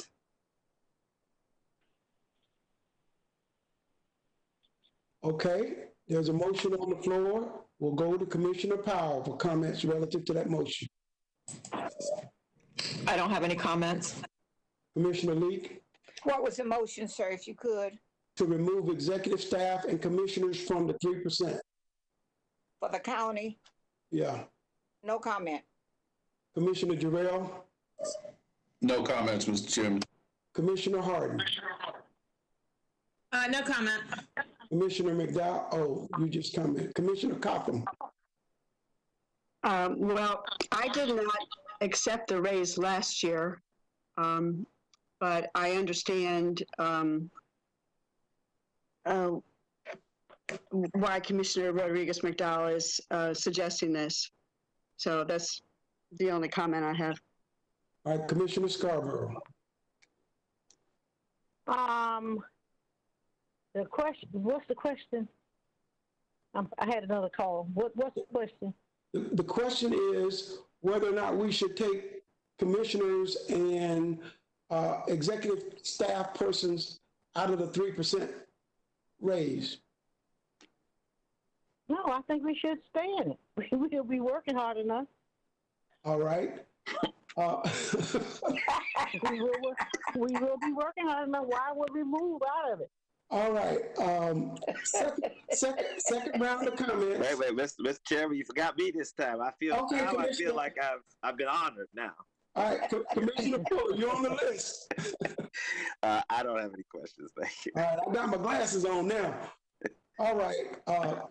Second round, Commissioner Powell. No questions. Commissioner Lee. No comment. Commissioner Jarrell. No questions. Commissioner Harden. No questions. Commissioner McDowell. I don't have a question. I just want to say that I really want to express my appreciation to the executive team for the amazing work that they have been doing. I think that they are a high quality team and I really highly respect them. I also want to say that to my fellow commissioners, I highly respect the job that we are doing. I've never worked harder in my life. This has been a 24/7, especially with COVID, but even before that, I have poured my heart and my soul into this job. And, you know, it's just, I just feel like it's not right for us to take increases when so many of our people are hurting. So that's where I'm coming from on this. So thank you. That's the end of my comments. All right, Commissioner Copham. I would just like to clarify that this also includes the executive team. Is that correct? Yes. Our executive team, and again, I'm probably also speaking as someone who's been in executive search, but they do an amazing amount of work. I mean, the things that they produce for us every time we want to report. I think of Dr. Monica Allen and all of the tremendous reports she puts out constantly. I think it's important that we show support to them. So I cannot support, if it includes the executive team, I think they should deserve a raise because we need to keep them. And this is how we show our support. And I think they do so much for their team members. And I think they deserve to have that raise. I do. Commissioner Fuller. No further questions. Commissioner Scarborough. I support it. Okay. This is the roll call vote. I do want to say that I probably erred in allowing this motion in the first place because it's inconsistent with a motion that you took earlier, which was to support the manager's recommendation. But now that it's there, we'll go ahead and vote. Commissioner Powell, how do you vote? So, no. Okay, Commissioner Leek? Yes. Okay, let me make sure that we're clarifying. The motion is to remove from budget increases for executive team and county commissioners. So I want to make sure that's clear. All right, Commissioner Powell, how do you vote? No. Commissioner Leek? Yes. Commissioner Jarrell? Mr. Chairman, restate the motion for me. There was static when you were talking. Right. Her motion is to remove from the manager's recommendation the 3% increase for executive team and commissioners. Thank you. No, I don't support that. Thank you. Commissioner Harden, Yes. Commissioner McDowell, Yes. Commissioner Cotham. No, I don't support. I want the executive team to have the money. Okay, Commissioner Fuller, No, for the same reasons as Commissioner Cotham. Commissioner Scarborough. Same reason. I don't support. All right. and- Mr. Chairman, I misunderstood. Hold on. I want to withdraw my motion to make it no. Okay, you didn't make a motion. You want to change your, Yes, that's what I meant. I'm sorry. You're Okay. confusing me by talking. no, that's why I tried to clarify it for you. Okay, Commissioner Lee, restate your vote. If I vote no, I'm saying I want the 3% to go to the executive team and the commissioners. Am I right? That's correct. Well, that's how I'm voting. All right, and the chair votes no. Madam Clerk?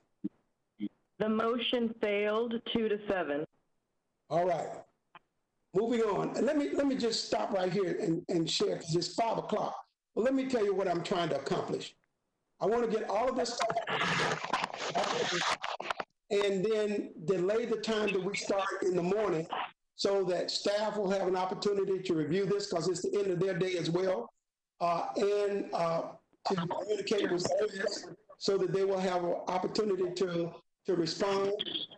We have just a little bit more to go.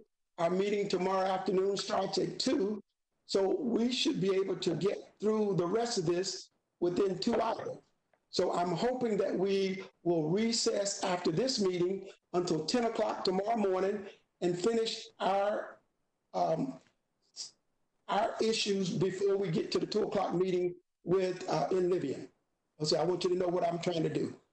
Okay, so that motion fails. All right, Commissioner Cotham, do you have other items to add to the budget? No, I do not. Commissioner Fuller? Oh, nothing further. Commissioner Scarborough? No, have nothing, no additional information. All right, going back to Commissioner Jarrell. Thank you, Mr. Chairman. I would like to go back to, there's 2 items I do want to cover. That's the courts, and then I want to move to Register of Deeds. But as it relates to the courts, I know that Mr. Carter asked for the digital docket displays for 7 courtrooms and it was $56,000. And there was video conferencing capability in 2 of the courtrooms, both $13,520. I would like to hear, before I make this, I want to hear from staff to understand if these funded, if not, why not? Because I believe when we come back past this COVID issue, the courtrooms are going to be flooded, and I think the digital displays are going to be extremely important. So maybe something. We get it from the CIS budget. I'm sorry, I can't hear you. Madam Clerk, if you will mute all persons other than the person speaking. Thank you.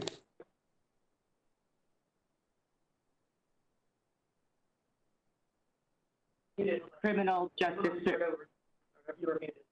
Those items are included in the budget in criminal justice services. Okay. So that covers that. And then the other item that I had a question about was for Register of Deeds. And this is more of a generalized question. It looks like they're getting a 5% increase. Is that correct? And then they have the ability to move this, to allocate and move the money how they need to based on this increase, or are they held to these specific line items, the amounts? They are not held to those specific line items. They have the ability to transfer money between line items like every other department head in Mecklenburg County. Okay, thank you. Those were my questions, Mr. Chairman. Thank you.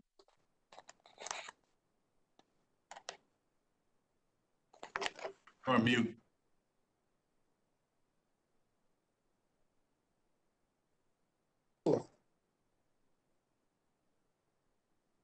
Mr. Chairman, you were on mute. I'm on mute. No, now you're not. You were just a minute ago. We could see your mouth moving, but Okay.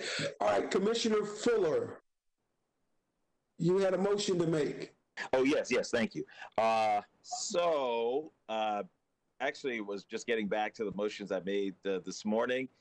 Two parts of it that we didn't address. First is that we maintain the property tax rate at 61.69 cents, which it currently is. There would be no tax increase. And number two, that we would direct the county manager and her staff to recommend to the board sufficient budget adjustments to accommodate the items that we've addressed today, such that the FY 2020, such that the total budget increase over the FY 2020 adopted budget would not exceed the 5.6 million recommended by the manager. It could be less than that, but certainly would not exceed that $5.6 million increase. So those are the two things I would present. Okay, we're going to combine them in one motion. Commissioner Powell, any comments, questions about the motion? No comment. Commissioner Leek? No comment at this time, thank you. Commissioner Jarrell? no comments. Commissioner Harden? No comment. Commissioner McDowell? No comments. Commissioner Cotham? No comment. Commissioner Fuller? No further comment. Thank you. Commissioner Scarborough? Okay, hearing that there are no further comments, we'll move to the vote. Again, there was a motion made by Commissioner Fuller to have staff, oh, shucks. I had the motions. Wait a minute. To maintain the tax rate and to recommend budget adjustments. Right. Okay, those two things. All right, Commissioner Powell, how do you vote? Because I voted no for so many of the parts, I'm just going to vote no, but I don't want a tax increase, so no. Okay, Commissioner Leek? No tax increase, and especially for my senior citizens, I speak. Okay, Commissioner Leek, I want to make sure you understand the motion first. His motion is that we have no tax increase. So if you're voting for that, then you need to vote yes. I said yes. Okay, you said no. I'm sorry. I'm sorry. If I said no, I didn't mean to. All right, I thought I was saying yes. I said I was speaking for my senior citizens also. All right, Commissioner Jarrell. Yes. Commissioner Harden. Yes. Commissioner McDowell. Yes. Commissioner Cotham. Aye. Commissioner Fuller. Aye. Commissioner Scarborough. Commissioner Scarborough. The chair votes aye. Madam Clerk? That was 8-1 in support of the motion. Okay, the minutes should reflect the 9-0 vote based on the rules of the board. Okay. No, it was 8-1. Commissioner Powell voted no. Voted no. I'm sorry. Okay. I'm sorry. That's what I wanted to. Okay, thank you. All right. So, given that all motions have been made for amendments to the budget, we're going to go into recess until 10 o'clock tomorrow morning. At that time, staff will come back and respond only to the request that we made to amend the budget such that it still only reflects the 5.6% increase in the overall budget, and bring back responses relative to, and communicate with CMS relative to Commissioner Leek's recommendation to put $30 million in contingency. Okay. Was there anything that I left out? If not, The board stands in recess until 10 o'clock tomorrow morning.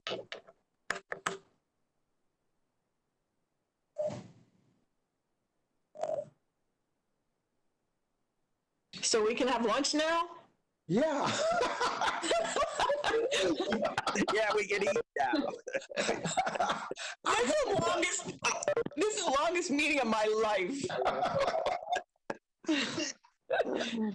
Oh, crazy. Thank you, everyone. Thank you. Yeah. Time for lunch.